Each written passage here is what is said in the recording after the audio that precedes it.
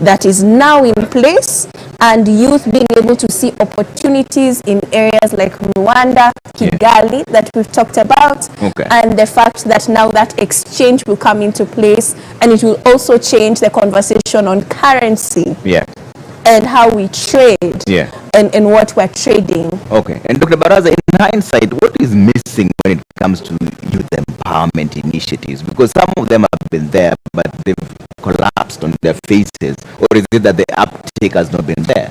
In your view, what is missing when it comes to youth empowerment? I think what is missing is seriousness in following those programs through, in implementation. I know there are programs, there are funds, we hear of funds, youth funds, but I think implementation is not good. Nerima has touched on a very important issue. Youth try to do things, to farm, for example, or to rear chicken, for example, but they have no market. And the reason is we, the powerful, occupy that space. Okay, we deprive them of market. They cannot afford inputs because they are too expensive, and so that leaves the powerful, the rich, to do the business that the youth could engage in. So I think we strangle them along the road, along the way, and so we just don't enable them to succeed. It's the enabling environment that's the enabling environment is not there. Okay. Asaska, we've been speaking about the Azimio manifesto of agriculture, but Kenya Kwanza, on the other hand, also is pledging to invest 500 billion over the next 5 years in the smallholder agriculture and informal sector. Will the proposed agricultural initiatives guarantee food security to all Kenyans? Thank you, Trevor. Definitely, as we all know, cultural sector plays a big role, is a key driver to Kenya's economy, and in 2021 alone, it contributed approximately 22.4% towards Kenya's GDP. Definitely, agriculture is a sector that enhances productivity and thus cannot just be wished away. And in that case, as you've seen in the Kenya Kwanza financial commitment towards agriculture, they've set aside, I think, about 250 billion Kenya shillings within the financial year of 2023 to 2027. And definitely, if it's implemented better, if a firm commitment is in place, I think agriculture can contribute sustainable development agenda by increasing food security, alleviating poverty, and even employment creation. And we lack that in a big way. Okay.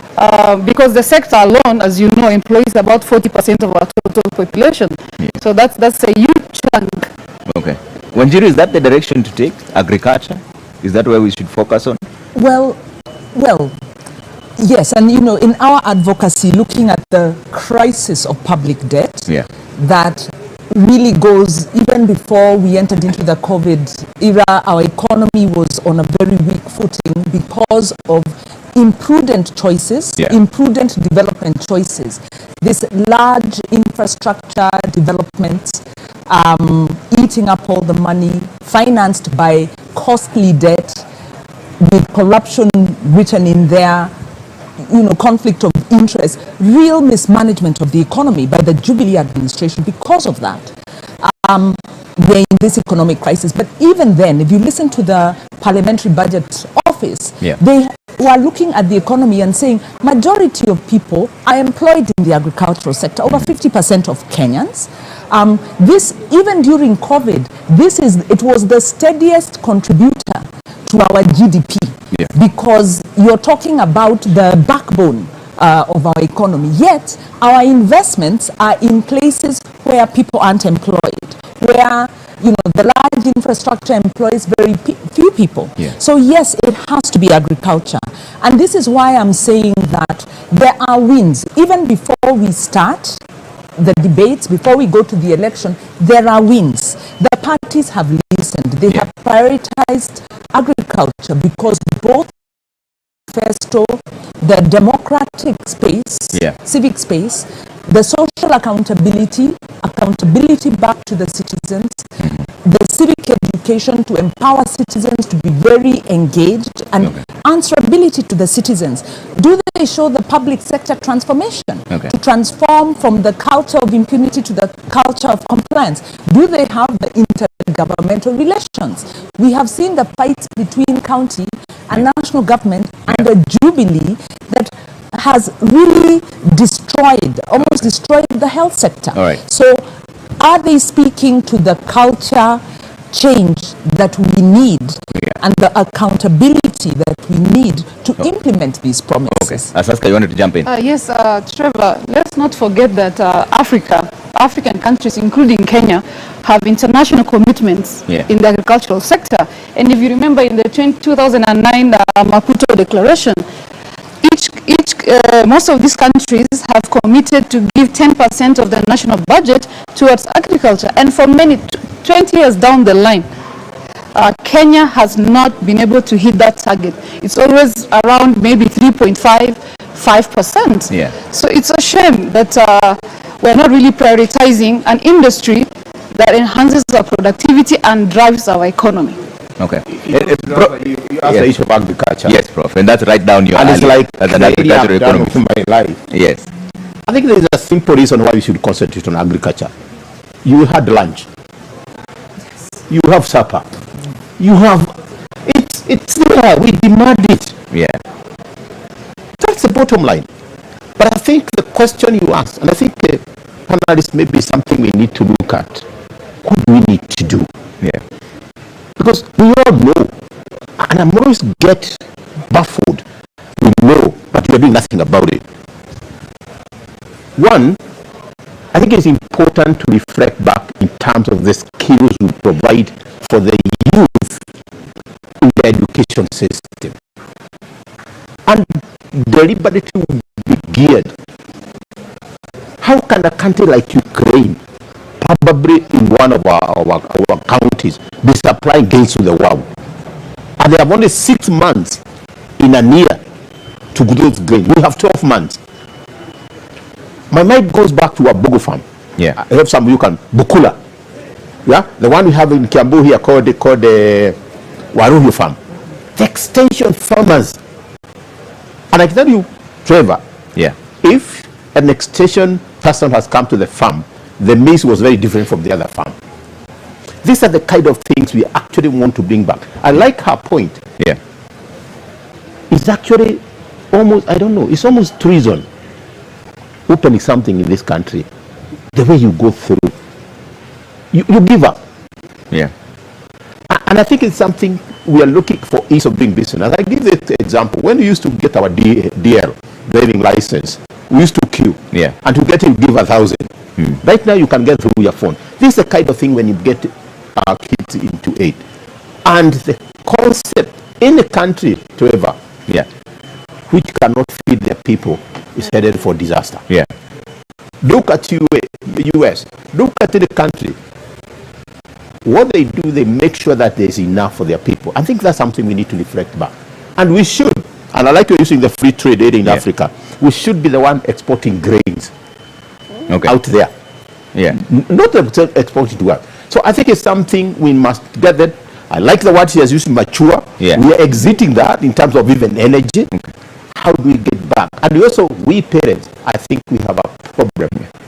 And Professor, you're the one who said that every single time you're talking, something is always happening. Let me bring to your attention that the candidate Justina Wamai for the Roots Party has just arrived at the vicinity. She's ready to do the debate one, and Ken Mijungu is standing by with her in just a bit. Let's find out how she's feeling. And they have actually given a very interesting proposal, Prof, and I'll come to that in just a bit, on what they want to do to deal with the economy. They're talking about legalizing cannabis. But Ken, over to you first. How is she feeling?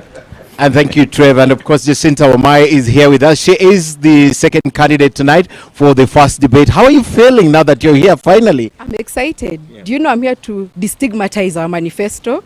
So I'm energized and I'm psyched up. You ready for this? What did you do ahead of the debate? I prepared accordingly. You know, Kenyans are not bright, so I need to come off smart. So we're looking forward to the debate and all the best. Asante sana. Asante. All right, back to you, Trevor. Thank you, Ken. Prof, you're finishing your thoughts on this. Yeah. I like this commercial break. Just comes to me. Yeah. So I think that's something, the point I was making here, we must do whatever it takes to ensure we are food secure. Okay. I had the opportunity to talk to the military people. If we depend on our eggs from Uganda and this war, they'll just stop the food. They don't even have to use a tank. Yeah. They'll come over. Okay. And I think that's something we need really to look at in terms of how do we make our country secure. Okay. And if there's something I had to do, one thing, agriculture. Yeah. It defeats manufacturing. Yeah. But there's a twist. There's now a twist to this entire agriculture issue. We've talked about Kenya Kwanza manifesto and Azimio manifesto. The Roots Party is talking about legalizing cannabis. That's the point I was going to make. I hear you, Trevor, but let me ask you, and I think we need to be more serious, and I think the presidential candidate is already visiting some farms in the US of where they plant. How much of GDP does that crop bring to those economies, even where they do it? Very little. Yeah. Then the second thing is, do we feed on that thing? There are farms here in Naivasha planting flowers. We never eat on those flowers. The most people Kenya will cash your call with their kids are in Naivasha. Yeah. So we also need to protect what people eat and what we sell for export. That balance is very important. And I will probably go towards grains. But the other thing is we need to change even the way we look at the grains. And I always give this example, and I think that Wako is here, I can give this example. Yeah. If we had unga in this cup, maize, it cannot even feed Wako. I know they don't eat these days. But if we had muchere, it can feed all of us here. Okay. We need to change the grain revolution. India, Southeast Asia, there are more people than we are. Yeah. India is surpassing everybody in the world in the population. But you have never heard people have. Okay. Because they changed. All right. And najua kwako unatoka hakuna chakula akiwa hapana ugali. But Dr. Baraza, let me bring in on this issue of the Roots Party manifesto. Speaking about legalizing cannabis, yani weed. First, what would it take for that to happen? And is it a viable resource?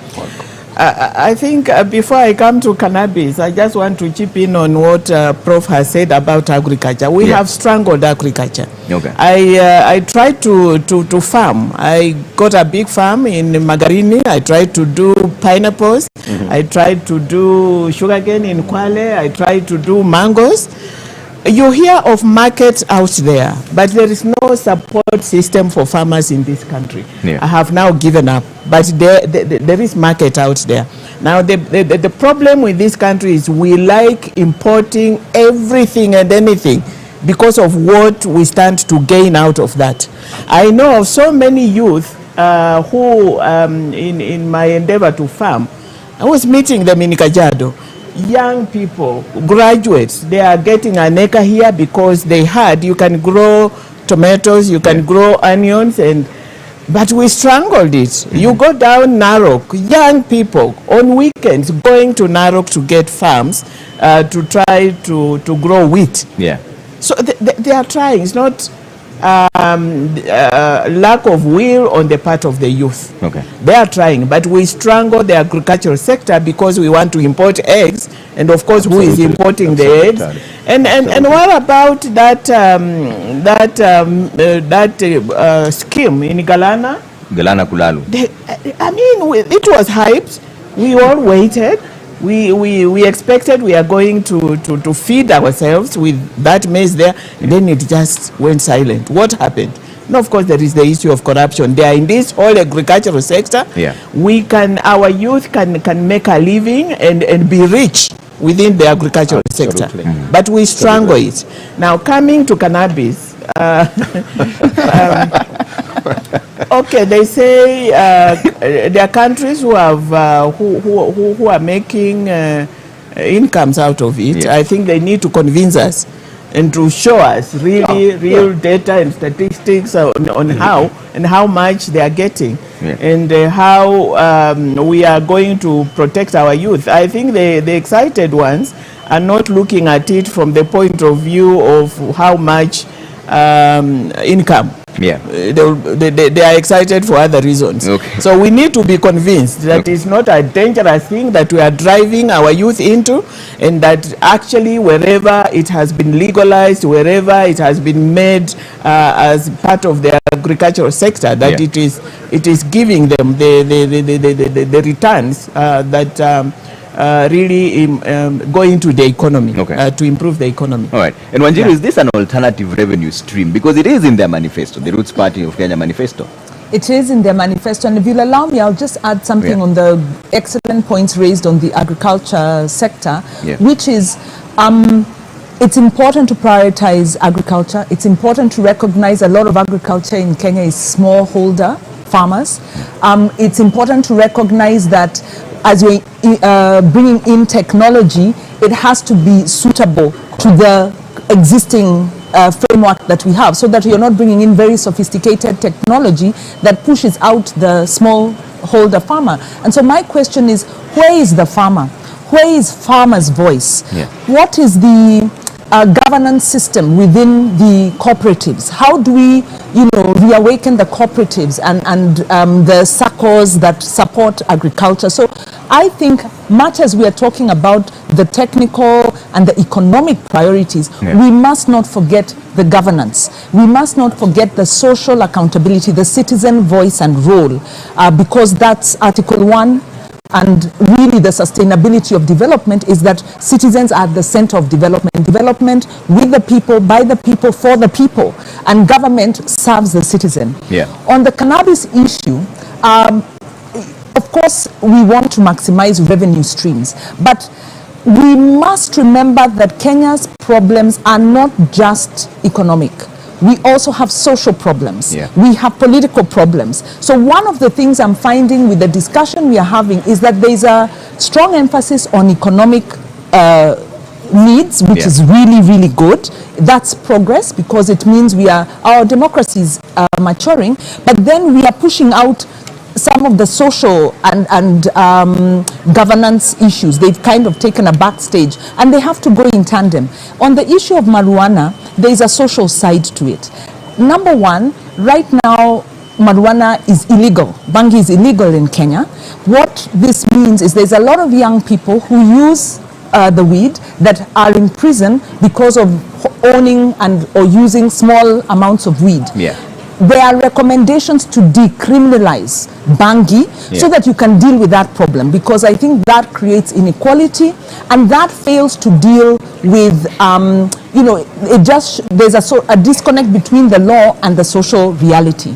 So if we are going to go into marijuana farming commercially, we then need to look at marijuana in terms of its medicinal contribution, but also as a drug. And ask ourselves, how well are we managing our drugs at present? How well are we managing alcohol? How well are we managing tobacco? What are the health impacts of these drugs? Because they are drugs much as they are legalized. And marijuana has, different connotations because of the historical context. But the broader question is, what is the social support system? Kenya is quickly developing a drinking problem.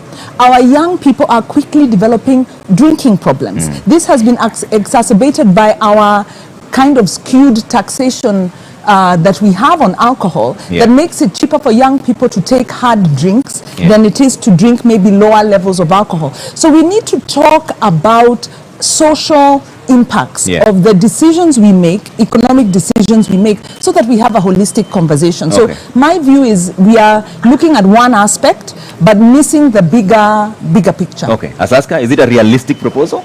I find the Roots Party's proposal quite controversial and at the same time interesting. Like, if you ask me personally, I would look at it differently a bit. Yes, there's a social problem around drugs in Kenya. I don't doubt that fact.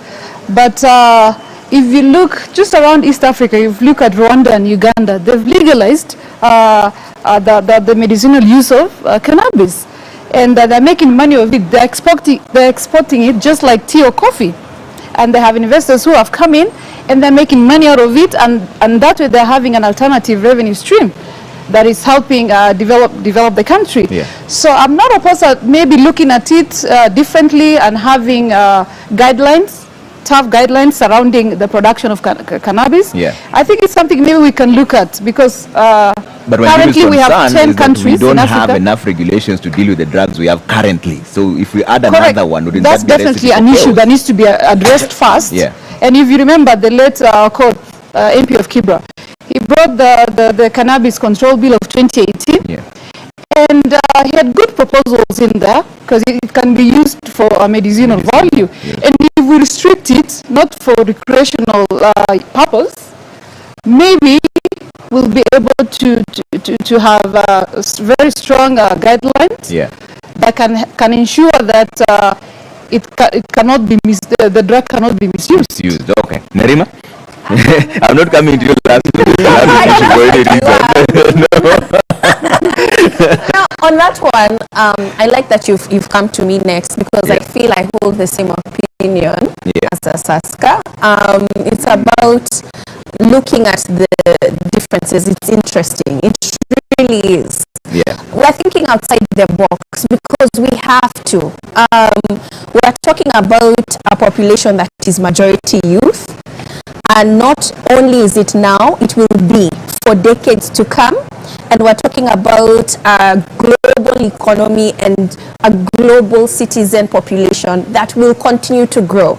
Our health continues to improve, the standards continue to improve. So how are we managing? So things that are going to be key is access to resources, climate change, the environment, and managing pollution as we continue to increase and decrease the number of vehicles or the kind of transport and carbon monoxide going to the environment. Okay. So for me, looking at the regulations, if it's for medicinal use, it's very, very helpful for many people who are going through all sorts of long-term illnesses. It is even sometimes prescribed, and it's necessary for them to be able to survive.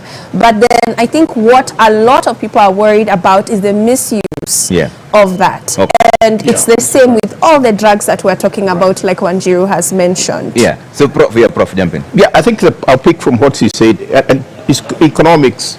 If you legalize something, it loses that value it had. Yeah. And it doesn't become like a gold, the black gold. But I think that what is important, and hearing that it has, and when you're right, it has the value in terms of medicinal. Yeah. I think what we are balancing here is what do we do for export and what we do also for food security. So we need to balance that. So we can sell, but not at the expense. I think the first step is to ensure every Kenyan has enough food. Yeah. That's the first thing. We can still plant flowers.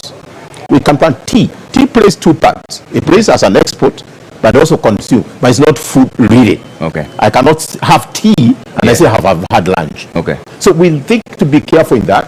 The contribution to the economy is questionable, and I hope they have done their maths. I've just looked at it, and really no economy is actually saying we are getting so much from it. But the most important thing is medicinal, because it's medicinal, it helps us now to be productive in other sectors. Yeah, Dr. Baraza, I know you still want to be convinced in terms of how much money it brings to the economies that have legalized it, but legally speaking, if that was to happen and make cannabis legal, what impact would it have on the previous rulings on people who are incarcerated as we speak for having had some marijuana on them?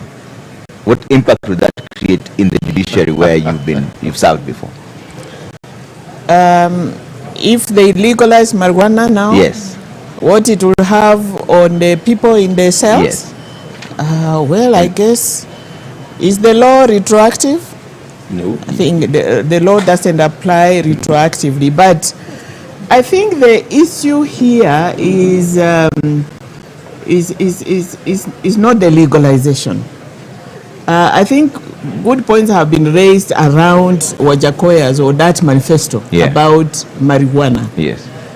I think if it is properly managed. And personally, I want to be convinced that it is of an economic value. Yeah.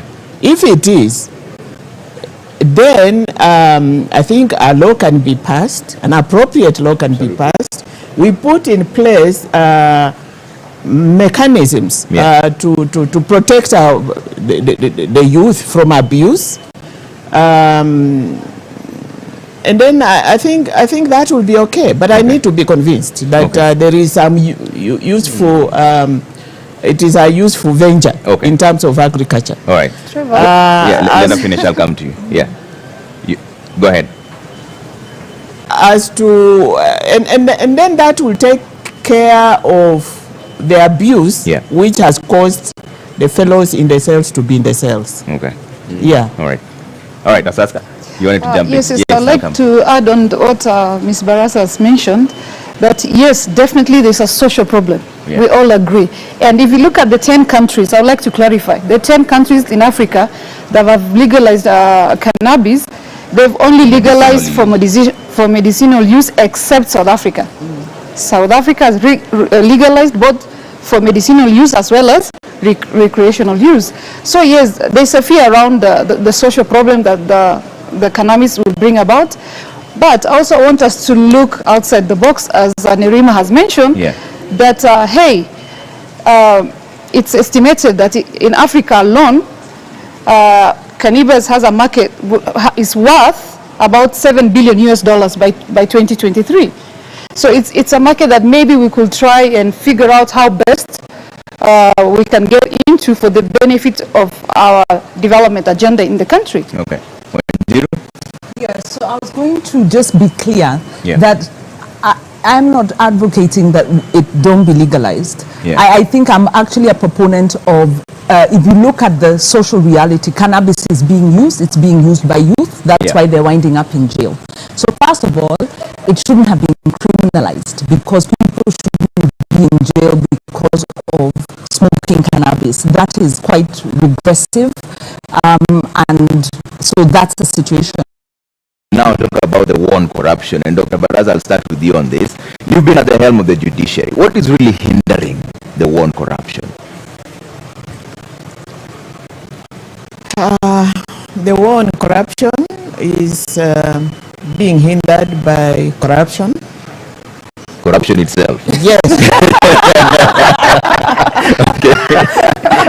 I think it is. Yes.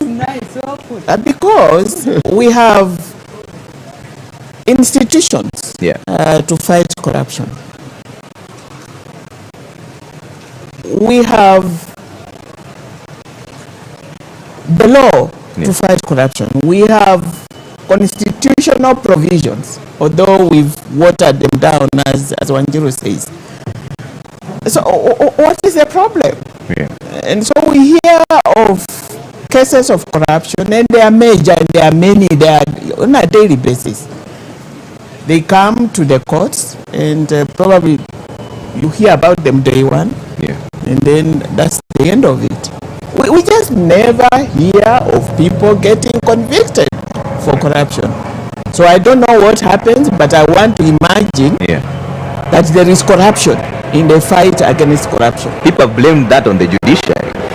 Well, I'm saying I'm not exonerating the judiciary from the corruption issue at all. Because there are things you just can't explain.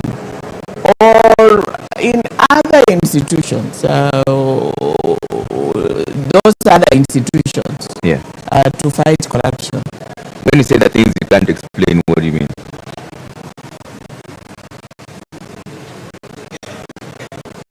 You arrest people. And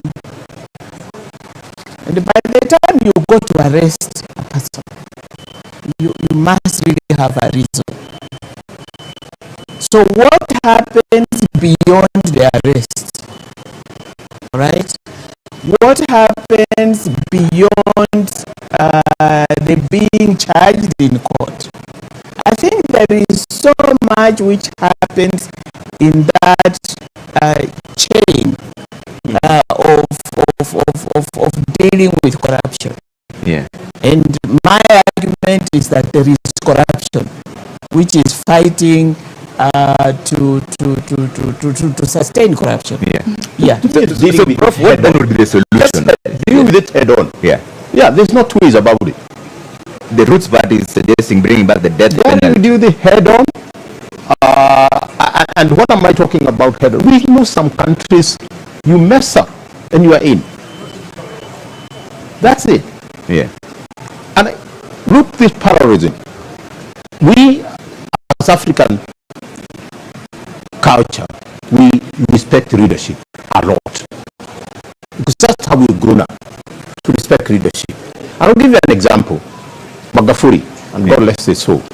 Magufuli convinced Tanzania there was no COVID. Yeah? Majimaji, Lilani. They believed him. We knew there was. But that trust of leadership. So today, if that leadership tells us Kenyans, I don't want this nonsense. Yeah. Yeah? Where you swap, you're in. When it's settled out, stay there until we sort it out. Yeah. But right now she has an issue. Somebody's even going that we cannot arrest her. Yeah. Fine. You see the narrative you're going. Yeah. You are guilty unless proved. You're innocent until proven guilty. We prove you when you're inside there. But Dr. Baraza, the reason I'm coming to you this is the animal you're dealing with firsthand. The animal we are dealing with, and let's be a bit serious, and I think we are. Yeah. The animal we are dealing with, it's what is making our food expensive today. Okay. The animal you are dealing with is the one which is making very unsafe to go certain areas. Okay. Let me bring back Baraza before I come to the rest of my panelists. How can it be dealt with, having dealt with this firsthand? I think the issue of integrity is what is standing in the way on the fight against corruption. It's corruption. It is lack of integrity. And we should deal with it seriously. Look at the people that we have in our institutions. Are they corruptible? From where I sit, I think they are corrupt people. Okay. But Prof, we have enough who are not able to deal with corruption. And that is how those cases go in such a zigzag manner that you never get to get the outcome there. Okay. If there look at even the word the president. He said last week. Huyu atafunga nyinyi. We are looking for people tutafungwa. Okay. All right. Why should a youngster who is perhaps my grandson is on the road with a 33 million car? What the hell have you got the car from? Surely, even if my father is built, whatever, is that a priority? And I think she's right. It's in our bones. And you know, is something in your bones, you have to go through the cancer process. That's, you have to go through that process. At times we cut it off. Okay. All right. So here, yes. Sorry, let me just interject. We watered down chapter 6 of the Constitution. We watered it down because right now I don't understand how people who are facing charges of corruption are the ones seeking the leadership position. How are they ever going to fight corruption? Our devolution, the gem of our Constitution. What is killing devolution is corruption. And they are the same fellows who are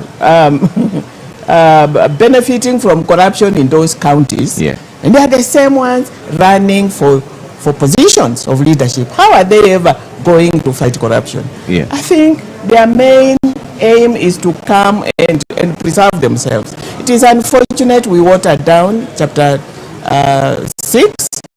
And so we are going to go in circles on this issue of corruption. Okay, Wanjiru, I'll come to you and talk about this, but let's cross over now to Busara Naman, who's standing by. This time it's not you, bro. Busara Naman is standing by with the security situation at the Catholic University of Eastern Africa, where this multimedia broadcast is coming to you live. Busara?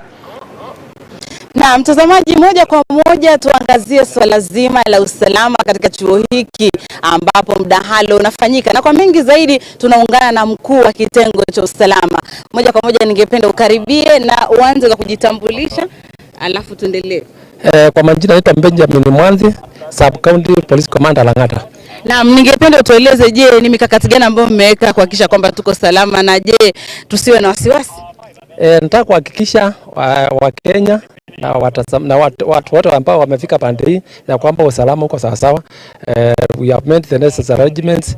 Tumekuwa hapa since the governor's debate, and since then we have been scaling up security. Kwa saizi security kwa sawa sawa, na nahakikisha wananchi ya kwamba wasiwe na wasiwasi yote. Tumeweka usalama ya kutosha. Naam, basi tayari ameshatueleza kwamba kila kitu kiko shwari, inamaanisha kwamba tusiwe na wasiwasi. Lakini cha mno, je, bado mnaangazia ni akina nani wanaingia? Ni waalikwa tu ama mnaruhusu mtu yoyote? Si mtu yote anakubaliwa, ni wale wamealikwa. Iko vetting kwa gates, iko vetting, iko several vetting areas kabla hujafika mahali ya debate. So ni wale wamealikwa peke yake, wako na cards, tuna verify kabla hawajaingia.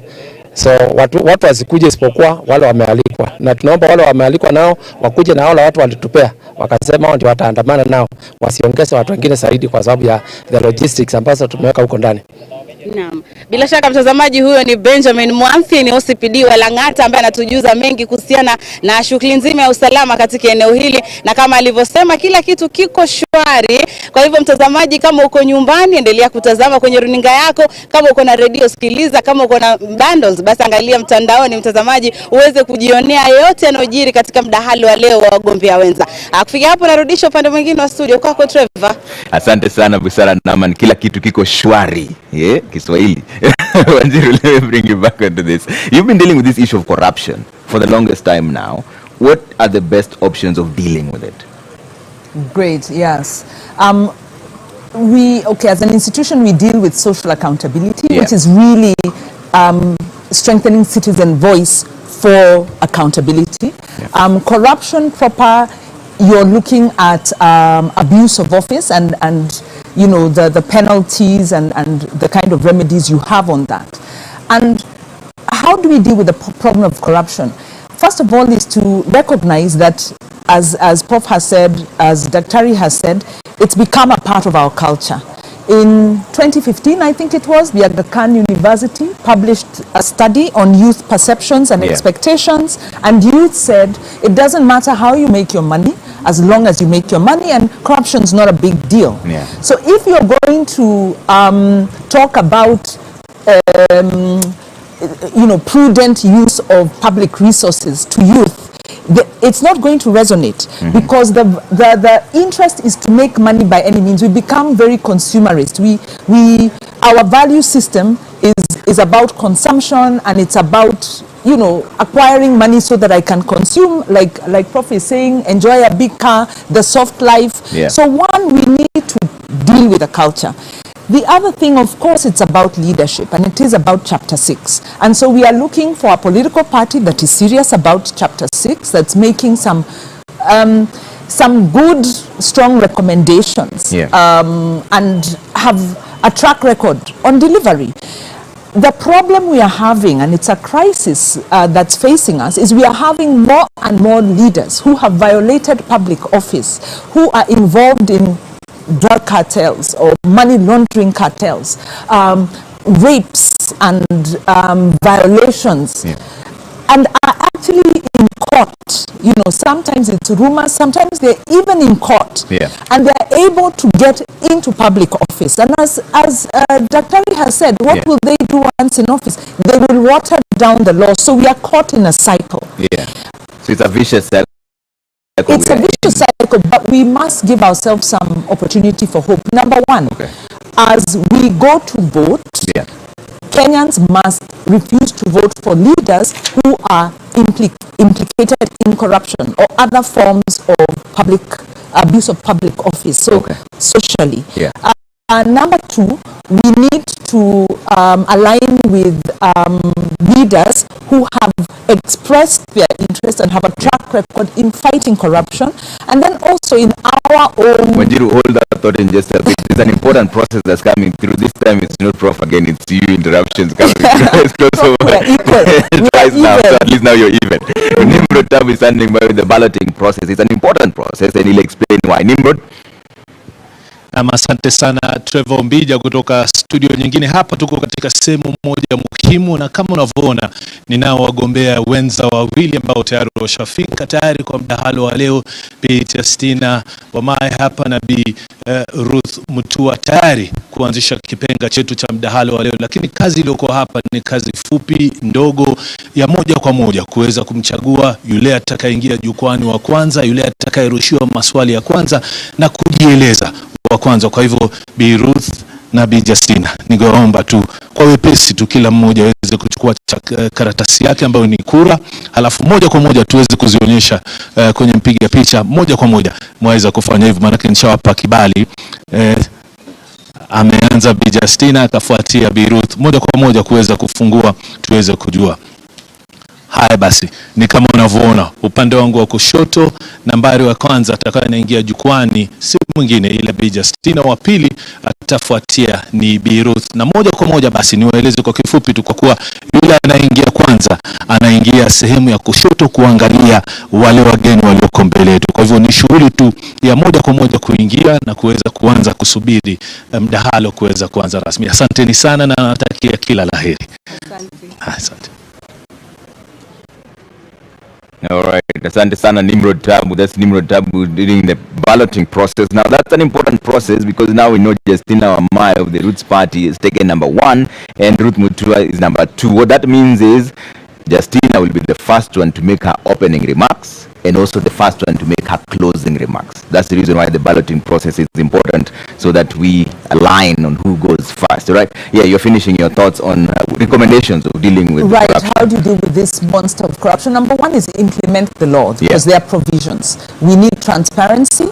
We need to know who the beneficial owners of public-sponsored projects are when you have private sector working with governments. Because what we are having is government officials enriching themselves through public schemes. So beneficial ownership, we need transparency, disclosure of the contracts. We are in court over the SGR. There is also a case on the Nairobi Expressway and many other. So we need to enforce the law at the community level to promote leadership and good values. When you again have to disrupt you one moment now, I'll come back to Nerima, and so as of now it's just 3 against 2. We're taking a quick break here. When we come back, debate 1 will be taking place right after this break, all right?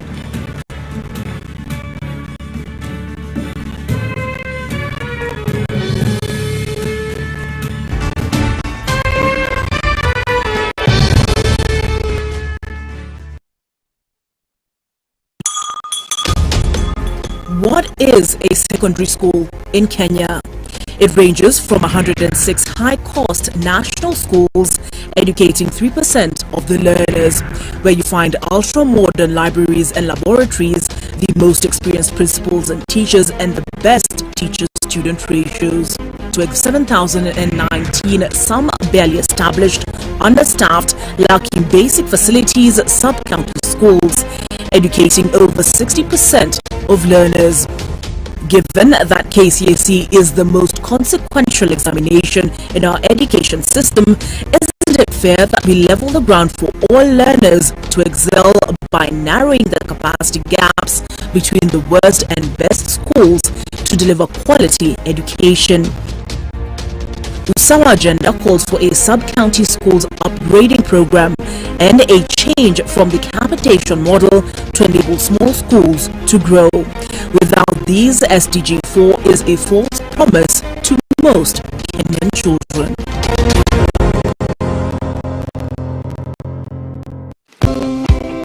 Karibu Cam. By offering market linkages, networking opportunities, and technical assistance, Kenya Association of Manufacturers assists its members to grow and scale up their businesses. Join us and let us work together to grow the manufacturing sector. Becoming a CAM member is as easy as 1, 2, 3.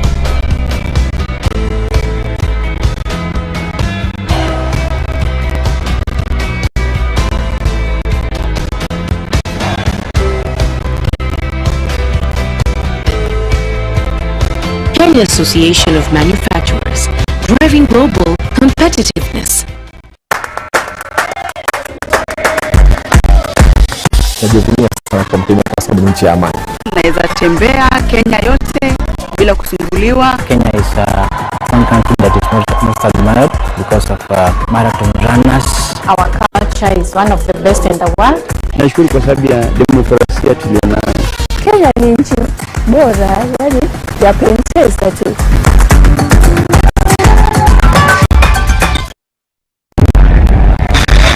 When we hate, demonize, and divide,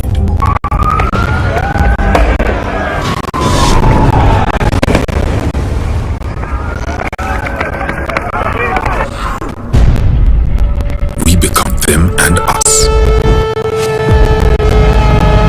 But when we unite in solidarity, Tumetoka na mauaji ya kiolela yanayofanyika katika mitaa yetu duni. compassion and respect, our actions become more powerful.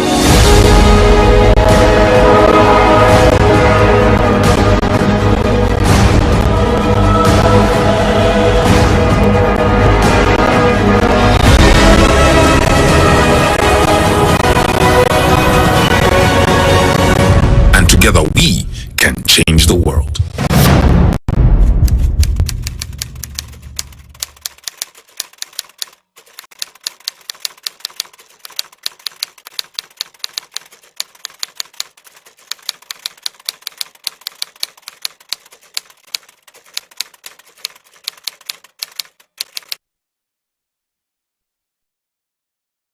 Queer experience can be summarized in a nutshell as one of transformation. I think once I joined this campus, I didn't have a vision of where I wanted to be. I didn't know who I was and what I wanted to do with my life.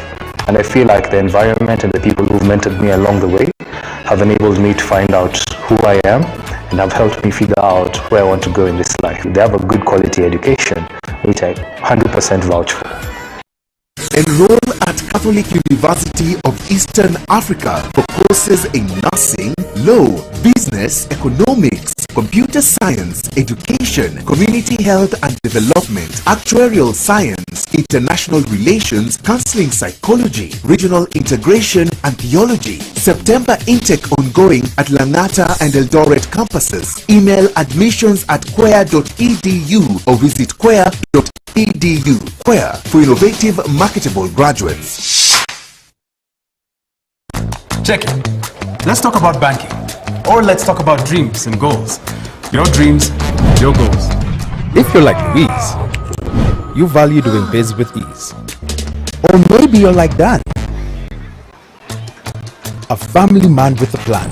At Diamond Trust Bank, it starts with one dream, one goal, one deposit, and one transaction. Pamoja, let's make it happen. So don't just bank with us, bank on us.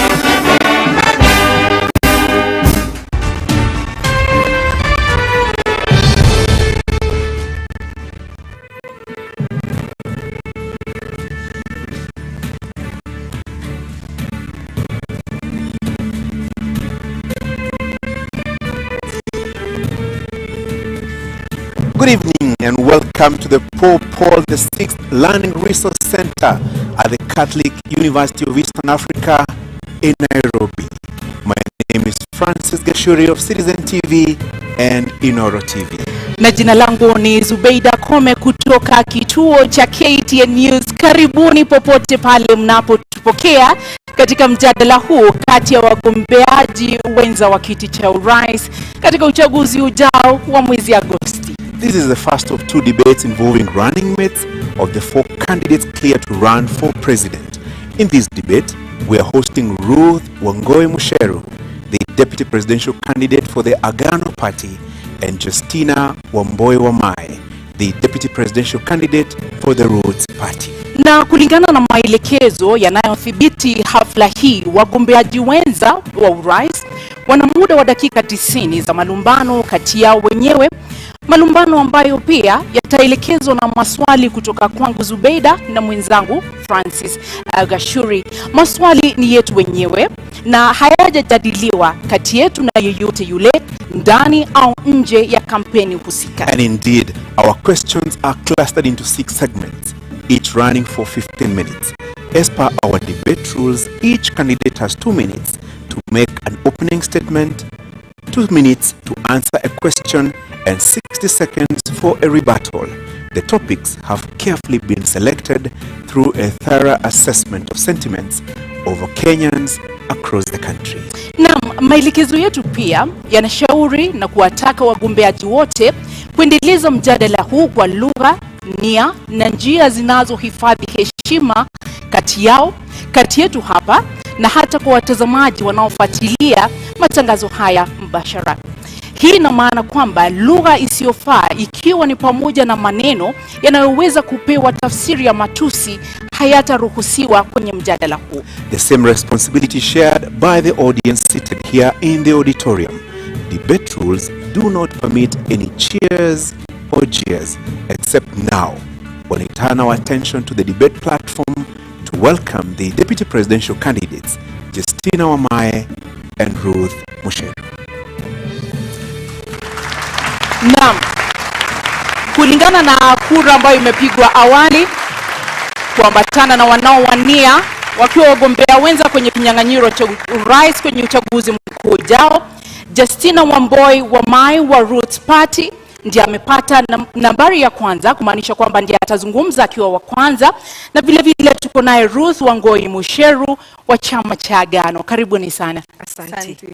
Welcome, ladies, and for purposes of this discussion, allow me to refer to you as Madam Justina and Madam Ruth.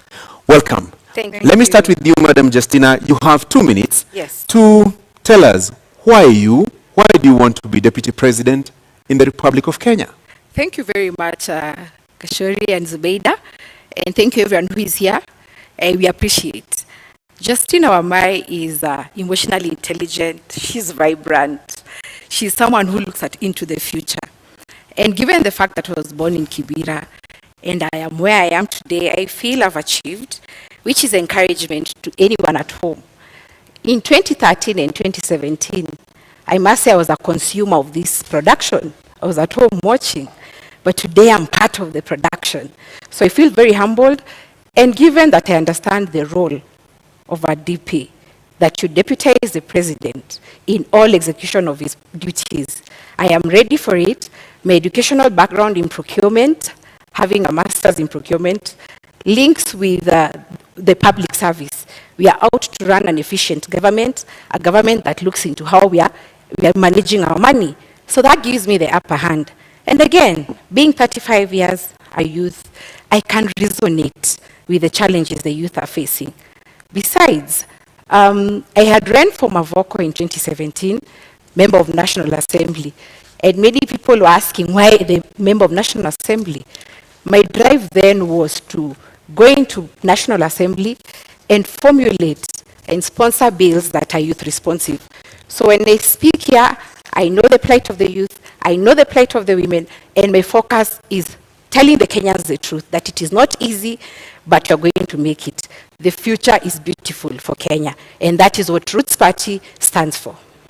Naam, shukran sana Bi Justina. Justina. Bi Ruth, una muda wa dakika 2 kuanzia sasa kutueleza mbona unatosha kuwa makamu wa rais wa Jamhuri ya Kenya. Asante sana Zubeda. Nashukuru the media council that you have given us the chance to sell our manifesto and tell the Kenyans what we have for you. I am Ruth Wamboi Musheru. I am a daughter. I am a wife to one Mr. Mutua. I am a mother, and I'm here before you to tell you what Agano is coming to change, and the required change that all Kenyans have been waiting for. And to ensure that whatever you desire and whatever you want to achieve, Agano gives you. And what our policy is that we bring the money back. Agano inarudisha pesa ya Wakenya. Welcome. And once more, Madam Justina, the role of Deputy President is outlined in the Constitution. Do you understand that role well? And how would you utilize it if elected Deputy President of the Republic of Kenya, together with your presidential candidate in the August 9th general election? In the Constitution, the role of Deputy President is outlined in Article 147. The first sub-article says that you are to deputize the President and in execution of his duties. I understand this because currently we are having challenges, and maybe it's because of the aspect that politics in this country has taken. Politics is about numbers, they say. Politics is about tribal inclination and who has the tyranny of numbers. But our idea as Roots Party is that every Kenyan is having the challenge of unemployment, high cost of living. So we are here to speak to an individual Kenyan, devoid of tribe. And when I stand here, how am I going to execute? My work is not to start fighting my boss and telling him I brought this in, I am better than you in this. No, my role is to support the Roots Party manifesto, which, by the way, it focuses on economic upswing, which we shall discuss, and legalizing and regulation of marijuana, which we shall also discuss in length. So I understand my role well, and for me, I do know that there is a president who is the supreme, and then I come in as a support system. Madam Ruth, similar 2 minutes to respond to this question. Your understanding of the role of Deputy President, yes, and how would you execute that function of Deputy President if elected in about 20 days? We know that Deputy President is the second highest political seat. So my business is to assist the President. My business is to sit in while the President goes out on duty. My business is to ensure that this country runs as long as the President has given me the mandate to do so. So Kenyans will not have the gap. And for me to have been picked as the lady of Agano Party, I am coming in to bring a balance. I am coming in to bring a change and decision making on the woman level and the youth level. Una kidogo samahani, una dakika 1:30 bado na dakika 20 sekunde 20 bado una la kuongeza au umekamilisha? Makamu wa rais huwa anasaidia rais mwenyewe, huwa anasaidia kutekeleza majibu ile the work that has been given to her in the presidential aspect. So my business is to assist. My business is to play the part of assisting and represent the stay-at-home women who, when you tell your husband to give you money, he starts thinking you're not spending the money well. Yet it is the economy that has deteriorated. There's so much inflation. So it is not just to support. That is part of it. Part of it is to amplify our agenda as women, who we have been left behind for a very long time in this development agenda. So kusupport na kuweka sauti zetu kama mimi, kama wanawake na kama vijana. Madam Ruth, what is your voice then? What, arguably in the political sphere, somebody would ask you, what do you bring to the table? So what do you bring to the table in terms of capacity, in terms of the understanding of this role, in terms of your ability to execute the functions of deputy president if Kenyans give you the nod in about 20 days in this election? Okay, what I'm bringing in, one is the difference in leadership, that now, for the first time, to make history, is that we will have a lady deputy president. That for me is a key factor. I'm coming in with intelligence, with my intelligence. I'm coming in corruption-free. I'm coming in as a trustworthy person. I'm coming in to bring the development agenda that has been left out of the woman and the youth. Na Bi Justina, inakutia wasiwasi kwamba kwa upande mmoja mnaonekana ni kama kidogo kama Roots Party mnakuja kukiuka maadili. Unaogopa kwamba hiyo inamweka kidedea Bi Ruth katika kinyang'anyiro hiki, kwamba unaonekana nyinyi mnakuja kuharibu, yeye inamweka kidedea katika kuvutia kura zaidi, inakutia wasiwasi? Sina wasiwasi kwa sababu Wakenya mahali wamefika. Kenya amefinyika because ya uchumi umezorota. Idea zetu ni za kusaidia Wakenya. Kwa hivyo sina uoga wowote, niko hapa nitajibu maswali yote, because my role nilipoingia nilisema ni kudestigmatize manifesto ya Roots Party. Hata Ruth kabla nipige tukue na malumbano, ningependa asikize vizuri, lakini niuliza swali from a point of her understanding. Kwa hivyo sina uoga wowote. Na unaposema, nikupe dakika nyingine moja, unaposema hauna uoga wowote, awali nimesikia ukizungumza kuhusu tyranny of numbers. Nyinyi wawili waonekana ni wageni katika ulingo wa siasa. Hauoni kana kwamba kuwa wageni kule kuna wapo ile disadvantage mkilinganisha na wale ambao pia wanagombea wadhifa huu wa kuwa naibu rais? Nyinyi ni wageni kwenye ulingo wa siasa. Ndio, naweza kuwa mimi ni mgeni, lakini mgeni huja na heri njema. Miaka 30 tunaobishana nao wamekuwa kwenye siasa. Tyranny of numbers imetumika kila saa kusema watu wetu. Lakini kama iko sahihi, ni kila Mkenya awaze ajiulize, hawa viongozi ama hii serikali inanifaidi aje kibinafsi? Kwa hivyo mimi na Roots Party tunaleta a mind shift, change of mindset. Mkenya akuwe selfish kivyake, aseme ingawaje kabila langu liko uongozini sijasaidika, lakini hawa hata kama sio kabila langu wako na agenda na wanataka kupeleka Kenya mbele. So I'm not scared in any way. Anakutisha Ruth? Anakutisha Justina? Not at all. Tuko hapa kuleta mabadiliko ile Wakenya wanatarajia. So we are coming in to bring the change. Hii ni uongozi mpya. We are not frightened with the fact that there is tyranny of numbers. Those are numbers. But the actual fact is Wakenya wamechoka. Tumekuja kuleta mabadiliko ile wamekuwa wakingojea. Madam Ruth, 30 more seconds. Where are those numbers? Unasema you also have your numbers. Where are those numbers? The numbers are there, Francis. You know, as the fifth Mwaure Wahiga said, some of these research institutes have been sponsored. So what they're doing to us and the Kenyans is reverse psychology. So that means they're trying to say there is the tyranny of numbers has an upper hand. Lakini ninataka kueleza kuna mabadiliko na agano iko site, watu wakate simu. Na vile Bi Justina, yes.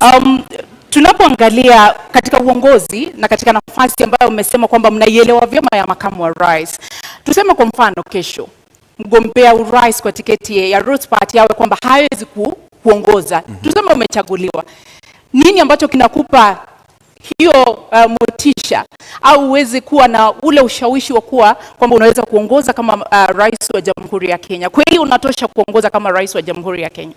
Zubeida, ukiangalia leadership iko na two aspects, the hard and the soft. The hard ni what you have been doing, legislations and regulations, but the soft is you talk to the hearts and minds of Kenyans. Hearts of minds of Kenyans inasema 5.5 million of Kenyans are unemployed. 1.2 million of Kenyans live below the poverty line of 220 shillings daily. That is what Kenyans are speaking about. Na hiyo ndio inanipatia courage, nasema ingawaje labda amwezi jizungumzia, mimi najitoa na nazungumzia. That is the truth of the matter, that Kenyans are struggling. Pia niko hapa, I'm representing the many parents who take loans to educate their children. Unajua wazazi wetu wakati walikuwa wanaona ati wao wakichukuliwa kazi ilikuwa after form 4 wanaenda kazi kwenye benki. But now our time, mzazi hiyo time akaona labda ya degree ndio itasaidia mtoto wangu apate kazi. Unfortunately, hakuna kazi, wazazi wamejekelea loans. Kwa hivyo mimi nazungumzia wazazi wetu, nazungumzia ule youth ana kazi, nazungumzia mpaka wale watu ambao in 1998 kulikuwa na bomb blast. Our Kenya wengi, over 3,000 were never compensated. And this comes to the respect. Unajua wenye walilipwa ni watu wa American Embassy and the Tanzanians and those Americans who are victims. But Kenyans were not compensated. In my thinking, mtazamo wangu ni kwamba hawakulipwa kwa sababu Kenya haipewi heshima. Utapewaje heshima na una pesa? Angalia Middle East. Wakenya wanaenda kutafuta greener pastures, wanatesekea huko. Many times people ask ati ambassador anafanya nini? Lakini niulize, ambassador na pesa ya mafuta, sisi hatuna, ni madeni tumejaza tele. Atawezaje kusimama na huyu mwingine? So our idea na Kenya kinanisukuma ni kwamba tunataka Kenya ipewe heshima, and we want when we talk, venye mzungu alisema put your money where your mouth is, tuweze kuongea juu tuko na nguvu. Madam Justina, 1 minute. There's something that has come up about sponsorship. Are you being sponsored by anybody? Your ticket to run for this presidential race? No, we are not being sponsored. And this is a question I'm posing. Where should we have the best ideas than the sponsoree, if that's the question? Our idea is unique, we are fresh, we are new, we are not being sponsored. The challenge we are facing is that when we say that this one is doing well, people say we are being sponsored by the other one. When we say we anafanya vizuri, tunasema si hivyo. But the politics you are pushing right now is that politics you are doing. Politics is about amplifying the voices of Kenyans, giving different interest group their voices. Na mwenye anashinda tunampa heshima. So we are not being sponsored by anybody. We are here mpaka mwisho. Ruth, where do you get the impression that they are being sponsored by anyone? Clearly, wanakatata kutupatia even our own maths. In school, even the student who has 0, wanarudishiwa karatasi yake na scorecard.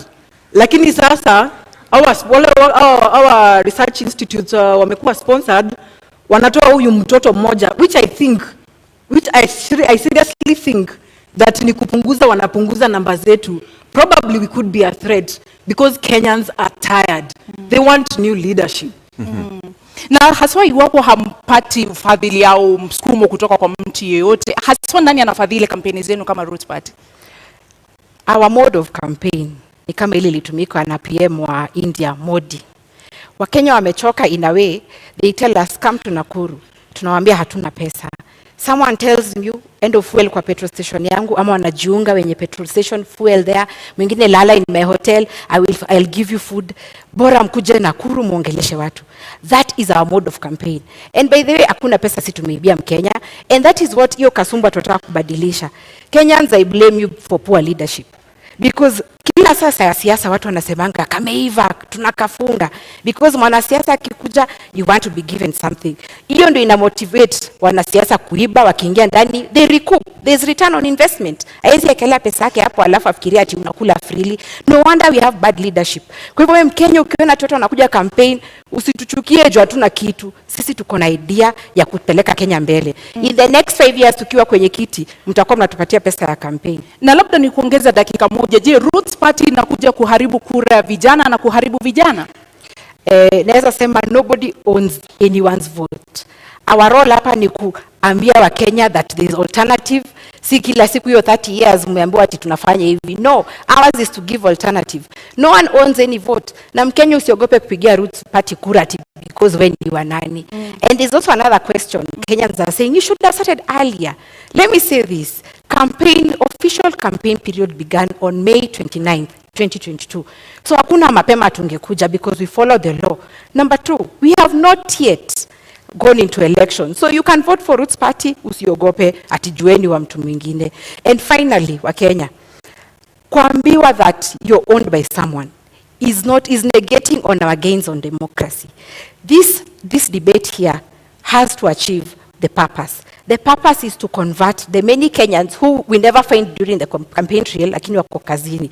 So musikize na tuendelee pamoja. Bi Ruth, labda kuambatanisha na hilo, mmeonekana kutoridhika sana na yale ambayo yanaendeshwa na Ruth's Party. Mna wasiwasi eti kwamba wanakuja kuharibu vijana, kwa nini? Tuseme ukweli. Marijuana, bangi, we say it is illegal. Sasa hii sera wanakuja kuuza, tunangoja kusikia venye wataweza kutuzia sisi wenyewe, and already it is an illegal substance. So how do we work around such manifestos? So maybe Justina will let us know further how far they can go with marijuana. I will give an example of kijana moja alikuwa nafanya kazi some place that I lived back then. Alikuwa nafieka nyasi at 11 p.m. Na nikenda nikamuuliza, so I asked him the following morning because I had the noise from outside. Nikamuuliza what happened. Okay, I had heard the history that anavuta bangi. So I asked him in the morning, kwa nini ulikuwa unafieka nyasi saa 5 za usiku? Akaniambia, madam, nilikuwa napunguza kazi ya leo. So realistically, kama unapunguza kazi ya leo kufieka nyasi 11 p.m., I think kuna shida na tunaweza kuwa tunaelekea in the wrong direction. Madam Justina, now you seem eager to say something about that? Yeah, I'm happy Ruth is very respectful and she wants to listen to our manifesto. Let me say this. Our idea in Kenyans, I want us to be very conscious and, open up your minds. And before I explain, let me give you a quote by a guy called Ralph Waldo. He said, in every generation, there are map makers who see opportunities, seize the opportunity, and open man's vision to the future. That is the direction Ruth's Party is taking. Now, marijuana, it's true, it's unfortunate. By the way, it's true, many people get that I have seen. I cannot say that they are not there. But remember, most people have mental challenges because of one, unemployment, cost of high living, that brings about depression. Alafu unaona watu wanapigana kwa malumbano, so high cost of living can account for the madness in this country. Actually, in Mathare, or rather the statistics in Kenya, 3 million of Kenyans suffer mental challenges. Why is it so? And yet marijuana is illegal. But let me say this, the marijuana we are advocating for. I'm happy that Kenyans have all gone through a science class in primary, a biology class in high school. There is something called species, or cousins of plants. The marijuana is a plant, yes. No. Muda umekwisha, lakini nitakuongezea sekunde 30 kabla nirudi kwake Ruth. Wewe binafsi umewahi vuta bangi? Sijawahi na sitawahi. Sijawahi na sitawahi. Hujawahi na hautawahi. Zubeida, usikize hapa. Kidogo niulize swali kisha utanijibu na nitakupa dakika 2 kuweza kueleza. Hujawahi kuvuta bangi na hautawahi kuvuta bangi. Ile tutavuta ni ya ku purify. Na mbona mruhusu vijana na mbona mhubiri kitu ambacho wewe binafsi haukiamini? Mbona uhubiri mvinyo ilhali wewe unakunywa maji? Haya, tulia Zubeida, usikie mambo. Now, Kenyans, like I said, you are here to open up your vision to the future. There are 2 species of marijuana, or they are cousins, let me say that. Cousin moja anaitwa THC, which has the psychoactive ingredient. That is the cannabis sativa that you hear all the time, imeshikwa na watu wa DCI. But sisi focus yetu ni CBD, or cannabis. That one gives you industrial hemp. So when you go hata venye professor anasema itapandwa kwa expressway and you pick a leaf and chew, it's only going to give a detox, let me tell you. And saiji watu wako na simu zao. Can you Google hemp seed sales in Kenya? Those products are in sale because zinakwambia zinakupatia immunity, zinakupatia sijui omega 3. Unaona, it boosts your immunity. Those products are on sale and they do not have the psychoactive ingredient yenye inafanya watu wana lose focus. That is the bangi we are advocating for. And industrial hemp is used in 9 sectors, namely textile, construction, magari, makeup. Unaona hii makeup tumejipaka. The options, food and beverage, the options are many. So we are not here. And let me tell you Kenyans, consumption ama kuvuta ni kitu kidogo sana. Ruth, unamwamini? Simuamini. Ya kwanza amesema ya kupurify. I don't know what we are purifying with bang. I don't know what part we are purifying.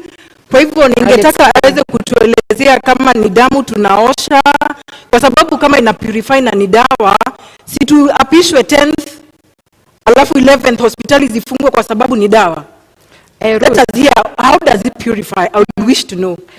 Nimjibu, Ruth, purifying, si ati detox, kuna difference. Nimesema purify si detox. Kwa hivyo una need dawa ndio. And most medicine is made out of marijuana. Those medicine for epilepsy, cerebral palsy, pains, easy pains, watu wanakuanga chronic pains. So medicine inatengenezwa from marijuana. So already you're consuming. But nimesema purification process. Purification process, angalia, purification process ni, we have a challenge in this country, mainly corruption. 2 billion is lost every day, we were told that. But you know, corruption stems from what? Scarcity mentality. There are no other options in this country to make money. So everyone wants to go into politics where the salaries are lucrative. So your scarcity mentality, unaingia, you amass for yourself. So we are going to be purifying the scarcity mentality and the bad impact of corruption, colonialism, tribalism. Hizo vitu ni spiritual, and we are going to purify them. Ndio ziishe kwa hii nchi. Ndio tukianza kazi, ile siku tutapishwa, Kenya ikuwe safi, clean slate. So we are not smoking ati kufurahisha. Justina, umesema how you don't take the substance. Na umesema that means we are all consumers of bang through medicinal, yes, the medicinal part of it. So that means then why are we having it legal in our constitution? So what is the reason why we have not legalized it from the beginning? That means kuna madhara ile wataalamu wanajua ndiposa hawajapitisha hapa kwetu Kenya. Let me answer Ruth. Ukiangalia NACADA ilipatiwa gazettement in 2001. The economic challenge at that time, we had a government, a new election was coming up in 2002. There was teacher strike, banker strike, the economy was doing badly. So IMF told Kenya, come up with a law criminalizing marijuana. And you know IMF ni akina nani? China is there, France is there, UK is there, Canada is there, US is there. They have legalized. So for them, waliona, our jinga Joanna do, let me use that word, we give them, we curtail their opportunities. Remember, we have arable land, plenty of land for this thing. So they curtailed our potential to invest in this so that they can give us loans on high interest. That was the idea. And when I say Kenya inastahili heshima, it's because we are disrespected juu hatuna pesa. So our idea, if they have legalized, yet they are the same ones who are coming here to tell us it's wrong, then I think hapo ndo we are still being colonized. Aki Justina, mimi sija approve hiyo. I don't expect you to approve kwa sababu Jamaica would have been a first world country. They are doing so well in terms of their economy. Their GDP is growing more than ours. They are doing well. Take a book. Madam Justina, in 2 minutes. Yes. Marijuana is not... And for those who own cars. But you know why? Because the demand is in Kenya, but the supply is in China. So of course the forces of demand are in place, na ndo maana inakuwa costly. And I'll say this, there is this governor of Minnesota, he was called Jesse Ventura. Jesse Ventura was in wrestling a while back. But why he was fighting for legalization of marijuana in Minnesota was because after 41 years of marriage, his wife suffered epilepsy. And he was pushing because when he took her to South Carolina, she got well. So the idea is do not control the supply, control the demand by making sure it's going into the 9 sectors that you have said and for export. That is our idea. Madam Ruth, I can see disbelief all over your face. I still do not agree to all this theory. Na ndiposa naambia wa Kenya, kateni simu, agano iko side. This is not practical. The law tells us clearly that it is illegal to have bang. So how else, na amesema, na yeye mwenyewe alisema ama amesema sahi, that they will smoke bang on the 10th. I'm looking for a happy mother. I am a mother. Ruth, I'm looking for a happy mother CBD, that will, no, I am looking, allow me to answer. I'm looking for a happy mother who will attest that mtoto wake amevuta bangi and they are okay. Yeye mwenyewe pia najua ni mama. Nataka kujua, atakubali mtoto wake avute bangi on that 10th. Because for me, I don't think I would allow my children to take it up, nor my sisters and brothers? Good question. And I'm going to answer this question to you and Kenyans as Mama Wambui. I said open up your minds, dear Kenyans. The marijuana we are advocating for is industrial hemp. I think I gave the clarification, not THC. So Ruth, stop belaboring this idea that we are smoking. It is not for consumption. And is it smoking? It is for purification. You can even put it in those things. You nature mamali, in a true scent. So it's not smoking, it's purification. There's a difference. Okay, and it's true, Ruth. Okay. Mothers are suffering. Let me say this. I don't want to come off like I don't relate. I have seen mothers are suffering. And that is why Ruth's party has said, anyone who attempts to grow cannabis sativa, we are growing CBD or cannabis. We already have regulations in place. Number one, we license all farmers. Number two, we'll introduce agricultural officers to go around this country looking at those farmers and what they're doing.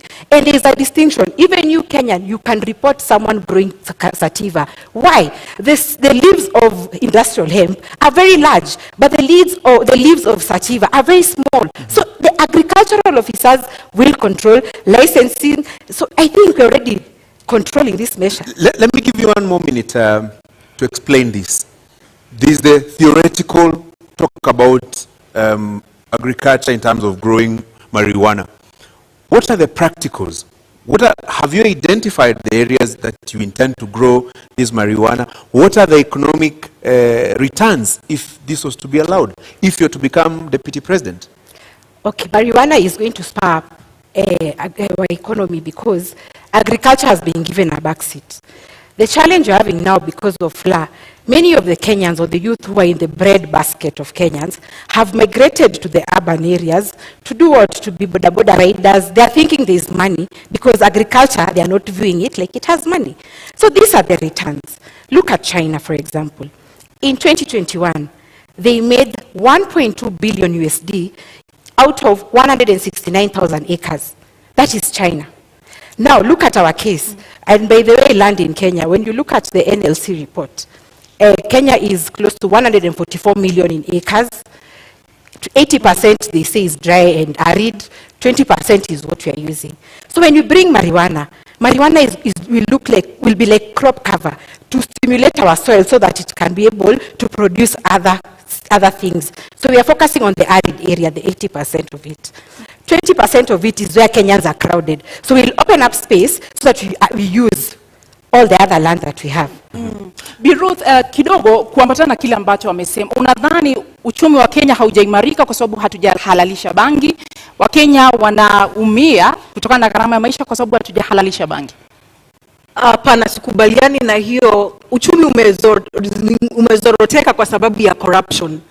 And that is why Kenyans, we are coming in to bring in a new leadership, a new change in how things run in this country, and give Agano Party, Mwaure Waihiga, the chance to come and be the president of this country.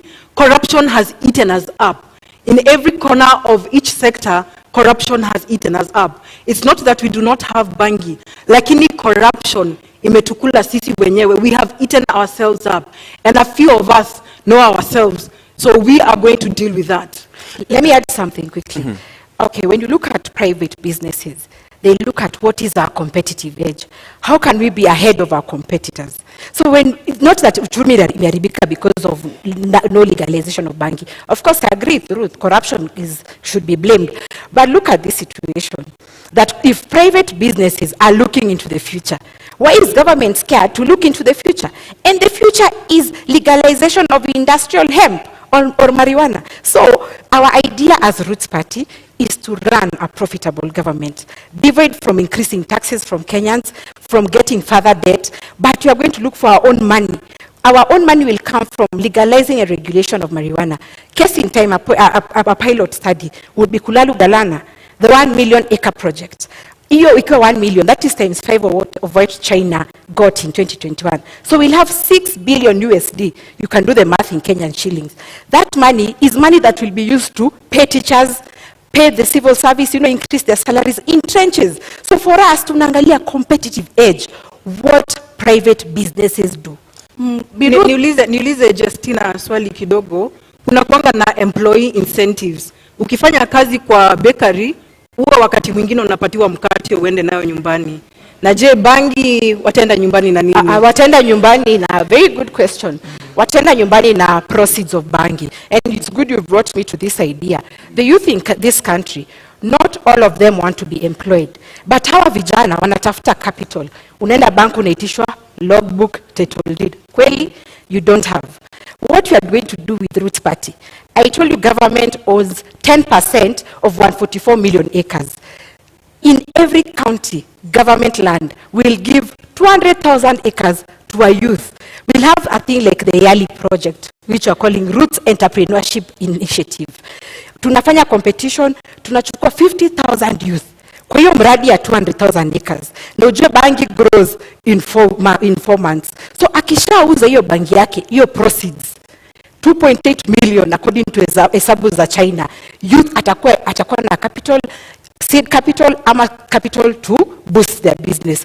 So you won't take home bangi, Ruth. You'll take home capital for investment. But ni legal, lakini bado watu wanavuta. I don't know how we will deal with those incentives. So those are the challenges in this country. In fact, we should ask the ones who are in government now, why is it illegal and Kenyans are smoking? That's the question to them. Kwa hivyo Ruth, kwa kuwewe ni kuhalalisha kutohalalisha bangi au ni swala la maadili? Kutohalalisha, the constitution does not allow. Lakini unaona kwamba inahujumu maadili. Sorry? Inahujumu maadili au haswa tatizo lenu kama Agano Party ni kwamba bangi ni mbaya, haistahili kuhalalishwa au ni swala la maadili? Ni maswala ya maadili na si Agano Party, ni wa Kenya. Kama it is already legal, it is currently illegal. So how safe is it? How safe is it when we start taking it up? That means we are destroying our whole generation. We are destroying our children. I am concerned as a Kenyan. So you're being unfair to Ruth. You know Ruth cannot support her manifesto. So it's true atasema ni mbaya. Kenya. Let me give you some 60 more seconds, Ruth. Yes. Is it a question of faith and values that drives your opposition to the Roots Party's manifesto and proposal to engage in marijuana farming? It is more values. It is more value and faith too, yes. It is more values and faith too. Because I'm trying to look at, right now, currently what is happening in Kenya right now. Nirudie statement. It is illegal. Lakini watoto wamejaa madhare. Wamama wanalia pale nje. So I'm wondering, how many are smiling? How many are going to smile? How many are educated out there to know that hii ni biashara, mtoto hafai kuvuta? Children are idle out there. Watajaribu kuvuta kidogo, and you know the consequence is going to be what we all know. Watoto tunapoteza ufahamu, tunapoteza future. I think I was clear on the control measures on this, Ruth. Nilisema the seed will be CBD, tutatumia KEFIS, tutapatiana licenses, we'll reintroduce agricultural officers to man or inspect what Kenyans are doing, and we are also going to bring back the NYS, those ones who have graduated, to control government marijuana. So I think the control measures, and that is why we are saying legalize and regulate. Unajua hata ile shamba iko thika pale ya mananasi iko na control measures, lakini bado watu wanaiba. Sasa it is Kenyans, we need to change tabia zetu venye Ruth anasema. Yes, tutaweka electrical fence, I don't know. I don't know. Very well. Let me move you now to a different aspect of this debate. Yes. In 2 minutes, Justina, you're not alone in this race to become the next deputy president. You also have Martha Karua, Rigathi Gachagua.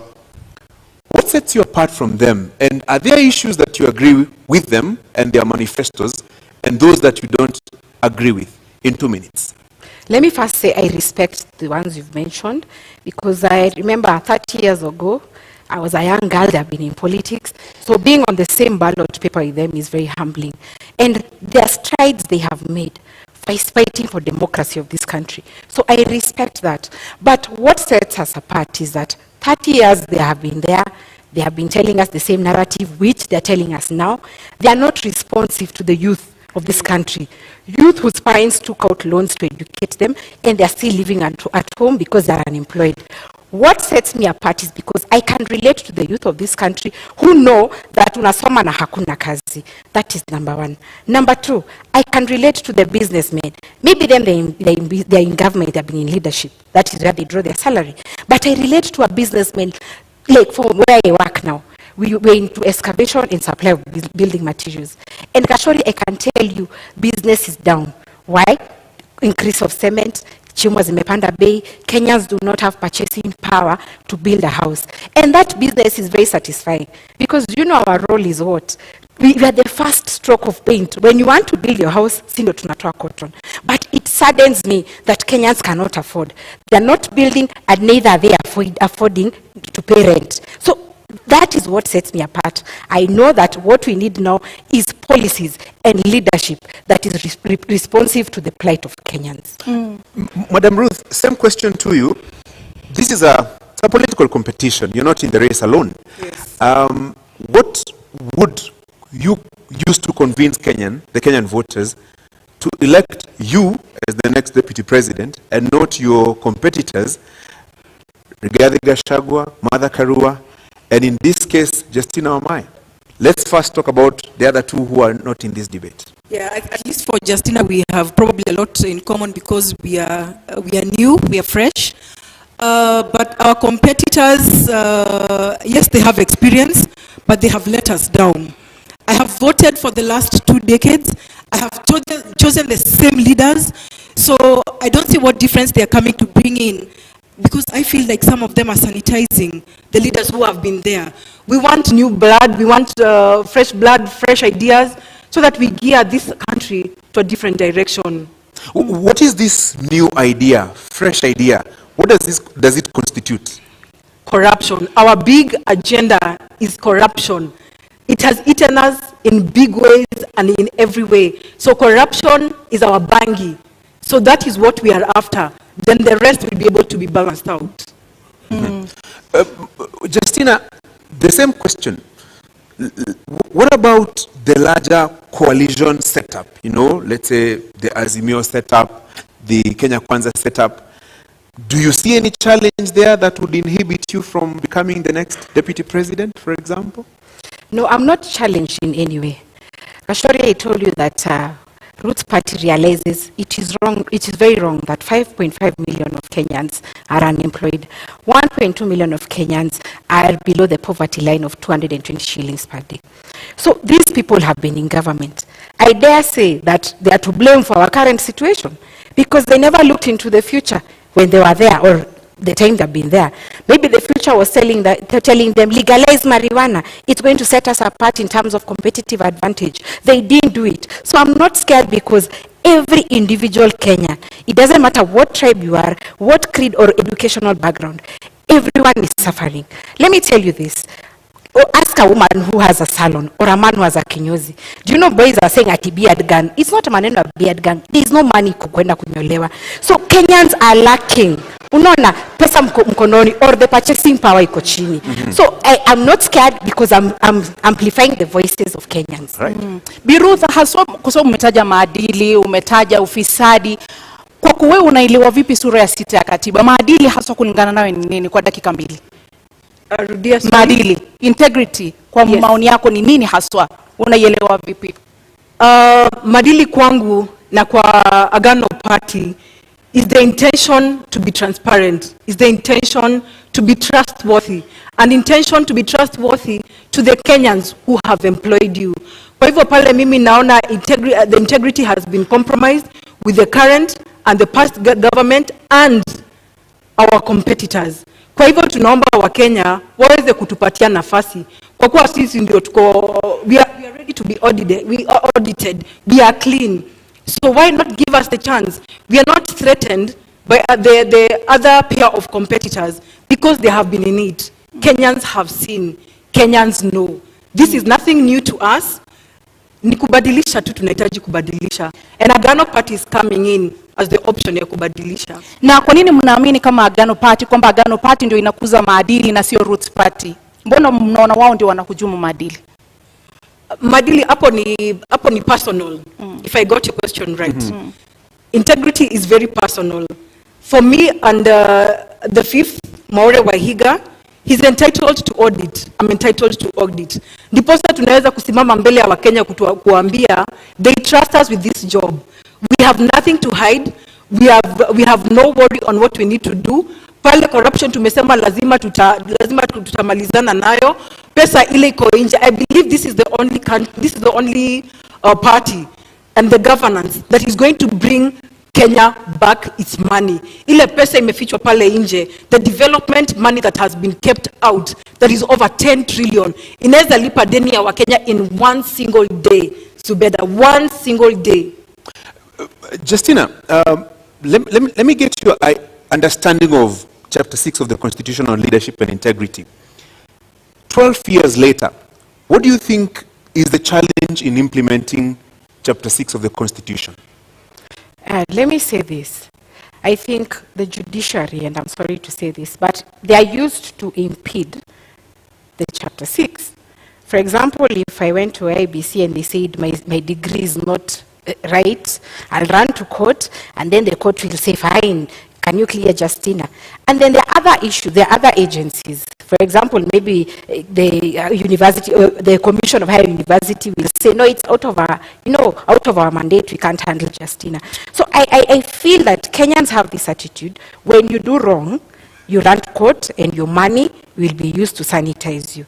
And that is why as Roots Party, we are saying that if you're corrupt, if you're not doing the right thing, because integrity is focusing on your conscience, do the right thing irrespective of circumstances. So even those in the judicial system who are rotten, they are going to be subjected to what Roots Party is saying, hanging, because you're the ones who are impeding how the aspirations of Kenyans, when they're looking out for leaders who relate to their challenges, and not just leaders, but leaders who are within the Chapter 6 of the Constitution. So integrity is very key, and yeah, we are propelling it. Professor and I have not stolen any money, we've not been in government, we are genuine, and I always tell Kenyans to pende bure, we don't have anything.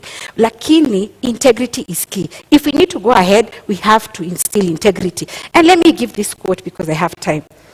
There's a quote that Mugabe says, how can you tell young people that education is the key, yet you have poor graduates and rich idiots? So the thing is, we have to make sure that the youth, the younger generation, I'm sure right now they're watching because their parents are watching, the younger generation needs to move away from this idea of deals. And our idea, Gashori, means that you shouldn't be my friend to benefit in government. You have your own marijuana. You don't need a deal. You don't need a tender from government because Justina is your friend.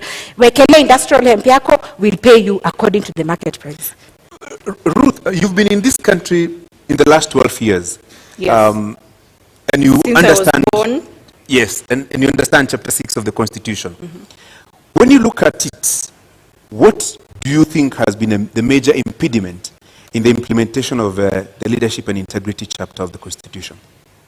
That is lack of will.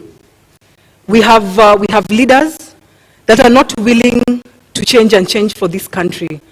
So just as much it's going to cost us, just as much I'd wish to tell Kenyans that without very big words, if we don't decide to change the leadership of this country, it will cost us another 5-10 decades. So integrity is paramount to us as Agano Party. We are the clean. We are the only option for Kenyan citizen. Tafadhali mtupatie kura. Tutakuja kuleta mabadiliko. Give us practical examples of how you will deal with corruption and implementation of Chapter 6 of the Constitution, because there's the saying, yes, and there's the doing. Agano Party has a covenant with Kenyans to abide to the constitutional law. And we say, if you do not follow the law will follow you. For us, nobody is above the law. If you have been in corruption, you will face the law. We are not hanging anybody. Na umenielekeza mahali ambapo nilitaka kuelekeza wewe binafsi. Unadhani tutaweza kukabili ufisadi kwa kuwanyonga wale ambao ni watuhumiwa wa ufisadi? Agano Party governance yetu si ya kunyonga, lakini tunaweza, we are able to deal with it in an amicable way following the law. I don't think even kunyonga is in the Constitution. So that means the one wana breach kuvuta bangi na the next wana breach kunyonga watu. Bi Justina, mmesema kwamba mtasitisha katiba mtakapoingia mamlakani. Hasa mtakuwa mkitumia vigezo gani kuhalalisha hukumu ya kuwanyonga wale watuhumiwa ufisadi, namna ambavyo unasema kwamba mtawanyonga? Na tujasema tutasitisha katiba as a whole. Tutasitisha parts. We will suspend parts of the constitution that are not working. Chapter 6 is not working. Hiyo tutasitisha. Because we need to instill fear in public assets of the public. Let me tell you this. In China, if you corrupt, you're shot. In UK, if you corrupt, you're taken to court or you're jailed. In Japan, if you corrupt, you're so scared, you commit suicide. So why is it that Kenyans are jittery about, we are crying every day, yeah, corruption accounts for this loss of money, but when it comes to executions, Kenyans are jittery. We are going to suspend Chapter 6. Go back to the Kenyans and tell them, what do you think about this hanging thing? And let me tell you, they are all very happy. They are saying that corruption is accounting to deaths. Look at the badly done roads like Ngong Road. Ngong Road is badly done, a local contractor, and we are assuming that the money was used as kickbacks and then they had to save some little money, so they didn't give qualities. So when that person dies or someone is in an accident and they die, it's not an issue. When medicine is stolen or medical money is stolen and people die because there is no medicine, it's not an issue. Let me tell you, Kenyans, it's about time we be stand on corruption. Our idea is instilling fear in the minds of Kenyans that public mali ya umma ipewe heshima. Na hukumu ya kunyonga iliharamishwa mapema miaka ya 80. Haswa ni nini, ni kigezo gani ambacho mtatumia kuona kwamba sasa inaweza kufanyika, kwa sababu ni kitu ambacho kimeharamishwa nchini Kenya? Ni kwamba mnaona kuna mapengo, kuna nafasi katika katiba ambayo mtarudisha hukumu hiyo, au hasa utekelezaji utafanyika vipi? Unajua hii katiba, Zubeida, ilikuwa copy and paste. Watu walikimbia huko wanaona ati wazungu wanafanya aje. Nao wazungu ama wa China ndio wanakuanga na hizo UN conventions ati human rights issues. Kama kwao they are shooting, where are they curtailing us? And that is why I'm saying Kenya haipewi heshima. We need to be firm on this because sisi ndio tunajua shida zetu. Hakuna mtu wa UN ama nani who are feeling our pain. Sisi wenyewe ndio tunalala njaa, sisi wenyewe ndio tunateseka, hatuna kazi. So we are going to look at it as Kenyans. In fact, katiba kama ingekuwa inafanywa public participation, ingekuwa ingetranslatiwa in all tribes. Mtu asiseme ati because Nadia amesoma niko sawa. No. Ruth, the last time in this country somebody was hanged, a convict was hanged, was in July 1987. 35 years later, would you agree, would you support the hanging of convicts, and particularly those who have been found culpable of corruption? Francis, I'll go back to the law. We have a covenant with the Kenyans, we have a covenant with the law. The law clearly stipulates we are not allowed to hang. So what business do we have hanging convicts? There is a law that enforces corruption, the people who have committed corruption.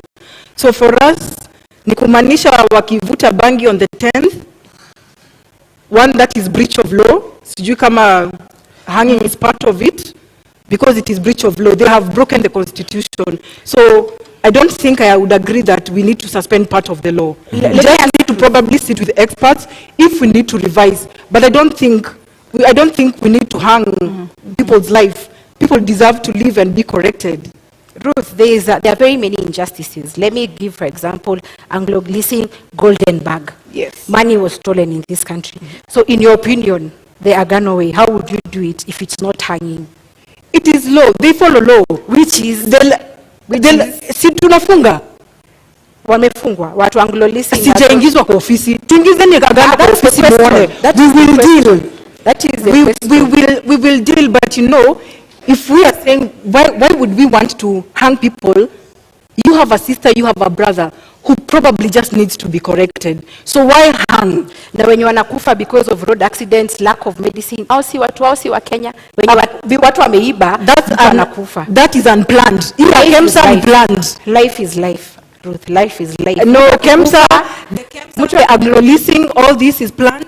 Mtu akigongwa na gari, that is very unfortunate. And God forbid. Those unfortunate instances, we cannot debate on because that. Of road but design. we are discussing about surely Weekend. Sorry. Weekend. Okay.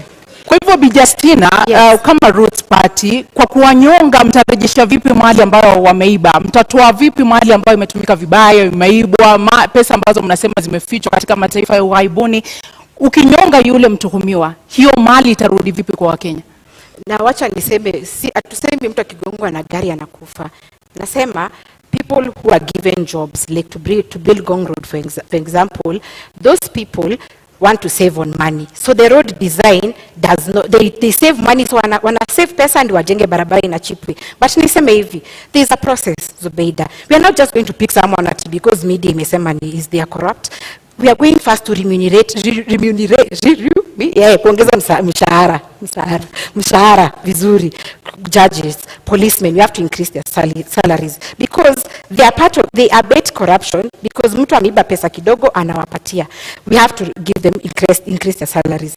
However, there is a judicial process, a fair hearing. Go process ifanywe na so it was there in 2002. What in your opinion is what is the reason why it didn't work out, the idea that you're sharing, in your opinion? Leadership problems, Justina. We are different leaders here. Let's talk, because you seem to agree on the seriousness and the challenges of corruption in our country. Yes. Given an opportunity, Justina, in 2 minutes, given an opportunity to be the next deputy president with the government that you will form with the presidential candidate that you're supporting, what are the specific areas that you would target in terms of dealing with corruption practically? Because there's the whole question of administration of justice. And like I said, the 3 arms of government they're being threatened. How? The independence rather is being threatened. When, for example, the executive says this, someone runs court, and then the process is stopped. That is the backdrop of why we are going to suspend the constitution. But yes, administration of justice is there. But again, has it worked for us? And you know, law was made for man, not the other way around. It is upon us as Kenyans to sit and say, are you happy that 2 billion is lost every day? They say no, because it's accounting to unemployment, inflation, high cost of living. So we're going to we'll be together with the Kenyans. We are going to call for public participation.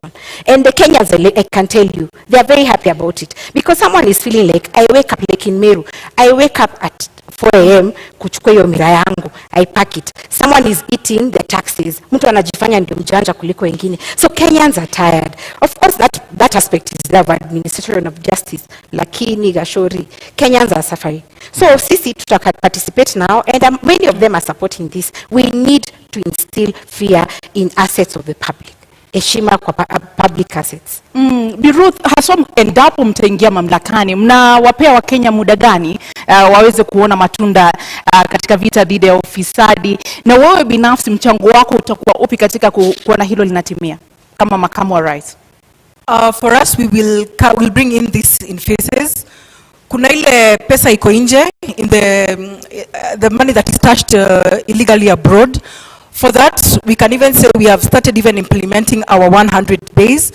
The 5th, Maureen Wahiga already wrote a letter to the UN and 15 other countries to start processing our money back.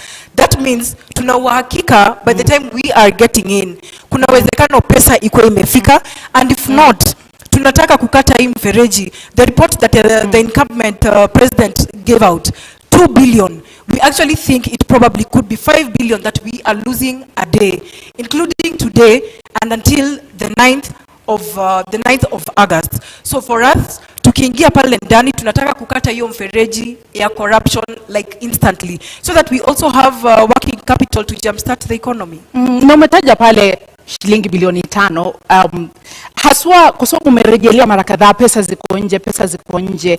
Ni pesa ngapi ambazo mnazizungumzia sasa hivi na mtazirejesha vipi haswa? Mmeweza kupiga hesabu mkajua ni ngapi na ziko wapi? Ni zaidi ya trilioni 10, na ndiposa nilisema pale awali, it is possible for us to clear our debt in a day. It is more than 10 trillion that is out there. This is development money. Now that is why tumekasirika, tunataka kuleta hiyo pesa irudi Kenya. tunaweza kosa kuleta na the first 100 days, lakini wa Kenya, we are committed to bring this money back. And in 2017-2018, budget ikisomwa, the Henry Rotich, he's on clip, he's on record, akisema there's money outside. Here hatuna confirmation that pesa ilirudi. It has only been accumulating over a time. Now, by the time we were getting into this candidature, it was over 10 trillion that is outside there. Bi Ruth, unaona kwamba mikakati ambao wako nayo kama Agano Party kweli itasaidia katika kurudisha hizo pesa, na unaamini kwamba ni trilioni 10 ambazo ziko nje? Okay, one thing I'm happy about sababu Ruth and I agree that corruption ina affect wa Kenya sana. Lakini mikakati zao are not practical. They lack the how question. How are you going to do it? Utanishurutisha aje pesa yangu iko huko Swiss account to return it? How are you going to force me? Kwa hivyo the idea is good, but it's just an idea. It lacks practicality. Moratorium. Tumesema tunapatia na moratorium.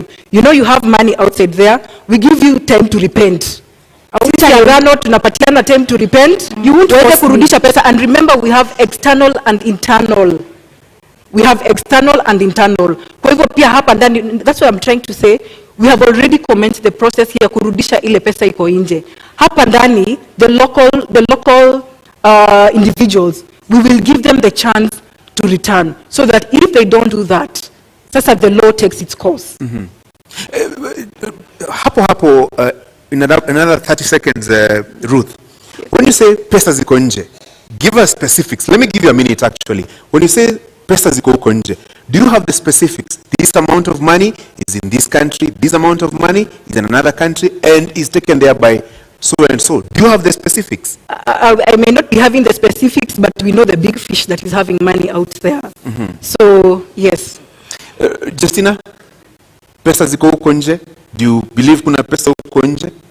Okay, I believe juu tumeambua Pandora box kwa media, but sisi tunasema yaliyopita si ndwele. Kama mtu tushajua huyo mtu tutampeleka through the judicial process, we are going to recover their assets. Kwa hivyo pesa ziko huko nje, after the judicial process tutarecover. But mimi niseme hivi, there are so many injustices in this country. Anglo leasing, hizo zote, you know, post-election violence zote zimefanyika. Do we hold on to the fact that we shall never forgive? We want to punish people. I think we should take the direction of Rwanda. After everything that happened in the genocide, tukae hivi tuseme wenye wamehangiwa na we have recovered assets ni sawa. Mwenye amekata ahame Kenya because hatutaishi na yeye. But the fact remains, let us adapt a forgiving nature, put in firm policies on how to deal with this, and finally give the opportunity. I said people are corrupt because of a mentality called scarcity mentality. Why are they corrupt? Because in government unasikia MPs earning 1 million. Ukunje, there is nothing that you can be able to get in that value. So tukipeana opportunity of legalizing banking, Kenyans will have money. Maybe niongezee ni kusema, we are not saying we will not forgive anyone. Ukisema utarudisha pesa yetu, we have no reason, we do not have any reason ya kukupeleka ahead na kukuingiza ndani. We just want Kenya to bring back development money. Sijui venye wao watajumstart economy, but that is a long term strategy for us. Pesa irudishwe ndani. Tunapokata hii mfereji inapoteza pesa 2 to almost 5 billion a day. Tutapata nafasi ya kuweza kutengeneza our economy without having unnecessarily borrow more money out there. Kwa sababu nikisikia venye anasema, then that means wataongeza loan ile tuko nayo saa hii. Roots Party is fighting to pay off the loan. The loan as it is 9 trillion Kenya shillings or 70 billion USD. Our idea is this, Ruth. Marijuana or industrial hemp takes 4 months to grow. And they gave an example that Kenya government owns around 14 million acres. Tufanye pilot test ya Kulalu Galana. In 4 months to make industrial hemp, in 4 months, we are going to be able to recoup 6 billion USD. So we are in the process of paying. Hata tukisema Kulalu Galana ndio tunalipa nayo. In 3 years, 6 months, tutakuwa tumelipa deni hiyo 9 trillion. Lakini tuko na shamba, we have times 14, 14 million. So we are going to know how we are going to appropriate this land. But niseme hivi, our idea And I tell Kenyans, I'm here to tell you the truth. The economy is messed up. You need an honest leader who tells you it's not going to be easy. But our idea is that don't even question us until the first 100 days. That one will be lying to you at Tutafanya. But in 1 year, ask me as Justina, did you achieve to get the 50,000 times 2 youth who got 2.8 million each? Because I said marijuana takes 4 to 6 months to grow. Right. So in 1 year, tutaweza kufanya hivyo. Ruth, let me now introduce a discussion on the cost of living. Yes. And I want to give you 2 minutes to tell us, in your understanding, what is the driver of this rising cost of living? And if elected president, let's say in the first 100 days, what would be the Agano proposals to reduce the cost of living? I agree to what you're saying, and I think the 100 days for us, we will repeat that our agenda is corruption. Cost of living has been affected by corruption widely. And if we deal with corruption, I think Kenyans will smile back at us. And the first 100 days, one that was implemented yesterday, na ninajua unga haijateremka, 2 weeks ago, on our manifesto, we launched that. We will introduce the subsidy of maize. It was introduced yesterday. Now, Wakenya wameambiwa to wait for 2, 3 to 4 weeks for it to be felt. Jana nimepitia kwa supermarket, bado unga ni 230. So for us, we still have to bring the subsidy for Kenyans to be able to eat, because a hungry nation is an angry nation. For us, we're also planning to implement the pay cutoff of 50%. I know you'll want to ask where the deficit is going to come in. Our repayment period for the loan is 1.3 trillion. And the financial year, the last financial year, KRA reported that the payment that was done through the PAE was 461 billion. So if we cut off the PAE by 50%, that is 230 billion deficit. If we come and cap the repayment period, the repayment of the 1.3 trillion, kumbuka tutakuwa na ile extra 300, ile tutakuja kusongesha pale kwa PAE, so that we are able to run our activities as usual and even have a small surplus of 7 billion to run with. That being amongst them. Do you agree with her and the proposals to reduce the cost of living? Okay, first, I can't agree with her, definitely, but cost of living is occasioned by inflation, number one. Too few goods, but there's too much money in circulation. Number two, taxes. When manufacturers have the tax burden, they push it to the consumer, and the consumer is not having any salary increase. So that is the reason we are having this. So let me say this. We are not going to do the 100 days, that's a lie. But you ask us after 1 year when you get into office. That one, we are going to widen the tax base. Why? I said marijuana is used in 9 sectors, across 9 sectors. Example, paper. We are going to give life to pan paper. Pan paper had been given life, but again, the logging law came in, so they don't have raw materials. We'll have marijuana that will be used for that. So our idea is to drive local economies whereby a Kenyan, instead of importing something from China, like the people of Nyamakema, their stuff was burnt for lack of quality, let them organize themselves, have local industries. If it's textile, plastic, paper, printing paper by the way is very expensive. So when we have local economies, we are going to widen the tax base so that a corporate tax shouldn't be 30%. We can lower it because we have more in the tax net. Another thing is to ensure that we give conducive environment for business. As it is, businesses are not comfortable. They are saying that the lack of the dollar in the country is impeding their purchasing power in the global supply chain. So when we give a conducive environment, the economies are going to be there, Kenyans are going to be employed, and then we are going to have money. Then the other youth who want to be employed in these industries can go into the other thing of investment that I said. We are going to empower the youth financially. Kidogo hapo, hata kabla usonge sana, kwa sababu umesema kwamba ahidi wa Kenya kwamba katika muda wa siku 100 mtafanya hivi na kadhalika. Awali ulituambia bangi inachukua muda wa miezi 4 kukua, na umetuambia kwamba hamtaahidi kwamba mtatimiza baada ya miezi ama mwaka siku 100. Kwa hivyo yule Mkenya anakutazama sasa hivi hawezi kumudu gharama ya kununua pakiti moja ya unga. Kwa hivyo unamwambia nini? Huyo Mkenya nitamwambia that the truth is tumeteseka miaka 30. 1 year tunaweza vumilia, but we are putting in, Kenyans need an honest leader. As it is now, hii maneno ya kusarakasi na siasa is what is getting us here. We are being honest. We are saying, of course, they have put in the nini unga imeshukishwa bei. But sisi tukiangalia the truth, marijuana also gives flour. We can look at alternatives to the challenges. If maize flour is costly, then marijuana flour can cook ugali, can cook chapati. And then cooking oil, the seed produces cooking oil also. So we tunaangalia kama hii ni expensive, we are going to use this. So the alternatives. So mimi naambia Mkenya, hatutawadanganya. Tumedanganywa miaka nenda miaka rudi. We are telling you the truth. Question us after 1 year. Biruth, unaona Wakenya wavumilie, watumie unga ya marijuana, watalala njaa 365 days from the 9th. But they know the truth. But they will die. No, let's be frank. There's, of course, we do not need a list of 10 items. I would almost agree, but we do not need a list of 10 items kufurahisha wa Kenya that we can accomplish all this in 100 days.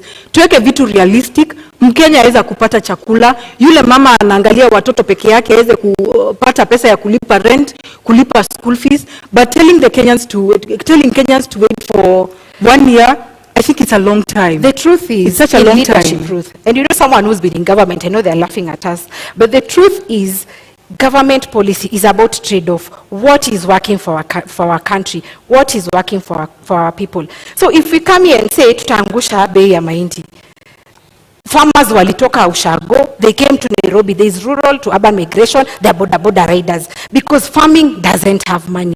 It is about us giving the conducive environment for agriculture to thrive. Watu warudi Ushago, they grow the maize, they grow the marijuana, they do the Mira. And actually, we are giving Kenyans an alternative. If you're a Mira farmer, continue doing, no problem. But we need Kenyans to know it's not about the government doing things. We won't lie to you. And that is why leaders or politicians lie to us. It's about telling Kenyans the truth. Here is a trade-off between a very bad situation and a worse situation. I think maybe I think agriculture has money. Sijui kama hapo tutakubaliana, lakini farmers agriculture has money. I will give an example. My grandmother amekuwa ametegemea majani chai. They have brought up she brought up 8 children.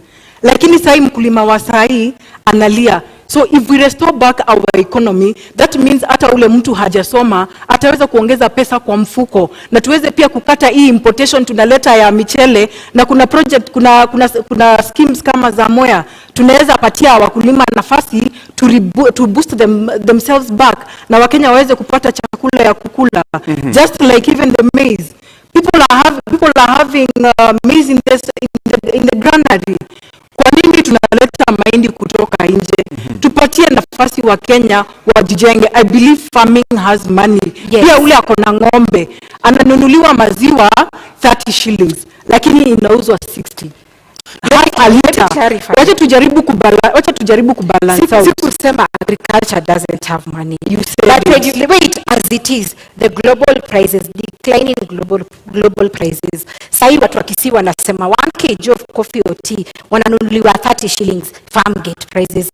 Sugar cane inatoka 4,112 per ton. Sai mahindi 3,000 na sai ekelea fertilizer. So the input cost of agriculture as it is so costly that you as a farmer you're not getting money. Na niongea about maziwa at a dairy farmer. By the way, hemp produces animal feed. So our tukitengeneza animal feed which is very costly as it is, they impede maziwa production. Kutakuwa na so much milk that Roots Party is in agriculture, but agriculture has money. No, that one I quoted you, Justina, and I think the pricing right now of the food products is because of a leadership issue. It's nothing that the Kenyans cannot produce. Tuko na mchanga, tuko na maadili. We only need to give Kenyans ile nafasi waweze kulisha Wakenya wenzao. Just that. Let's stop saying ati mahindi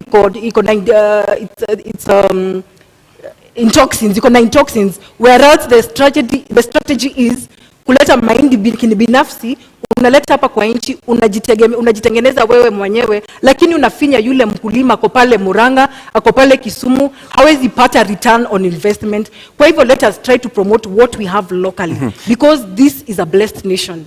Justina, in 60 seconds, listening to you, then it sounds like it begins and ends with marijuana farming.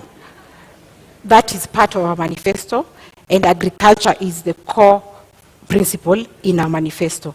Let me say this snake farming. As it is, 3 Kenyans die out of snake bites as it is. And we have a law called Wildlife Conservation Act 2013. And this gives us the option of having this snake farming as an income generating activity. So even if you go to KWS right now, the law is there. Ours was just to amplify that voice and give options. Like I was saying, 3 people are dying every day because of snake bites. And why? The antivenom we import in this country is from South Africa and India mainly. But there are over 3,000 species of snakes in the world. So maybe the snake that will bite you didn't have that antivenom. And if it's antivenom, one vial goes for 13,500. And you need between 5 to 10 vials ndio upone hiyo kumwa na nyoka. So ideally utakuwa na 135,000 ya kupona hiyo snake bite. What is our agenda? Our agenda is to look at what we have. We have snakes around. One, we'll have the venom industry. This is where unasikianga mtu kushagua amesoma biochemistry, but you don't know where they're going to work. We are going to bring them into this pharmaceutical industry where they are getting the antivenom so that we can compete in the international market. Right. And then protect the 3 Kenyan lives who die because of snake bites. Ruth, in 1 minute, story ya nyoka. Story ya nyoka ninasema for our government, Agano Party, we cannot deal with snakes surely. Tutafunga kwa compound ama ni kuku tutaweka shwari ndio tupate mayai. Then again, how much do we have to wait for this venom itoshe ndio Wakenya waweze kupata medication, whereas we are going to start, probably, if at all they get the chance to lead from 10th, tutaanza kurea from 10th ama tuko na za kutosha Kenya. What business do we have putting in snakes here? We have amplified what is there. There is a law, Wildlife Conservation Act 2013. Today is 2022, so it's been there for a while. And it gives this leeway for wildlife snake farming as an income generating activity. Let me tell you, our idea is making Kenya an export hub, putting money in the pockets of Kenyans. Ndio tunapata ile foreign exchange tulikuwa tunaambiwa tukisi. Haya, niseme hivi. Bangi, nyoka already kuna frameworks na ziliwekwa 2013, tutafuata hizo. But bangi, ile challenge mkulima sasa yako nayo, tukaangalia kama ni farmer, kuna watu wanaitwa KTDA au Coffee Board au wote. They come here, they take your produce, they go sell it and then come back to pay you. Many times wanakuja wanakuambia you even you owe us. Unaona? And that is why farmers wanakasirika, wanasema hii ni ya nini? Our idea of marijuana, because this is fresh, snakes is in the law. Idea of marijuana is we are going to cut down these brokers, these KTDAs atuataki. Hii tunasema buyer representative anakuja kwa gate yako. If you sold 50 kgs, we are going to ensure ananunua according to the price, market price. You're given your money cash, as opposed to venye KTDA inapatianga farmers annually. This farmer needs to educate their children, anataka kusustain maisha yake. That is why farming is no longer lucrative. So we are going to cut off the brokers au watu wote wapo katikati, na buyer representative kama ananunua, anakuja kwa farm gate, anachukua produce, anapatia cash, unajipanga na pesa. Na hao nyoka wataiko wapi? Ni kwamba mtajenga vibanda. Unajua sasa hivi ukienda kule mashambani, kila mtu ana mahali ambapo anaweka kondoo, ng'ombe. Kwa hivyo sasa utajenga pia panyoka, fisi na vitu vingine. Na hii agenda yetu inaleta msisimuko. But I'm happy because Kenyans are opening up their mindset. Maneno ya nyoka. There is the Wildlife Conservation Act 2013 that stipulates the process and the procedures and the systems. KWS itakuja kwako. You show interest, yeah? Expression of interest. Before they give you a license, wanakuja kwako na wana inspect. So hiyo sitaongelea sana because already the law was passed by parliament. But this is the idea. Unaenda una express interest, unaambiwa before pay a license, they have to inspect your premises. Can you afford? So we are going to use KWS, and Kenya is not devoid of experts. Wako watatusaidia on how best we can cash in on this. Na nimesema it is being done because we import venom from South Africa and India. They are doing it. Why not us? Ruth, utafuga nyoka. I think for Agano Party, our governance, we leave the snakes to the zoo. Tunakuja kuziona, tunaziangalia, tunasoma. That's good for us. Pesa nayo. Justina, yes. I'm looking at this from a practical point of view. Yes. If you want to introduce, let's say, tea farming or maize farming, you give farmers seeds, fertilizer, and everything else. So what will you give to somebody who wants to engage in snake rearing? What will we give? Yeah. Like I said, Gashori, the law was passed in 2013. KWS, we are not doing it at Justina or Professor Wajakoya. No, there are regulations in place. Ndo wataenda na KWS will advise them as it is mali watoto yonyoka, because there's already a research process in place. Wako hapa Ngong Road in your government, it's government owned, nina support KWS in this process. So what we are saying, hatutapeana nyoka. Justina Wamae or Wajakoya won't go and give snakes. No, we will work with the experts, and Kenya haikosi our experts. We will work with KWS, but the fact is we have amplified the voice that this is an alternative income generating activity. Unala kuongeza kabla tu naona KWS wako na kazi mingi ahead of their government ya fisi na ya nyoka. For us, we are safe again. We leave them in the zoo. They were expecting, the law is there, the Wildlife Conservation Act 2013. Those were just my remarks. Yeah. Naam, tuingia katika mada yetu ya mwisho katika mjadala huu wa leo ambayo inahusu kinyang'anyiro hiki ambapo kipo namna siasa zinavyoendeshwa. Kwa mtazamo wako Bi Ruth, katika muda wa dakika 2, unapoangalia jinsi kampeni zinavyoendeshwa, jinsi uongozi unavyoendeshwa humo nchini Kenya, kama mgeni katika ulingo wa siasa na katika masuala haya yote, ni kipi ambacho unaona kinastahili kubadilishwa katika namna tunavyojiendesha? I would say that I have been a leader. One, I will not call myself a new politician in this field. I have been a leader from the time I was a young girl. And I almost actually got into the Nairobi gubernatorial in January 2021, a governor with David Mwaure. Lakini Kenyans and Nairobians know what happened. Hiyo maneno ilisimamishwa. So what I would bring in different is to ensure that we get rid of this PR. Tumedanganya wa Kenya for too long. People have been asking how na experience, but if the cost of experience is what has happened over the years, I'd rather come in as the new option. Mtu la mebadilika, mtu ako trustworthy, mtu ako na nafasi ya kubadilisha maisha ya Wakenya, kushughulikia wanawake, kupa wanawake sauti, even the youth. Wanarika pale nje wametengeneza jobless corners, but tunasema tunahitaji experience. No, I refuse what those the stereotypes are talking about. Ninasema sisi tunakuja kuleta mabadiliko, amkeni wa Kenya, tunakuja kuleta mabadiliko na uongozi mpya katika hii nchi. Ni baadhi ya mabadiliko kama yapi ambao unapendekeza Ruth? Kwa sababu unasema kuleta mabadiliko yapi? What should change? Corruption. Francis, corruption is big on us. You know, we cannot be able to change agriculture without curbing corruption. We cannot deal with sports. Look at what happened to Ferdinand. Ni corruption imefanya hii maneno ifanyike. He's a champion. He's going to represent a country. Lakini kuna wale wanatangulia kabla yeye. The person who is supposed to be bringing glory back to us is the person who is last. Is given last priority. Kwa hivyo haya mabadiliko sisi ndiposa tunaegemea upande wa corruption, because it is a cancer in this country, and we need to get rid of it. Let me give you some 60 more seconds. Haya mabadiliko unayozungumza, how will it affect health? How will it affect the young people who have no jobs? How will it affect infrastructure development na mambo kama hayo? Tukipambana na corruption, tutakuwa na operational capital. Remember, we'll be able to create jobs for the youth. Kuna wale wamefanya degree, 2,000 of them probably after every year wana graduate. Hawana makazi. Wakienda kutafuta kazi, they're being asked for 3 years experience. It is not brought over a shelf.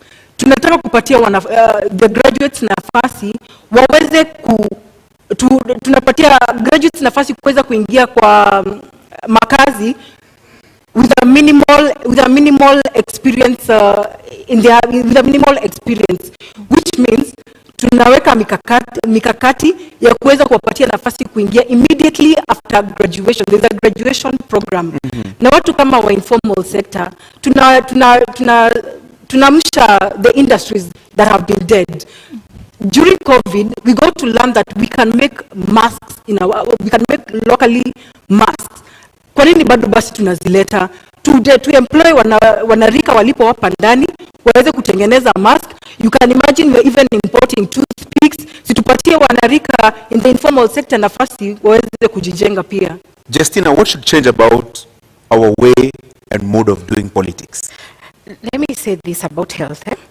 Ukiangalia as it is, if you have, for example, you're told to come for an MRI, to get an MRI scan or dialysis, ukiwa Turkana, you have to come to Nairobi for NHIF to give you authorization for that.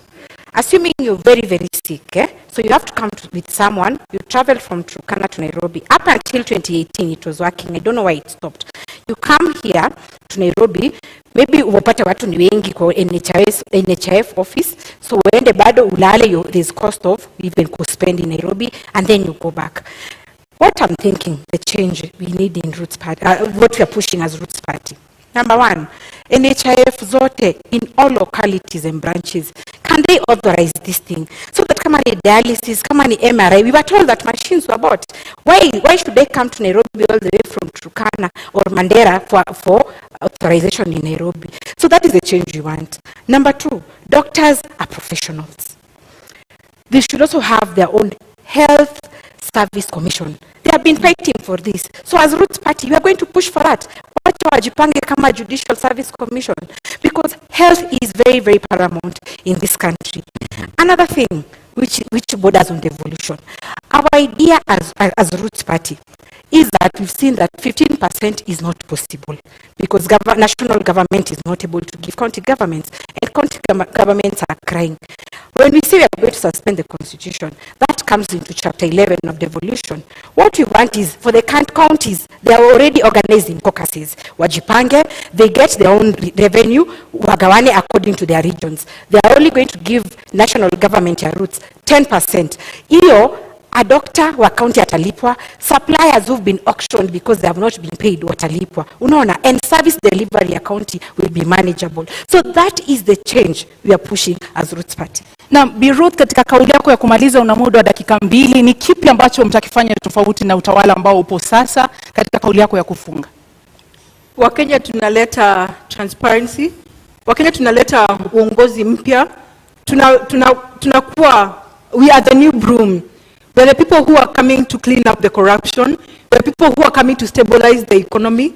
We are concerned about our youth. We are concerned about the women plight, just as like the disabled, the people with disability. So give us the chance to take care of you. You are our bosses. It's paramount to know that you are our bosses. You are not the subject. So give us the vote and we shall bring in the change that we have been talking about. Kauli yako ya kufunga, Bi Justina. And I called for mindset change when tulikuwa tunaanza hii debate. Kenyans, let us respect the media owners. They have organized this debate.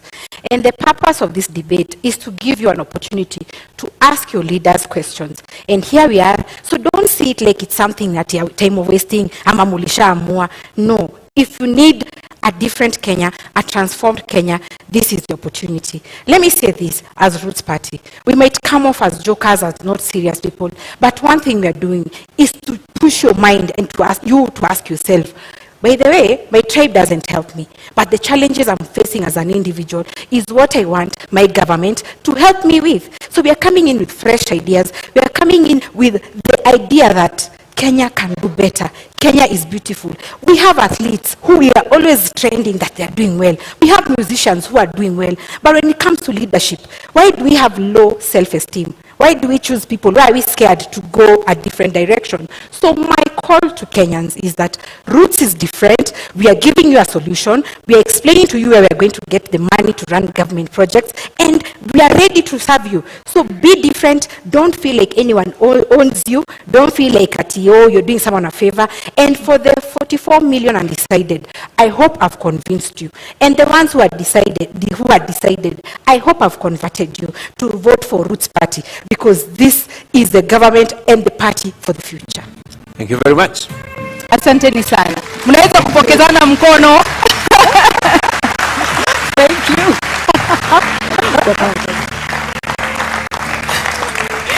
Na wanavyosema wahenga, kilicho na mwanzo lazima kiwe na mwisho. Hii sasa ndiyo tamati ya mjadala wetu kati ya wagombea wenza wa kiti cha urais. Indeed, our appreciation to candidates Justina Wamae and Ruth Musheru, and to you, the audience here and out there watching on television here in Kenya and around the world. Thank you all. I'm Francis Gashuri of Citizen TV and Inoro TV. Nami naitwa Zubeida Kananu Kome kutoka KTN News. Usiku mwema.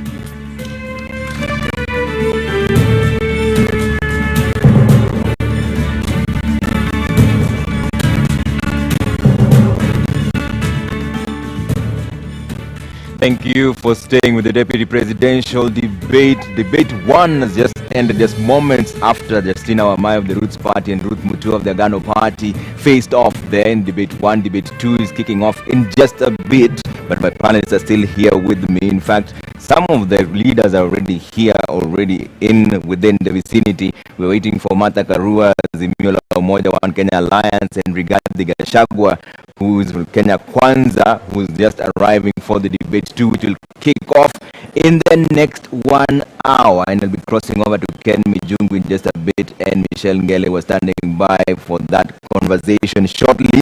And my panelists are still with me. Professor Alfred Omenya, urban planning expert, is changing places with Professor Gituro. Nerima Wako, Executive Director, Siasa Place, is still here. Dr. Nancy Baraza, former Deputy Chief Justice, is still with us here. Saskala Barakwe, Public Policy Expert, is also with us. And Wanjiru Gikonyo, Executive Director, TISA, which is the Institute of Social Accountability. Just moments before this debate kicks in, the second debate, Wanjiru, who impressed you in the first debate and why? Well, I have to give my kudos to Justina. First of all, I think both were impressive, and it's a landmark that we have two women being able to hold this debate. So that means out of all the candidates, we've got a total of 3 women as deputy. That is the trend we need when we are talking about gender inclusion. In terms of the debates, I'd have to give it to Justina. Yeah. I felt she argued her points very convincingly. I think she gave a lot of good background information. I've learned a lot. Yeah. But they both did well. Did well. Asaska, who impressed you? To be honest with you, I give it to the Roots Party for making cannabis a national conversation in this debate this evening. Kudos. And I also picked up that she covered their manifesto very well, cutting across all the 10 points. And the other thing I noted is that the Roots Party manifesto is an outward-looking manifesto. Yeah. Because you'll find that she really focused on exporting hyena parts and dog and snake meat and anti-venom and all this. And they are looking at China particularly. That I find it quite interesting because China is one of the highest consumers of these exports. And And because of this, she's really hammered it down on legalization of marijuana. Yeah. And she made it clear to Kenyans that, hey, we're not just going to work in an empty space, you know. We'll have laws and regulations guiding the farming of marijuana. Yeah. So I found it very interesting Okay. and captivating. Dr. Baraza, were your expectations met? Are you convinced now? You're waiting to be convinced whether this is an alternative option. I think before I answer that, Trevor, I want to commend the two candidates. Yeah. I think, as Wanjiru has said, I think our democracy has grown. It's growing. That we are having women stand before us and debate and offer themselves. I think our democracy is a demonstration that our democracy is maturing. Yeah. But to come to the issues, I think Justina did very well. She was on top of her manifesto. They are thinking outside the box. She gave us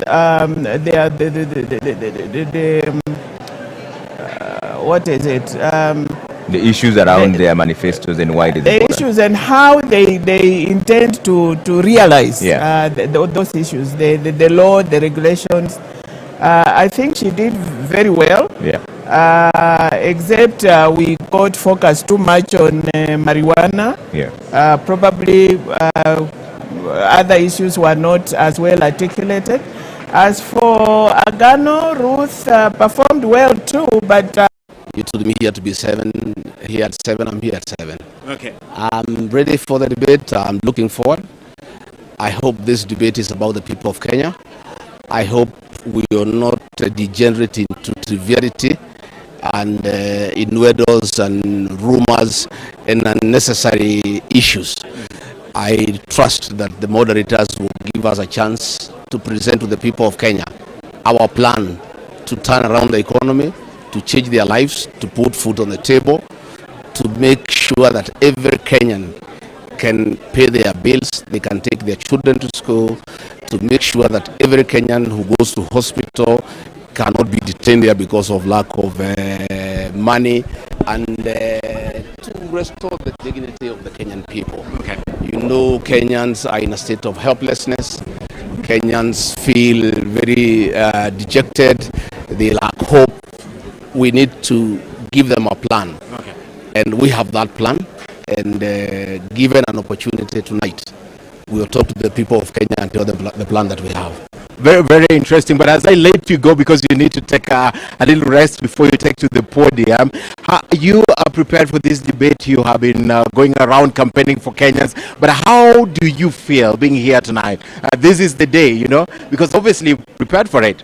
I feel good because I'll have an opportunity to talk to many Kenyans who don't come to public rallies.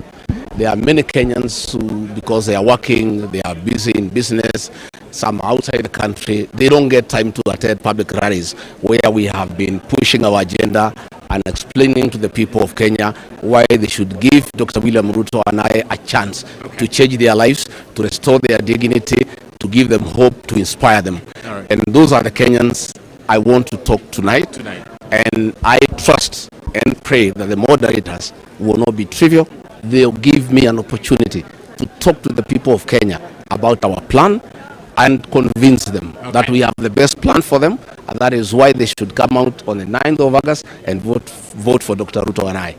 All right, Rigathi Gachagua, running mate for the Kenya Kwanza, all the best as he walks in to now take his position. And very interesting, he's a man who keeps time, and he says he's ready for the debate, and I know we are also ready. Over to you, Trevor. Thanks, Ken. We're absolutely ready for debate 2. This is just moments after debate 1 has just finished. Justina Wamae of the Roots Party and Ruth Mutua were facing off. Now debate 2 is kicking off in the next 45 minutes or so. That's at 8 p.m. They're going all the way to 9:30, and the first candidate has already arrived. That's Honorable Rigathi Gachagua. Nerima, coming to you now, just post the first debate. Who impressed you and why? Well, I would have have to say that as well, I agree. I believe it was Justina Wamai. You could clearly see in the way she articulated herself that politics is something that she is well versed and used to. She was able to use very personal stories. She identified with the people, the audience. A lot of times with her responses, you could hear the audience chiming in and laughing. But also the fact that she had tried to stand in Mavoko and also applied for a permanent secretary position. Yeah. It shows you that even in her articulation of responses, she could see how things work within the counties. Okay. And Karima, I'm going to ask you to hold that thought. Now the interruption comes to you for the first time. At least that's one vote on your side. Let's go over to Busara Naman, who's standing by with Justina Wamai of the Roots Party post the first debate, and let's find out how she's feeling. Busara? Naam, mtazamaji, bila shaka duru ya kwanza ama awamu ya kwanza mdahalo imetamatika na tayari tunajitayarisha kwa awamu ya pili. Lakini kabla hatujajitosa katika awamu ya pili, ni lazima tuweze kujua jinsi mambo yalivyokwenda katika awamu ya kwanza. Na hapa nipo na mgombea mwenza ambaye ni Justina Wamai, na pengine tu ningependa tueleze, je, unahisi vipi baada huo mdahalo? Na je, unahisi kwamba umeweza kuwashawishi wa Kenya? Asante sana Busara kwa hilo swali. Nikiingia hapa nilisema kazi yangu itakuwa ku destigmatize Roots Party manifesto na believe nimefanya hivyo. But wacha niseme hivi, Kenya imebadilika, wa Kenya wanataka leaders who understand them. Na ndio maana ilibidi nifanye a lot of research na ni present well ndio wa Kenya watuelewe. Another thing, Mkenya wa leo si yule wa kitambo. Nilipokuwa mdogo nilikuwa naona wanasema women in politics are not married. So the men in this country wako progressive, wata support ideas, hata women empowerment ideas, and I need to thank personally my husband, my spouse Bwana Alex, tuko naye huku kwa kunipatia hii opportunity ya ku choose and do what I love, which is public service and leadership. Nimefurahi sana. Naam, asante sana kwa kuja, asante kwa kuitikia mwito. Na mtazamaji, kufika hapo na ningependa kumpisha mwenzangu Nimrod Tabu naye atueleze upande wake kuko vipi. Karibia kaka. Naam, asante sana Busara. Bila shaka nafikiri mgombea mwenza ameeleza vizuri. Ninaye mgombea mwenza pia mwingine alikuwa hapo katika jukwaa, Bi Ruth Mutua. Nafikiri pengine hisia za kwanza tu ulipowasili na mpaka sasa. Je, unasikia fursa hii umeitumia vizuri kuzungumza na wananchi? Manake kuna wengine ambao pengine walikuwa hawaja kuona kwa muda mrefu, kuchukua majukwaa kama haya na kuzungumzia manifesto. Hii nafasi nimeifurahia, and I thank the Media Council for the opportunity that you've given unto us. We are not really competing against each other. Tumekubaliana na Justina, tumekuja kuleta the manifesto. What is this government coming to do? I have loved the interview. It was interactive, but not si ya kuleta mtu chini, ya kumuonesha this one is better than the other. Na pia ningeweza kufurahi kushukuru familia yangu, pia mimi bwana na watoto wamenishikilia for even this first time of a race. Nasema ni asante. Bila shaka tunatumai kwamba umeweka msingi wa yale ambao mnataka kufanya hata siku za usoni, lakini asante sana kwa muda wako. Bila shaka tukiwa na migaragazano kama hii tutakuwa tunatafutana na nyinyi. Haya basi, ndio kama ulivyosikia mtazamaji, wagombea wenza wote wakifurahia fursa hii kuweza kuzungumza na wananchi na kuuza sera zao kwa wale ambao walikuwa bado hawajakuweza kuwafahamu ama kuwaelewa zaidi. Lakini kwa sasa hivi tunakwenda kwake Trevor Ombija, bado akili na wachanganuzi, kuzungumzia tu awamu ya kwanza na pia matamanio na yale yanayotarajiwa katika mdahalo wa pili. Asante sana Nimrod na Busara there, but we come back to you. You're finishing your thoughts on why Justina is the one who impressed you. Yes. So basically she said it herself just now, where she said she's passionate about public service. We saw that. She was able to bring it out. But also her opening statement, where she talked about, Kenyans, open your mind. So Roots Party is definitely different. We saw the difference. And she also closed it with Kenyans, open your mind. And I think that she has managed to do what she came to do. People are asking questions on, can industrial hemp make a difference to our economy? She has left Kenyans actually thinking about it rather than completely negating it. And so I think she has won this debate today. All right. Prof? Were your expectations met, and who impressed you this evening? Thank you. Yeah, thank you, Trevor. I think my expectations have learned to make them very, very low, so they were met. there's no doubt about that. I think I really liked Justina and Ruth's party. Yeah, because I like them not necessarily because of the issues they responded to, but as the other panelists have actually highlighted, as our democracy expands, we will be having different types of parties, pushing for different types of issues. And I think for the first time we are seeing a fringe party, being on the national agenda with a clear issue. And that issue is actually legalization of industrial hemp. And yes, whatever the case, whether we discussed hemp for too long or whatever it is, I think Kenyans learned a lot about that one single issue that the Roots Party and Justina brought on board.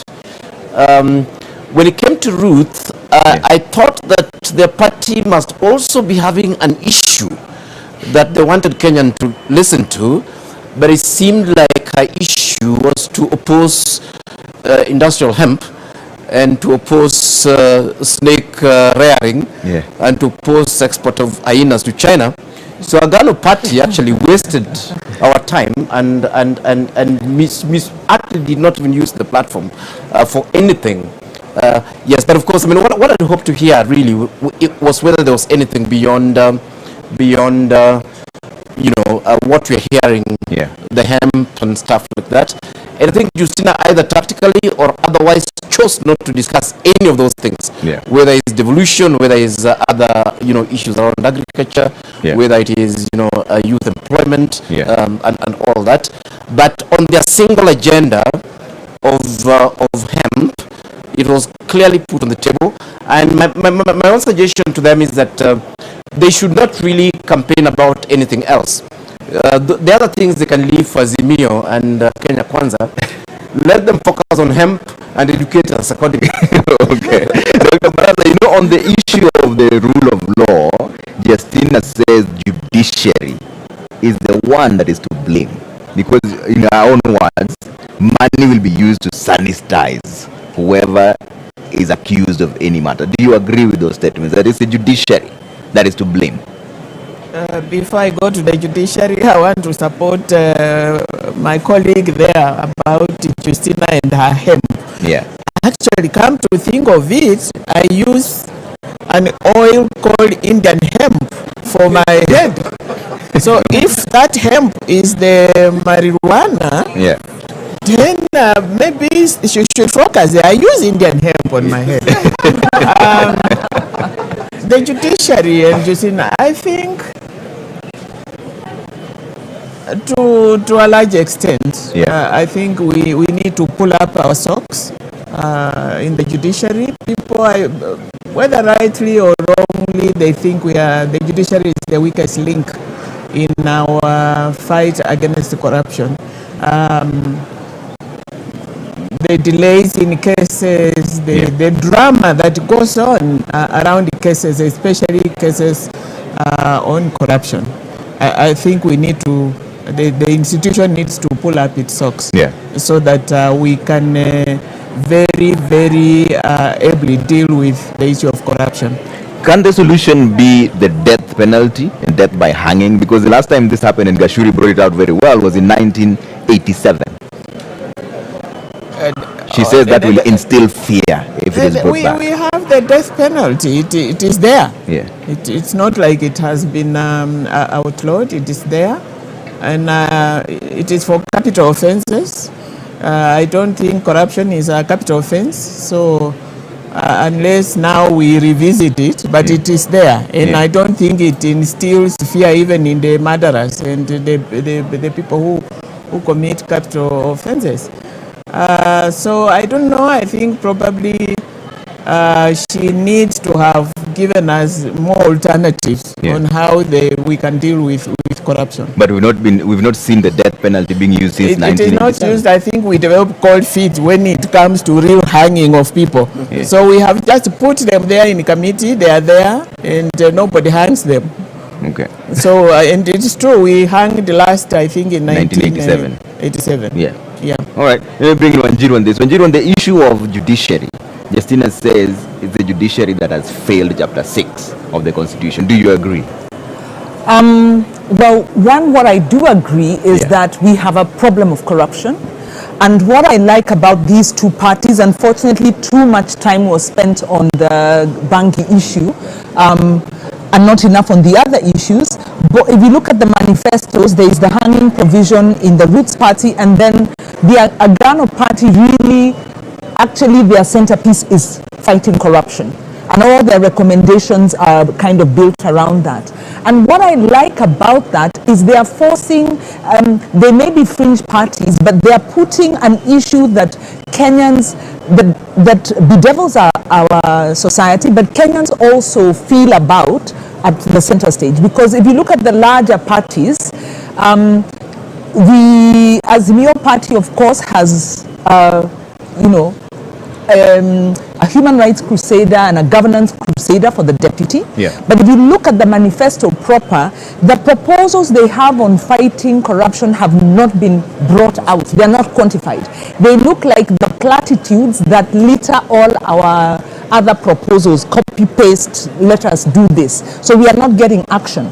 If you look at the UDA manifesto, actually they're almost telling us, let's rethink this corruption thing. It's not that big a deal. They also have some good proposals to strengthen the redress institutions, but they're leaving out the leadership and integrity. So we need the fringe parties, and I hope they'll stay the course to keep the center stage. Is it the judiciary? Well, the judiciary is definitely a weak link. In fact, Transparency International did a study on the judiciary and found of all the institutions, it's possibly one where corruption is most rampant. But by the same token, part of the paradoxes of our governance, the judiciary has been the bulwark or the protector of the Constitution under this dispensation against an administration that was really violating the Constitution.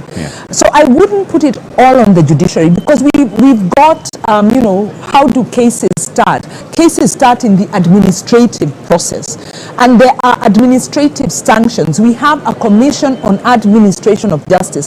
So a lot of the offenses that we have can be dealt with administratively, but the public service doesn't work. From the people they hire, from the people who sit on the public service, from the people who get into public offices. So the moment you have the wrong people sitting in these offices, you begin to dilute the process. When these violations happen, they'll get investigated by the Auditor General, and the control of budget can stop finances in some cases. Once these reports come to Parliament, what happens? And we've seen what happens with corruption cases, including the COVID, including the NYS reports. We've seen Parliament expunging the names of some of the politically connected individuals, so that you get a report with a bunch of facts, leaving out the perpetrators and those most responsible. We've seen the President promise to release beneficial ownership information. This is who are the companies that are taking part in government procurement, so that we can hold those people to account. And this hasn't happened. So we can't put it all on the judiciary. We have a very robust legal and administrative institutional framework, but the culture, what we want to hear is, what's the culture that we, how do we change the culture? How do we enforce the laws that are there? And Asaska, what are your thoughts on this when the candidate is blaming the judiciary and saying that the death penalty will instill some sort of fear? I'll agree with what Daktari and Wanjiru has mentioned, but I also don't want to 100% blame the judiciary, because our constitution is progressive, and the judicial systems are quite independent. So I think we are progressing, however slow, into having perfect judicial systems in place that deliver justice and fairness. Yeah. So I wouldn't blame it 100%. Okay. No. So, Prof, what are your thoughts on this? Is it the judiciary? Is that the weakest link when it comes to fighting graft? Actually, that's nonsense. We know exactly the problem with the corruption in this country. Yeah. Corruption in this country is a leadership issue. And it goes to what fellow panelists are saying there, that we do have enough administrative instruments to deal with this.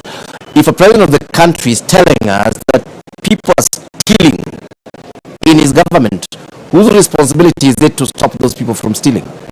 It is not the judiciary. It is the president. And the president actually has adequate room in law to be able to replace people who are thieves and even who've been suspected of theft. I think if you're looking at the judiciary, if you're looking at Article 6 of the Constitution, I think that it sets a leadership standard. It sets a standard for public leaders. It is not just there actually for leaders who fail the criminal test. Yeah. If I'm a famous thief, you don't need to prove that Romania is a thief so as not to put me in. To block me from getting into public office. Yeah. Corruption in this country will only end if you have leaders who are not corrupt. We can create new laws. We can create new institutions to fight corruption. We can threaten to hang people, but and not just in the country. We know that corruption in private sector is normally when the CEO is corrupt or condones the corruption. Corruption in counties is when those governors are actually corrupt or condone corruption. Counties that have not wanted, that have actually wanted to serve the public properly and ensure that public resources are used properly, they are being done, and it's not because of the judiciary. Yeah. The president, yes, and we've been told the president has promised us over and over again to tell us who are these beneficial owners of companies, who are running the SGR, who are in the expressway, and so on. Yeah. I'm happy to say on national TV that as far as I'm concerned, the president himself has failed that test to lead from the front. In fact, I actually think that the president and his deputy condone corruption. And that's why this animal will continue. As long as we keep electing leaders who condone corruption, we can cry whatever we want. We can point fingers. We can create 10 curses. But corruption will actually continue. Yeah. It's for me, it actually starts and ends with leadership. Okay, Nerima, what are your thoughts on that? I think just to add on what has already been mentioned, we need to talk about asset recovery. Yeah.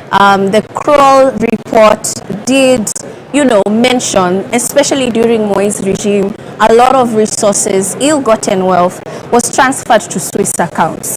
So in 2018, when the former President Alain Berset visited Kenya, he signed an agreement with President Kenyatta called FRAC, the Framework for the Return of Assets from Corruption and Crime in Kenya.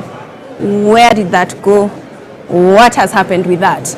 I think that there are frameworks in place in our country to make sure or to support our resources to come back in. Because as much as we're talking about corruption within, which is current, there's corruption from previous decades of mismanagement and terrible leadership and bad governance that we also need to talk about, that is overseas. And bringing these resources back, I think it's important for our candidates to highlight how they plan to do that, not just focusing on the judiciary. So I do agree that it has everything and a lot to do with leadership in place. Yeah, and Dr. Baraza, one of the things that she brought out is closely related to what Professor is saying. Justina said that it's Kenyans themselves who are to blame for bad leadership. Do you agree with that statement? Absolutely. Absolutely. We know corruption is rampant. We know what it is doing to us. But we are ready to vote in corrupt leaders. We don't condemn corruption. We are ready. We are the ones who vote in these fellows. And so I think to that extent she's right. And on the issue of the judiciary, I think let me go back to it. It's just one of the many institutions. And there are instances of corruption in that institution, but that doesn't mean that the entire judiciary is to blame for corruption. I think all our institutions, the entire leadership of this country is responsible for corruption. Okay. And so I think to that extent, she's quite right. And Kenyans ourselves determine the kind of leadership that we want. And so if we elect corrupt people, we put them in place, and they come and play musical chairs on us. We are promised there is going to be a lifestyle audit. We are all ears out waiting for the lifestyle audit, and that is the surest way of finding out how we are making our money and who is making this money, and then it stops. We don't hear about it anymore, and we continue. Okay. And right now, I think our biggest problem is celebration of money. We don't care where money has come from. Our little boys and girls are driving the most expensive vehicles in this country. Our economy is a small economy. Yeah. Where are we getting this money from? We don't ask those questions. We are celebrating corruption. Okay. Wanjiru, is it the electorate that is to blame for all the mess that we are in? No, I respectfully disagree. Yeah. I think it is, sometimes we don't understand why some of these political decisions are made. When you look at, some of the candidates, like let's say Mike Sonko, he's been impeached in one, ran Nairobi to the ground, yet there's an indication that he may get acceptance in Mombasa had the court allowed him to do so. But I think those might be outliers and also might be ignoring the many factors. So many factors go into the voting decision, including the electoral process. If we had an electoral process in 2013 that had to be challenged up to the Supreme Court because there were doubts on the way it was managed, and if again in 2017 I went, voted, Kenyans went, voted, and the presidential result had to be annulled and overturned because the process was manipulated, with a weak electoral system, you actually impede the ability of the confidence of Kenyans in the electoral and the leadership election process, and the ability to remove bad leaders. Linked to the electoral process is the party nomination process, where you have maybe two bad candidates or two candidates implicated of corruption. They may be good in other ways, maybe then Kenyans don't really have a choice. The other thing is, like I said, earlier, our civic education is actually a duty of government if you look at the law, but it hasn't been taking place. And you have to ask yourself, why did the Jubilee administration frustrate the civic education and civil engagement pillar of engagement? Because they did. They were deregistering institutions. They were refusing to allow development funders to fund civic education and voter education. So if you do not build up a critical consciousness among the citizens, what do you expect? We are going to fall privy to the...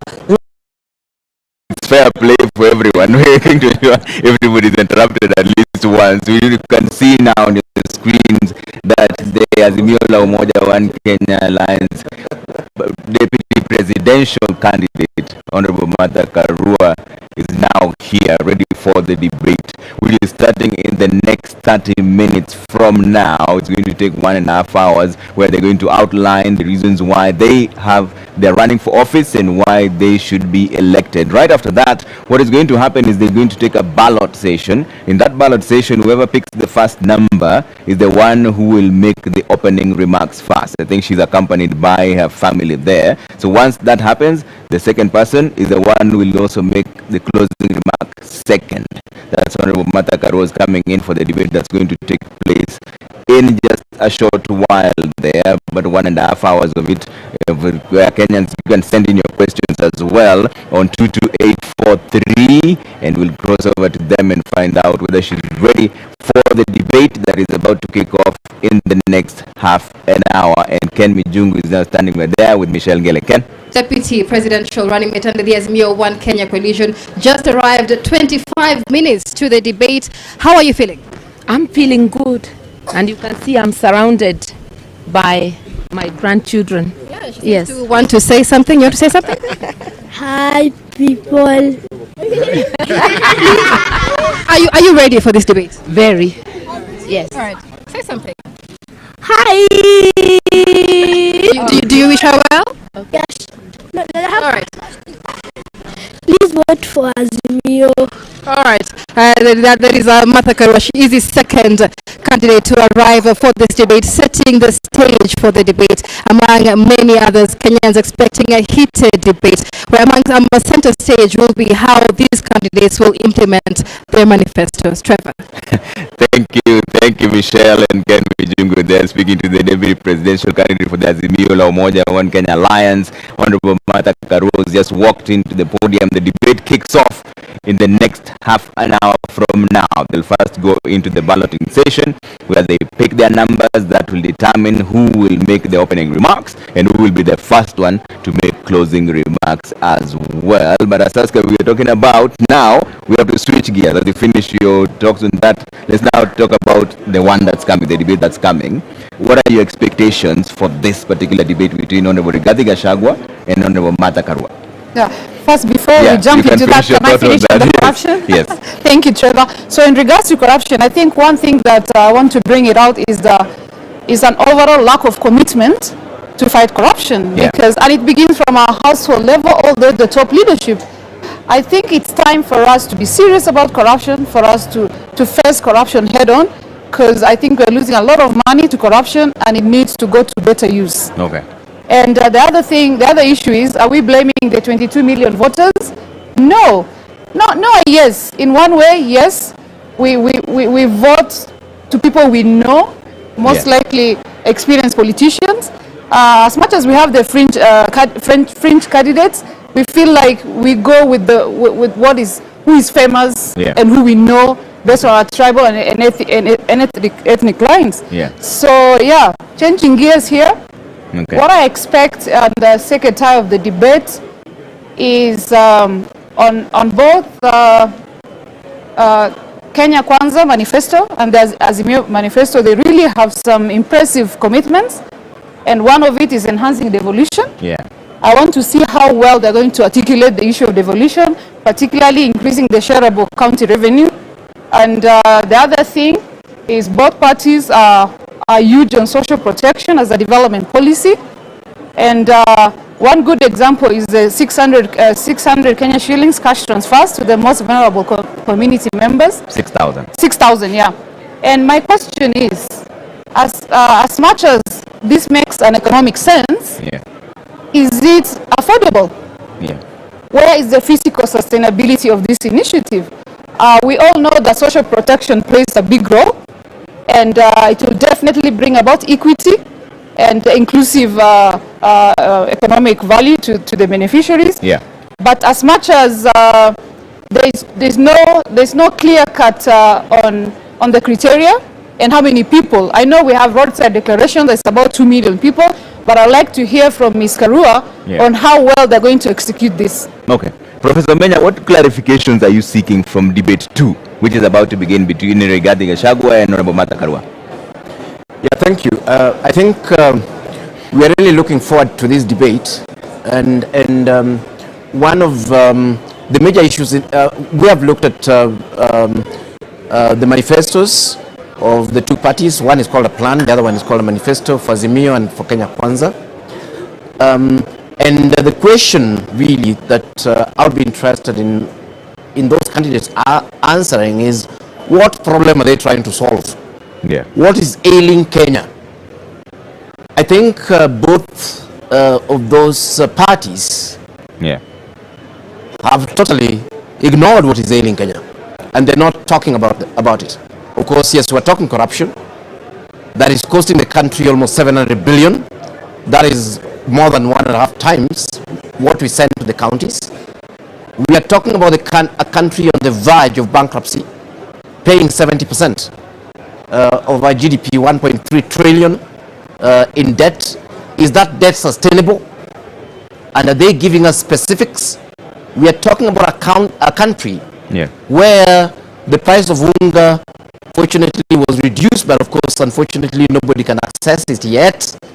And what Kenyans may not understand is that nearly half the country, 20 million people, are within that poverty bracket. People earning 200 shillings a day. That's the price of unga. There are 20 million Kenyans who cannot put food on the table. I need to hear from them what went wrong with Uhuru Kenyatta's economic policies and what they'll do differently. Of course, when Jacoya has told us they'll rear snakes, we need to hear from Azimio and Kenya Kwanza what they will actually do differently. I need specifics. I need people who will be talking about Kenyans. Who are these Kenyans? Where are they? How many are they? If you're going to create jobs, where? How many jobs? How will that solve the job problem? We are talking about a country where you're looking at over 40 million, both poor and rich, who cannot actually be able to access basic health. These are some of the issues that we'll be talking about. But one of the things that cannot run away from is corruption. We need to actually have clear plans on the table. Because honestly, corruption, in fact, if you look at our expenditure currently as a country, the biggest expenditure is debt. That's at 70%, 1.3 trillion. The second one is civil servants pay at around 800, 900 billion. The third one is corruption at between 600 to 700 billion. The money we are giving the counties actually comes a distant fourth or fifth. So basically what we are saying is that, look here, as long as we'll continue being corrupt, as long as government has no clear, these future governments have no clear plan to nip corruption at the bud, then these guys should just pack and go home. We chop up the country and share the loot and maybe immigrate to other great places like Uganda. All right, Nerima, what are you looking forward to? For me, for this one, I'm going to be biased and look at what they're giving or what they're offering young people.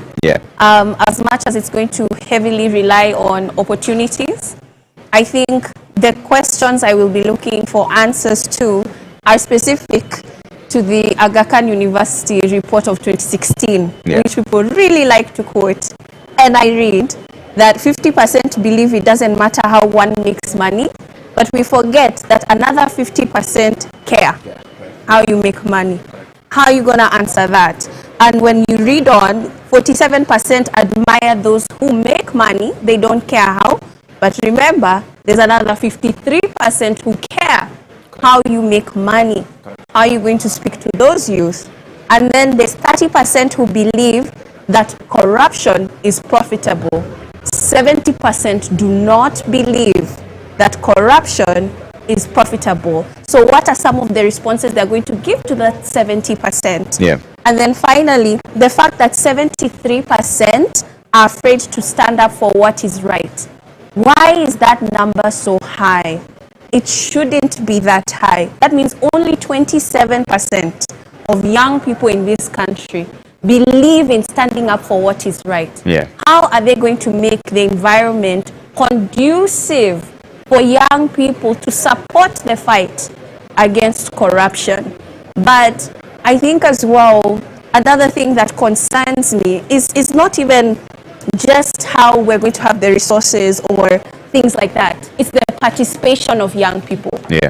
Because in 2016, that same report said that 90% of young people are interested in engaging in politics. The data from IBC clearly shows us that only 39% are interested in participating in this election. So whoever wins in this election has to deal with a population of young people that have decided to clock out. Yeah. They don't believe in your leadership already, and they chose not to participate by even registering. How are you going to manage that population? And how are you going to offer solutions to a population that didn't even believe in lining up to vote for you? Yeah. And how are you going to do it in a very difficult economy? And so integrity will be key, because we'll have to manage the amount of resources that we have. Yeah. And youth will have to see where their taxes are going. Taxes are high. We are all paying them indirectly. And a number of youth in that 2016 report do not believe in paying their taxes. Guess what? That number has increased as well. So how would you convince the youth that their taxes is being used for the betterment of this country, and they're able to see the results of them paying those high taxes? Okay. Dr. Baraza, are you expecting anything different before I come to you, Asaska? Are you expecting anything different for debate 2, which is about to kick off? Yes, of course. Yeah. Very, very concrete strategies on how they are going to deal with these issues that touch very directly on Kenyans. They are talking about socio-economic programs to alleviate the immediate problems of the majority of Kenyans. The women, I think Azimio Moja is talking about women and children, the vulnerable ones. Yeah. And I think I agree with Wanjiru. This 6,000 into the pocket, you know, I hope it's not just a promise. Kenyans are hurting, Kenyans are hungry. I think I need to understand that, how that money is going to be sourced and when, because Kenyans are waiting. Issue of devolution, I want to hear concrete steps towards strengthening of devolution. Women, of course, I want to hear about what it is they are going to do with women. Okay. And yeah. All right. Saska, you wanted to jump in? Yes. Trevor, I wanted to let you know that I feel very privileged sitting in this panel tonight, because I'm a minority, I'm a woman, I'm Rengile from Marsabit, and I like that Azimio Manifesto have mentioned about peace and security.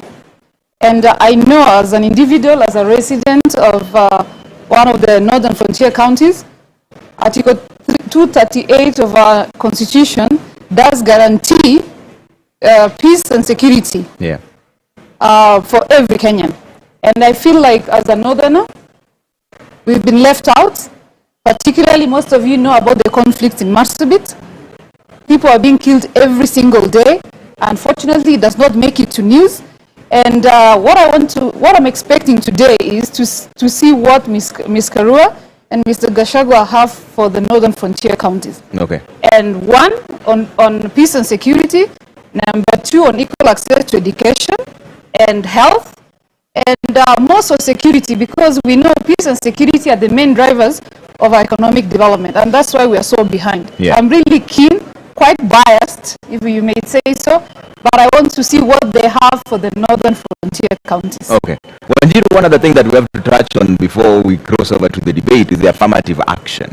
Yeah, the Kenya Kwanza manifesto talks about giving 50% of the positions to women. Same as Azimio also talks about empowering the women in their manifesto as well. But is this all about positions? And how come we've consistently failed on the 2/3 gender rule? Right. I think the failure of the 2/3 gender is similar to, also has fallen to the, the lack of implementation of the promise. But there's also the issue of patriarchy, which means it is more difficult for women to access capital for their businesses. It is more difficult for women in politics. And so that is why the affirmative action comes in, to level the engagement ground. And we'd like to see, of course, we've already seen today that 3 of the parties have already begun to implement the affirmative action principle by ensuring that the candidate for DP is a woman. Yeah. And so we need to look at their proposals, but also the actions of the party as they go on, because we don't want any more false, empty promises, so to speak. And of course, when women get in there, they need to ensure they push for that gender principle. And then on the issue, the expectations, really building upon what the panelists have said, at the minimum, we are part of the Okoa Uchumi campaign, which has been looking at the issue of public debt that has been driven by budgeted corruption. So at the minimum, we are looking at what are the concrete strategies for economic recovery, what are the concrete strategies for economic transformation, so that we can create jobs and so that we can have a balanced budget and we can generate enough money to implement the projects that we need and a good life for all Kenyans. Yeah. That's the minimum. And I believe that the parties have crafted their proposals, so we'll be hearing that. I think the other thing that is maybe the game changer as far as I'm concerned, as the Institute for Social Accountability, we've been investigating this issue of the culture. What has happened to our social accountability culture? Yeah. And it, at the center of this is we need to be very intentional about changing the way citizens engage with their public leaders, to move away from the dependency approach, to move away from the patrimonial approach to one of empowered citizens exercising their agency, being patriotic, responsible citizens, but having voice and having the space to engage. So I'm very keen to hear what's the role of the citizens. What's the empowering role of the citizens? Linked to that, what are the strategies to transform the public sector?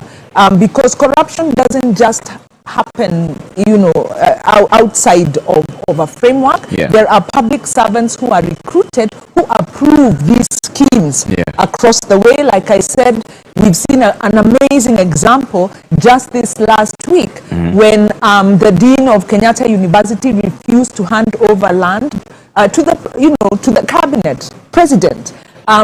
Because it was unprocedural, and that shows a lot of courage. So and then also maybe borrowing from Nerima, who looked at the study from a positive point of view.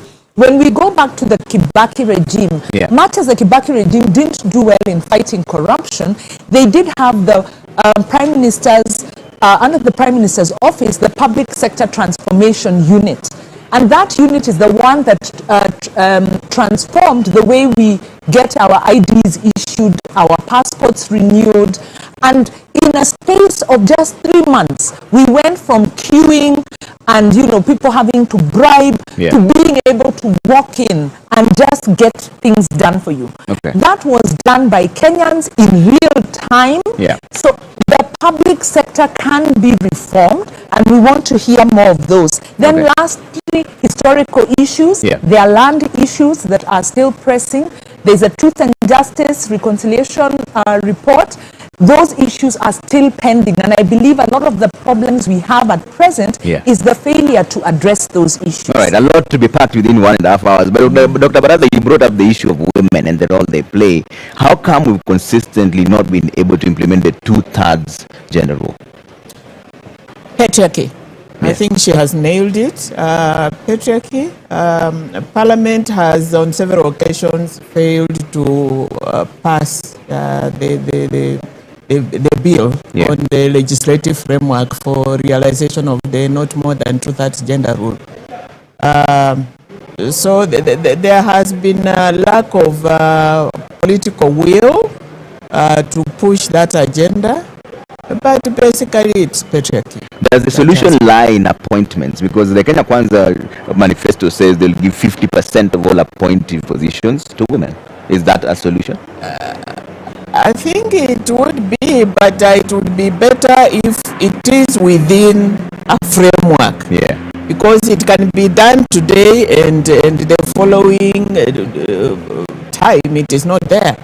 That's why we need a legislative framework for it. Okay. But that would be a good beginning if they give women those numbers. Yeah. But still, we will need the legal framework to sustain it. Okay. Professor Menya, what are your thoughts? Is it just patriarchy? Is that where the problem lies? Is that why we've been unable to get through the two-thirds gender rule? I think again it is it's a leadership issue still, and I agree 100% with Dr. Baraz on this one that the leadership that we have been given looking at this thing as tokenism. Yeah, I think it is quite possible to implement this within the existing frameworks we have if parties actually put mechanisms within the party themselves. I mean, one obvious example would be to use party lists, and within the party list, you ensure that the different genders are represented accordingly, so that if a particular gender quota is down, then of course you go for the other gender. Yes, but of course we know that they are not interested in doing this. The day they would be, it would actually reflect is very, very easy to do. We have very many competent Kenyan women, and let me say on air without any fear of contradiction that in the architecture department at the University of Nairobi, where I was, we are almost reaching gender parity. Yeah. 50-50 on the students, but it's because we believed there was nothing wrong with a Kenyan girl in terms of studying architecture, and we went out to schools and talked to them, and they came not on affirmative action. Yeah. They came on competence. We have enough competent Kenyan women. In fact, I think the problem is the other way around. That we have so many incompetent men occupying positions, and you can't figure out why. Yes, so I think it is political will, and for this one, I believe that in fact the political parties and government must be forced using legal frameworks to actually realize gender parity as was envisaged in the Constitution. Yeah, but Nerima, what are your thoughts on this? Because there's someone who complains and says that critics say that even those same appointments that we're talking about tend to be very skewed, and it's more about a political reward for political loyalists rather than the people who are competent. That there's a sense of that, but also this time it's a little bit different because party lists have been rejected. The parties had tried to put in individuals as favors, people who had stood for elective seats and lost them in the primaries, for instance. And IBC was very, very clear in ORPP. And so when they submitted them, they were rejected, and they've been given a timeline within a week, which is ending this week, to submit a new list. So we have seen the challenges in the space, and the right institutions are working toward fixing those challenges. But I also feel that the public doesn't quite understand the role of women representatives. I have to interrupt you one more time because we're crossing over to the balloting session now. This is an important session. Let's see what's going on there with Nimrod Tabu and was taking us through that. Hi, basi. Naam, asante sana Trevor. Bila shaka kama tulivyofahamu katika awamu ya kwanza, Mheshimiwa Rigathi Gachagua yuko hapa, Mheshimiwa Bi Martha Karua vile vile, wote wamefika hapa, ugombea mwenza kutoka Kenya Kwanza na vile vile Azimio. Tutafanya kama tulivyofanya desturi ya kwanza, nitawaruhusu mmoja achukue kijikaratasi na mwingine. Asante sana. Halafu tuwaonyeshe watazamaji yule atakayekuwa kwanza, basi atakuwa ni wa kwanza kuingia katika jukwaa na kuweza kujitambulisha na kupata fursa ya kujibu swali la kwanza. Asanteni sana na natakia kila laheri katika mdahalo wa leo. Asante mtazamaji na kurudisha kwake Trevor. Thank you so much. Point because the balloting then means whoever picked the first number is the one who will make first opening remarks and will be the first to make closing remarks as well. So that will be Honorable Rigathi Gachagua of the Kenya Kwanza team who will make the first opening remarks and also the closing remarks. Yes, Nerima, you're coming to you before we cross over to the debate which is about to begin in the next 3 minutes. Yes, I think that one way to debunk a lot of these positions is understanding the roles of them. And for women representative, I feel a lot of people complain about that position because they don't necessarily understand the role of women representative. Because a lot of people come to me and say, how much does manufacturers driving global competitiveness? When we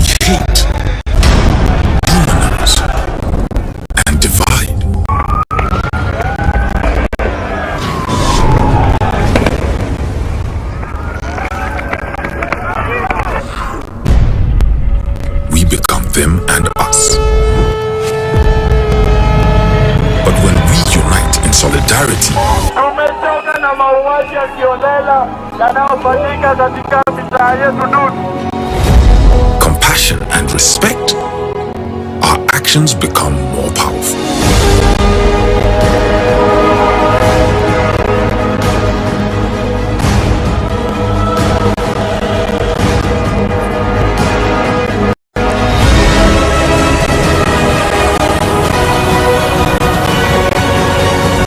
And together we can change the world.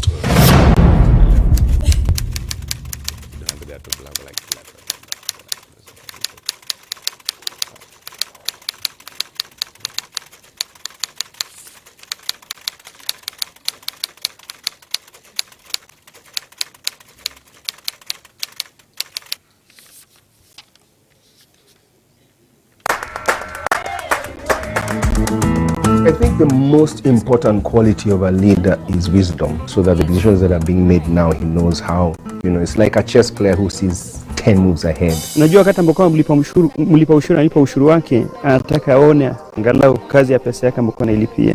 Hii pesa tunaamini kwa zinaishia kwa mifuko za watu binafsi. I think it's important that wealth is declared frequently, and if people have found ways to accumulate wealth very quickly, absolutely good for them, as long as, of course, that is done honestly and ethically. We need leaders who are well educated to understand the challenges that we face in the modern world. Kwa mfano, mtu mwenye amesomea ukandarasi wa barabara, mkiwa na kiongozi ambaye amesomea hiyo taaluma, una uhakika kwamba barabara za eneo lako zitakuwa zina usimamizi mzuri.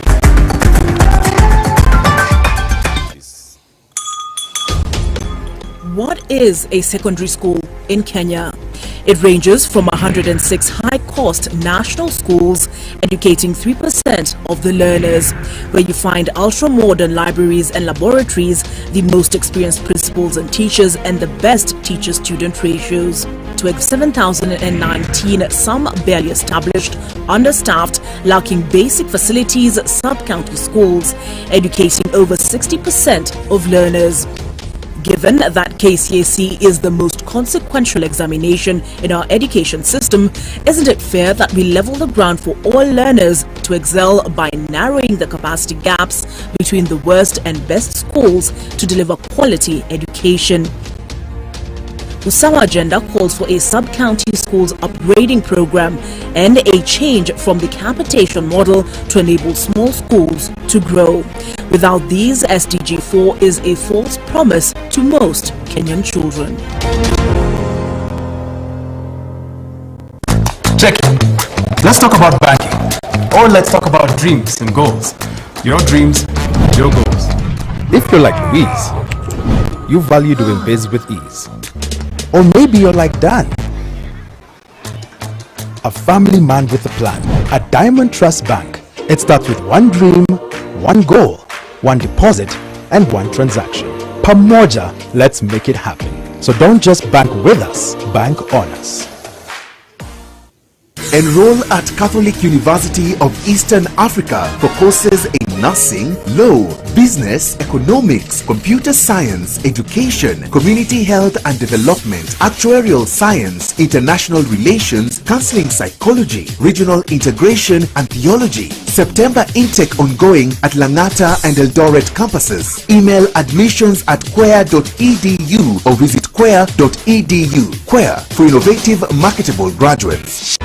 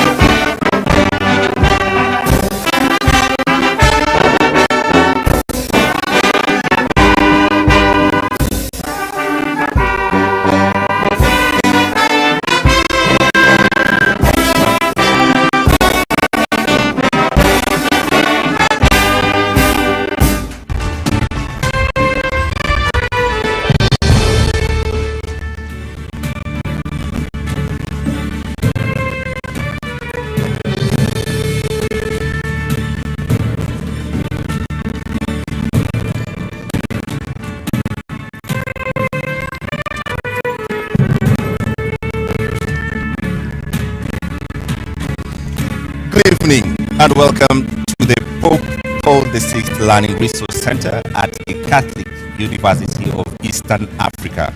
My name is James Smart of NTV. And I am Sophia Wanuna of KTN News. Welcome to the second and last of two debates between the running mates of the four presidential candidates cleared to run for president in the forthcoming election. This is the fourth of 6 national televised debates organized through a joint media presidential debates initiative, bringing together literally the entire Kenyan media fraternity. The candidates participating in the debate have agreed to the rules and guidelines requiring them to conduct themselves with utmost decorum, address each other with respect, and extend honor to viewers watching this debate live across all Kenya's broadcast media platforms. Indeed, and the candidates in the debate have also agreed to adhere to the allocated time.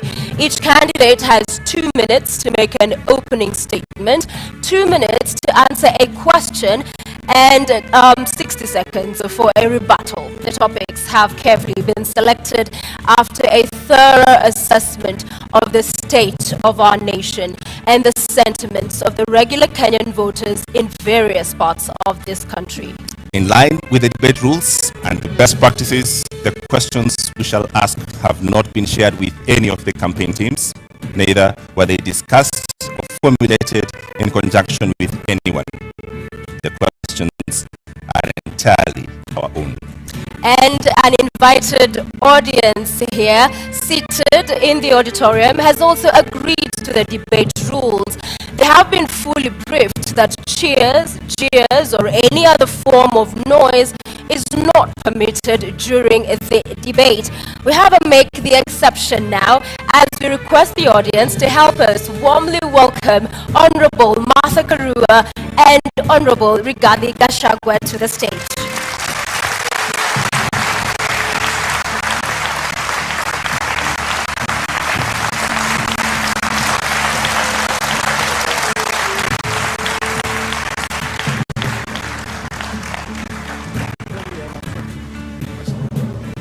Karibuni sana. Honorable Rigathi Gachagua occupying podium 1 in order of that balloting exercise we just witnessed a few moments ago. You have heard the rules of the debate and we look forward to a fruitful engagement this evening. We'll begin with your opening statement, Mr. Gachagua, in 2 minutes. Thank you. My name is Rigathi Gachagua, born and brought up in the slopes of Mount Kenya, Herega village 57 years ago.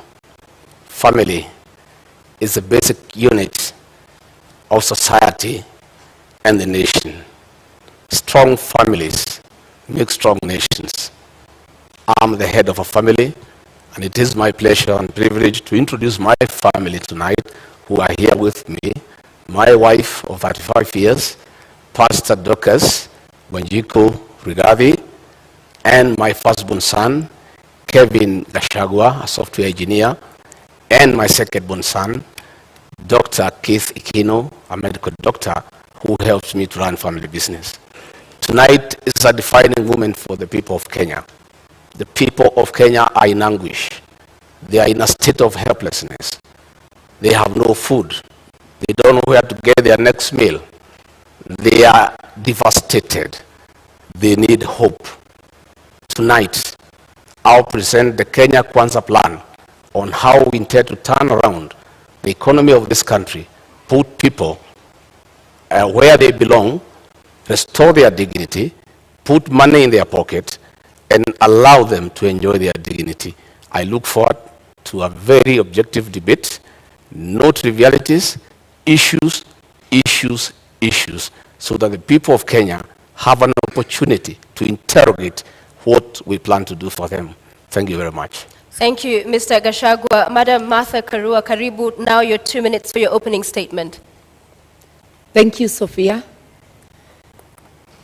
I was born and brought up in Kirinyaga, and I want to thank my parents who are still alive, thank God, for instilling the values of honesty, hard work, community, and respect values that hold good to this day. In this debate and in the audience, I have my family, my 2 children, Wawira and Edward, my grandchildren, 4 of them, my brothers and sisters, some of them, others are online. I represent the Azimio hope for this country. Azimio, together with Kenyans of goodwill, is out to rescue this country from the stranglehold of corruption cartels. This country can't breathe. We cannot get the services that people do require because monies intended for public service are going into the pockets of corruption cartels, who then become instant millionaires with huge bank balances. We intend to help this country, to help citizens get their country back, and all the resources of this country will be utilized for the best interest of the entire nation, not a select few. I am here to discuss those issues, and I am glad that my opponent is also talking of issues, which is what we have been calling for in our campaign. I'm able, ready, and willing. Thank you very much, candidates, for your opening statements. Let's introduce the elephant in the room and start this debate. The question of the Deputy President. It has dominated public consciousness in the last 5 years. I'll start with you, Honorable Rigathi Gachagua. What kind of a Deputy President will you be? You have 2 minutes. I come from a background of management. I have been in public service for 15 years. I've been in private sector for 15 years. I've been in legislation for 5 years. That gives a 35-year experience of public service and engaging with the people. I am a hard-working man. I'm very passionate. I have zeal to serve. I'm an active man. I wake up early. I don't take alcohol. I have all the time and the commitment to put my all to serve the people of Kenya. I have a very good idea of what I need to do to assist my candidate, Dr. William Ruto, in the management of the affairs of this country, give him backup, be available, move around the country to implement development programs, listen to the people, be available to the people, because we have the bottom-up economic model. It's about the people. If you have noted, we have gone around the country in all the 47 counties and held economic forums, listened to the people, had very extensive consultative process of what the people of Kenya want from us. And that informed our manifesto. And we were not surprised that critics were saying our manifesto is too detailed and meticulous. It had to be, because it had to capture the issues, the aspirations of the Kenyan people, what they want us to do for them.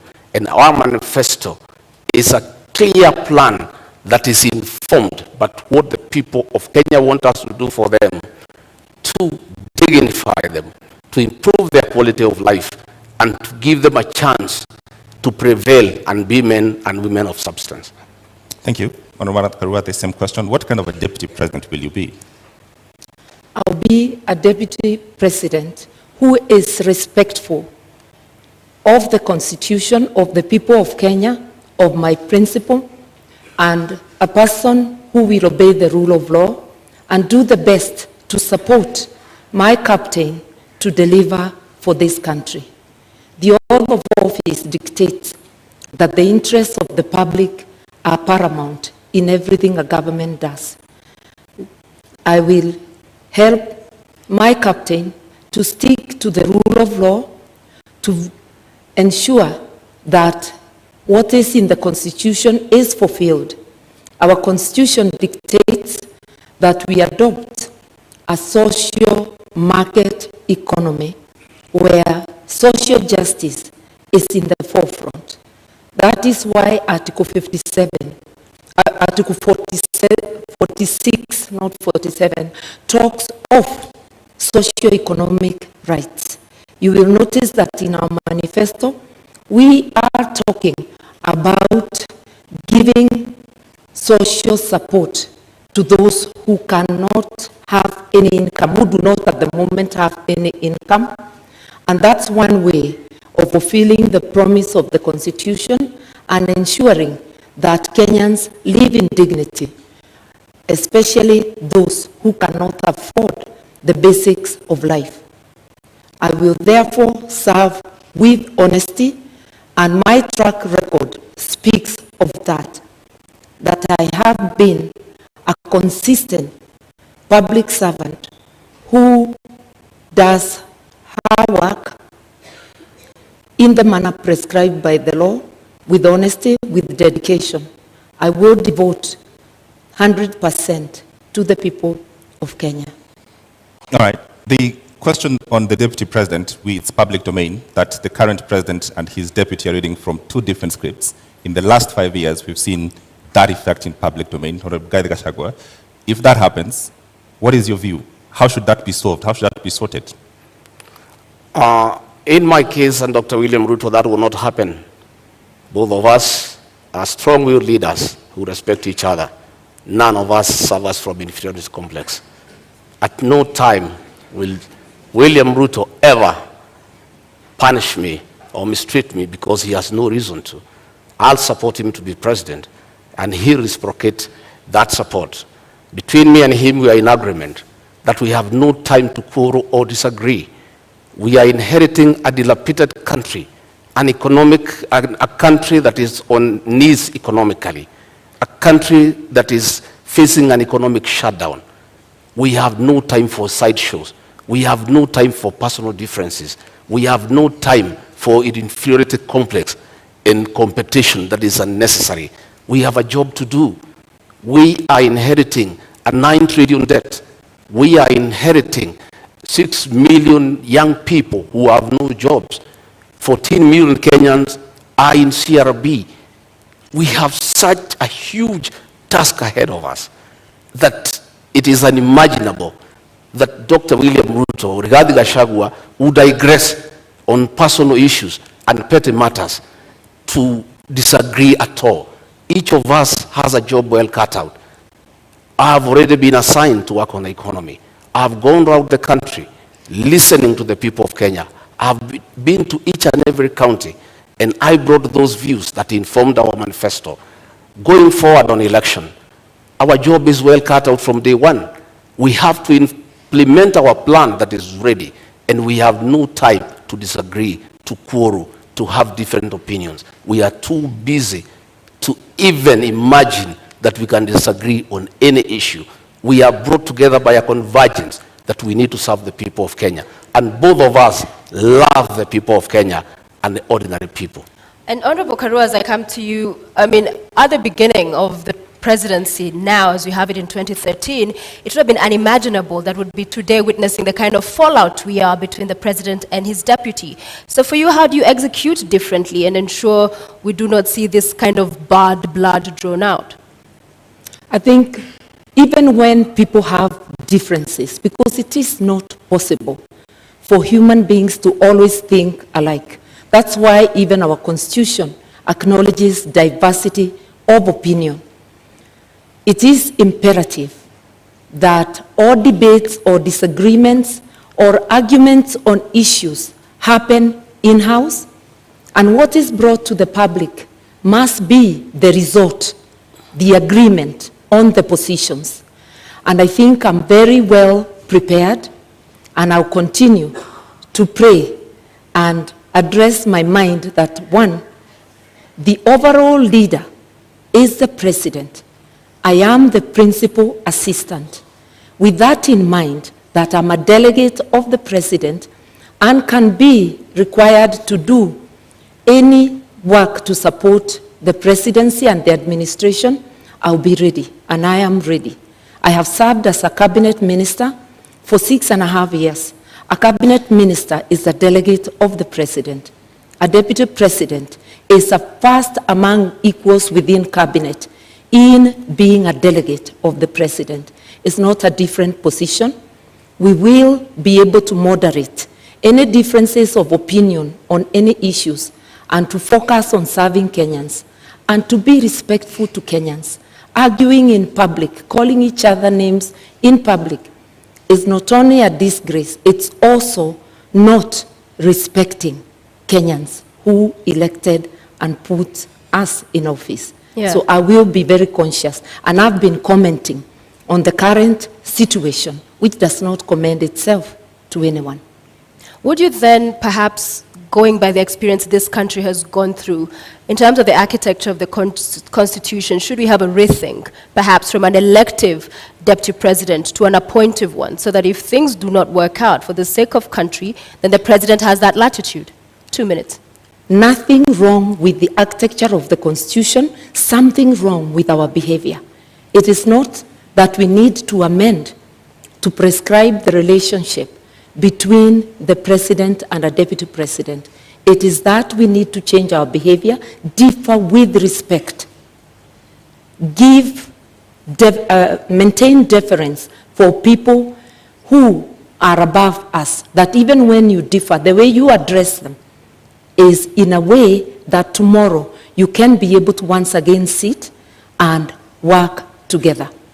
And when it comes to my opponent saying that their manifesto or their plan was discussed by Kenyans, I want to remind Kenyans, Azimio was a product of a robust discussion, way ahead of anything our opponents have done.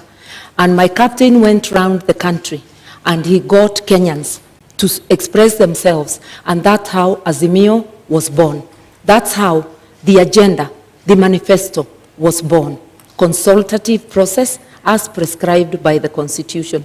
We intend to continue with consultations, even in governance, because public participation is deeply embedded in the Constitution, which my principal and I fought so hard to put in place. All right, Honorable Gadi, same question. Supposing this were to happen, we've seen before, and it's been part of our history, people call themselves brothers and friends, and then they have a fallout. Supposing this were to happen, would you think it would be possible and great for us to have the deputy president be an appointive position so that the president has the leeway, essentially, to fire you? That is a hypothesis. I like to look at life from a positive perspective. I always look at a glass as half full, not half empty. I have no doubt in my mind that we are a formidable pair. We are a pair that has been brought together by a common convergence to serve the people of Kenya, to spearhead, chaperone, and implement the third liberation, that is the economic liberation for the people of Kenya. And what has brought us together is so important that no sideshows can come in between. The focus that is before us, the need to restore the dignity of the Kenyan people, is such an important aspect of our lives, of our leadership, that it is incomprehensible that we could think of having sideshows and things that are necessary. And by the way, the situation between President Uhuru Kenyatta and William Ruto has not been brought because of ideological differences. It has been brought because of an inferiority complex. Right. People must allow strong leaders to prevail. And you shouldn't have a problem when your deputy is strong and sharp and focused. You should just be able to accommodate him and use that as a strength to serve the people of Kenya. Had President Uhuru Kenyatta, in a second term, allowed William Ruto to help him manage the affairs of this country, we will not be where we are today, where Kenyans have no food, where unga is at 250 shillings, that they have to run around to look for a package to try to deal with it to save this election on their part. If he had allowed Dr. William Ruto to help him like in the first term, all the stored projects will be going on. He should have used the strength of William Ruto and harness it and use it to augment his leadership and to strengthen it for the benefit of the people of Kenya. However, Honorable Rigathi, just quickly to follow up on that, we have seen Martha Karua in 2009, it was, resign after they disagreed with the president as a minister. You saw the former deputy governor Nairobi, when they could not work with the governor, again resign. So isn't it on principle that those who push for, if it doesn't work out? I don't think it is honorable to be a quitter. I think you must fight from within and pursue what you intended to do. When the Nairobi deputy governor quit, he left a vacuum in Nairobi, and that allowed President Uhuru Kenyatta to bring the military into the city. You know, because if he was there, the mess in Nairobi will not be. You cannot be a quitter. You must fight on. My sister, Martha Karua, quit President Mwai Kibaki's government when Kibaki needed him, when Kibaki was in trouble, when Raila Odinga was making life impossible for him. Mwai Kibaki needed Martha Karua. And at a time when Martha Karua needed to assist Mwai Kibaki, she quit. Mwai Kibaki is and has been the gentleman of Kenyan's politics, an amiable man, a good man, a respectable man, a man who was listening to everybody. Any leader who could not work with Mwai Kibaki, I have serious doubt that leader can work with anybody else. Just a quick reminder to the audience. In the auditorium, we did agree to a set of rules. Silence, please. No laughing, cheering, jeering. Let's just follow the conversation to allow us to have civil engagement and for understanding and hearing every of the candidates as they articulate their thoughts. Thank you very much, Martha Karua. Response? For those who do not understand principle, they can never envisage resigning. But I do think it is dishonest to continue to take public salary, to take the privilege and all that goes with office when you know you can no longer deliver, either because of differences or because of other things. I respectively withdrew myself by resignation from Mwai Kibaki's government in a respectful manner, no name calling, such that we were able to continue when we meet to sit down and talk. I don't think the same can be said of Mr. Gashagua's principle. Entertaining disagreement outside government and publicly is disruptive. No wonder the government in which Mr. Gashagua's principle serves is unable to fight corruption because it's pulling in two different directions. That is why we have a paralysis today. Honorable Martha Karua, the question on just what happens if you disagree with your principle and if your principle should have the right to essentially let you go, should we relook at that? I think the way the Constitution is, you disagree in-house, you resolve it. I do not think there's anything that cannot be resolved unless if it's something that is unconstitutional, that is being demanded of me.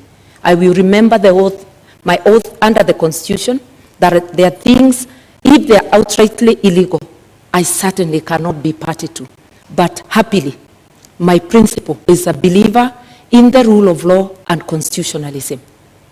And he is also a man who views everything through the lens of social justice. That is why we have a dignity package for those who cannot afford meals on their table.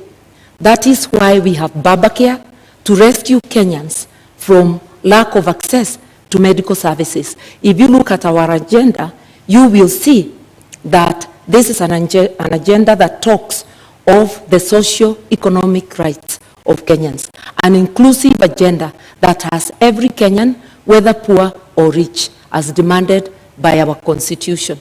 So I cannot stand here and honestly say that we shall have the same position on all things. That never happened, not even in Mwai Kibaki's government.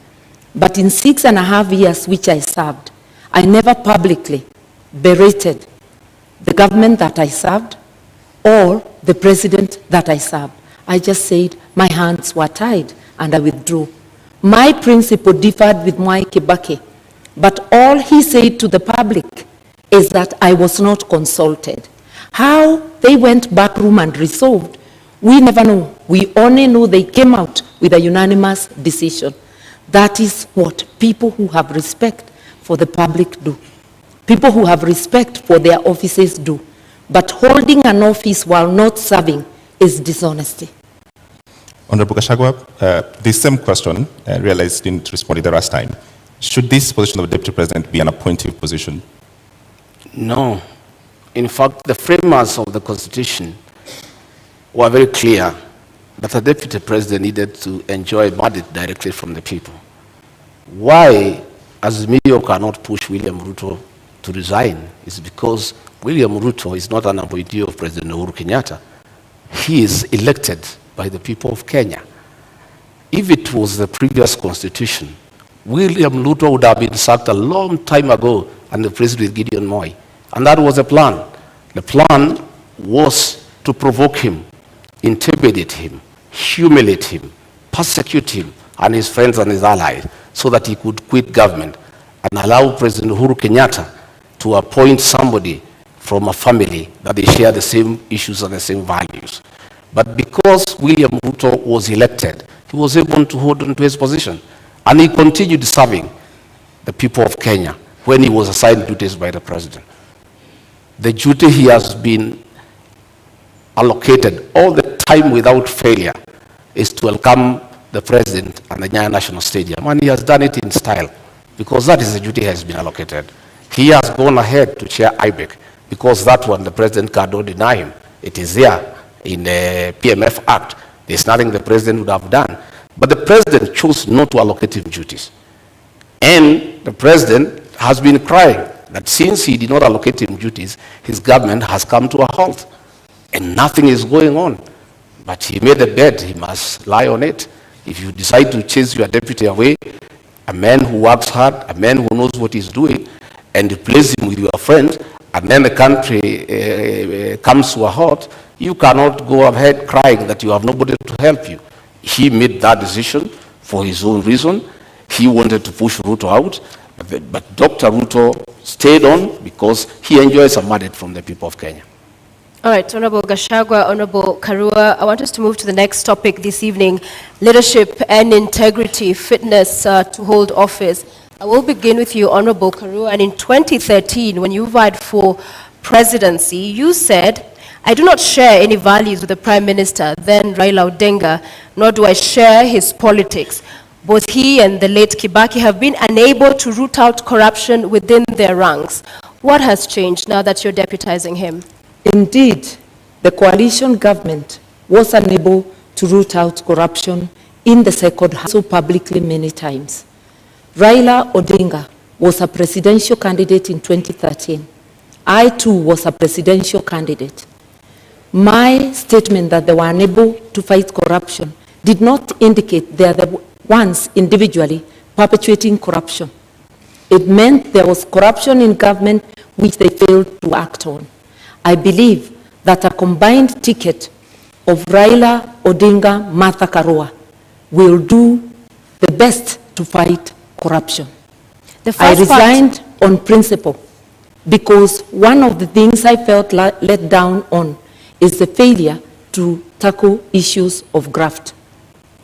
Raila was a prime minister, a co-principal, the late President Kibaki was the first among equals as the president. Whatever dynamics, I do not know of.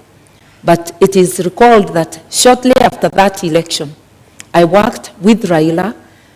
Na Kenya and I were friends of NASA, not NASA, of CORD. And we worked together until 2017 when I decided to run for governor and supported Jubilee. We have been able to work together.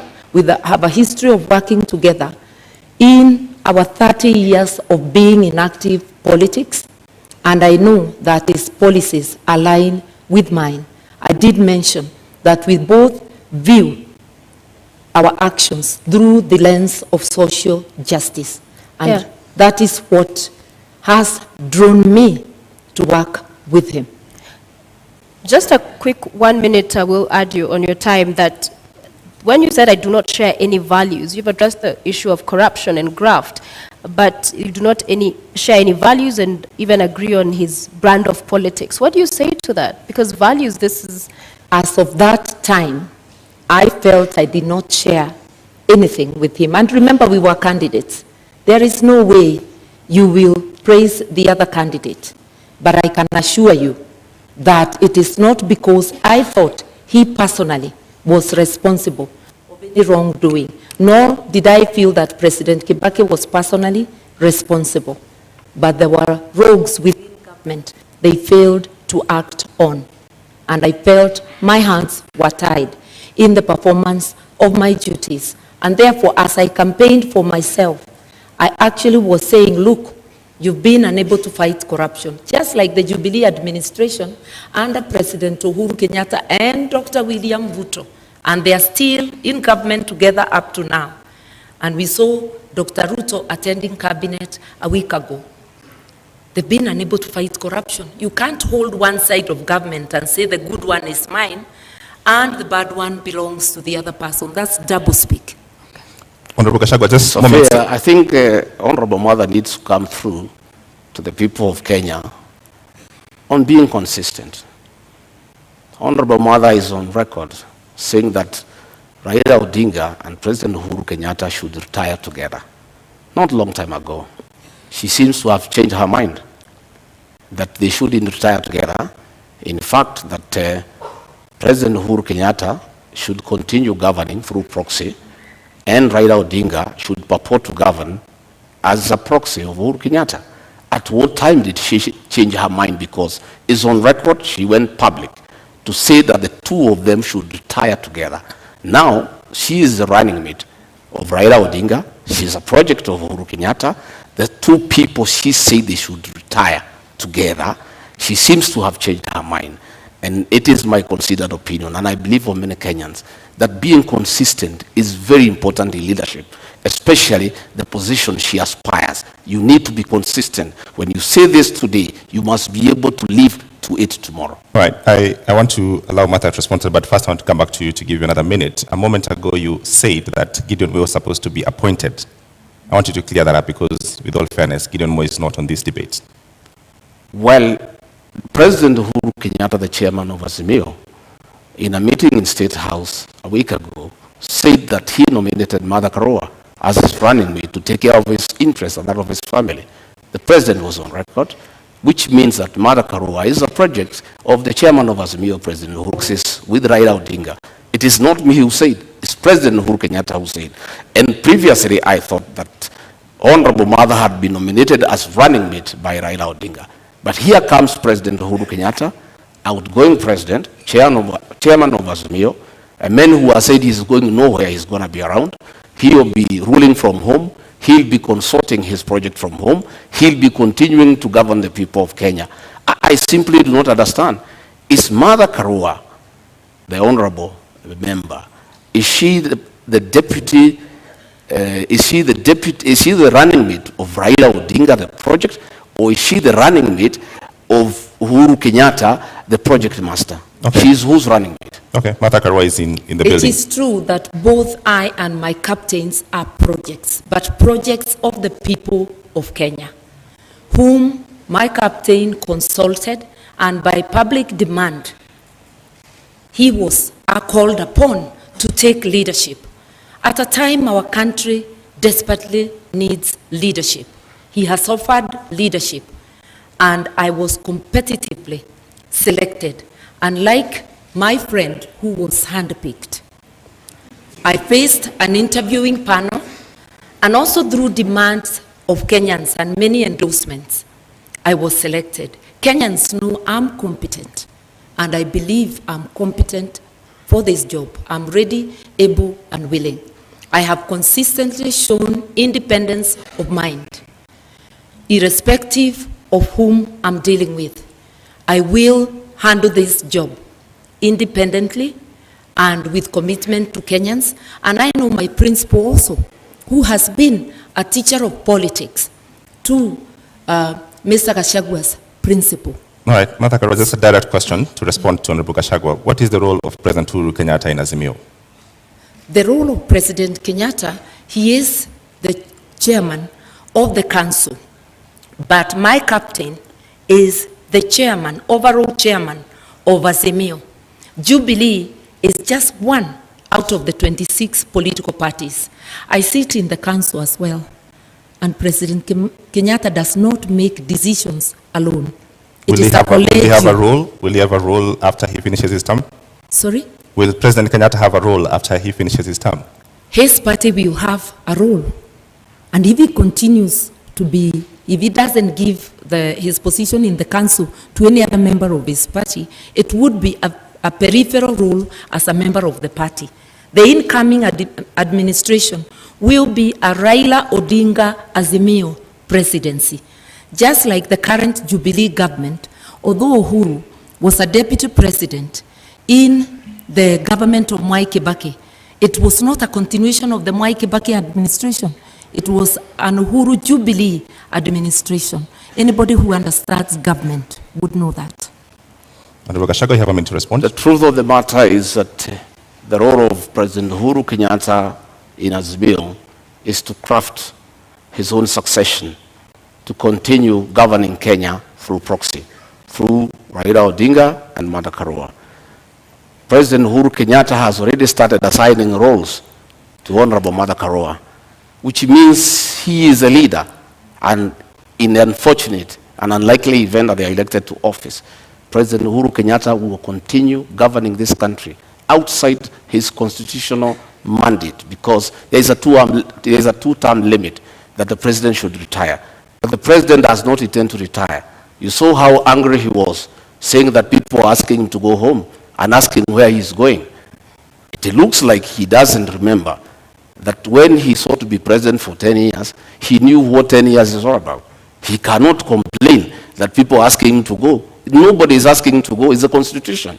But he's trying to circumvent the Constitution to plant a proxy government to continue governing from outside State House through Raila Odinga and Martha Karua, so that he can continue protecting state capture and conflict of interest.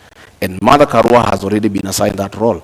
He was on record that she is the one he has put there deliberately to protect his interests and that of his family. All right, Martha Karua. It is important to be truthful in this debate. President Kenyatta has not publicly or privately assigned me any role. I'm sure he knows that he cannot assign any role to a minister in an administration he does not have. The person who has assigned me a role as deputy and has declared the intention to appoint me as Minister for Justice and Constitutional Affairs, apart from being Deputy President, is the Right Honorable Raila Amolo Odinga. My colleagues and his captains' beef with the President should not make them use this forum or use us as candidates to fight the President. We represent the aspirations of Kenyans. And yes, Kenya needs rescue, but rescue from corruption cartels, which my colleague may know more about. On the 6th of June, Honorable Gachagua, during a Meet the People tour in your constituency, that's Madeira constituency, the people you represent there, you said that because you perceive the matter you're currently in court over to be a political witch hunt, if elected, you'd see to it that your accounts are unfrozen, build a mansion, and perhaps go ahead and throw a party in essence. Mr. Gachagua, isn't this tantamount to subversion of the cause of justice, an admission that you made in this sentiment? To start with, I'd like to tell Honorable Mother we are not here to fight President Uhuru Kenyatta. We are holding him to account on his utterances. He has said he's going nowhere. He's on record. That's not fighting him. He has said he assigned Martha Karua the role to jail people. I don't know how she'll do it. She's not a judge. She's not a court of law. That is the work of courts of law, to jail people. It's President Uhuru Kenyatta who has said so. He has said that he has put her there to take care of interests. It's his own record. I don't want to respond to dignify ridiculous accusations by social media. Social media people assigned by the state have been following me wherever I go in the Republic, including my homes, to listen to what I say and twist it. I told the people of Madeira, they asked me a question. Mr. Gachagua, you bought a farm here and you have started building a house. What happened? Now that you are going to be deputy president, are you still going to live here? I told them I stopped building the house because the state froze my accounts to intimidate me and to blackmail me to support the handshake. And that money is frozen. And I cannot use it. That is why the construction of a house stopped in this area. When the due process takes place and the courts will deliver justice to Rigathi Gachagua one day, and my accounts are frozen, I assure the people of that area that I'll come and complete that house and live with them. And I'll take time to allow them to come and visit me. They asked me a secondary question. As Deputy President, will you allow us to come and sit with you? I said, yes, I'm a junior elder in this community. I'll have time to sit with my fellow men over food, over a drink, and we share in the African way. I say the women in this area will come and sit with Mama Gachagua and have kesha, because my wife is a pastor and she likes doing kesha. And the women wanted to know, will they be allowed to come to the home of the Deputy President to have kesha with Mrs. Gachagua? I confirmed yes, I'll be Deputy President, but I'm still the same old guy who hangs around here. A very generous person who spends all his time with the people. All right, Mr. Gachagua, you have a national audience. What is the source of the money that was frozen? Because that is the context. Pardon? What is the source of this money that was frozen?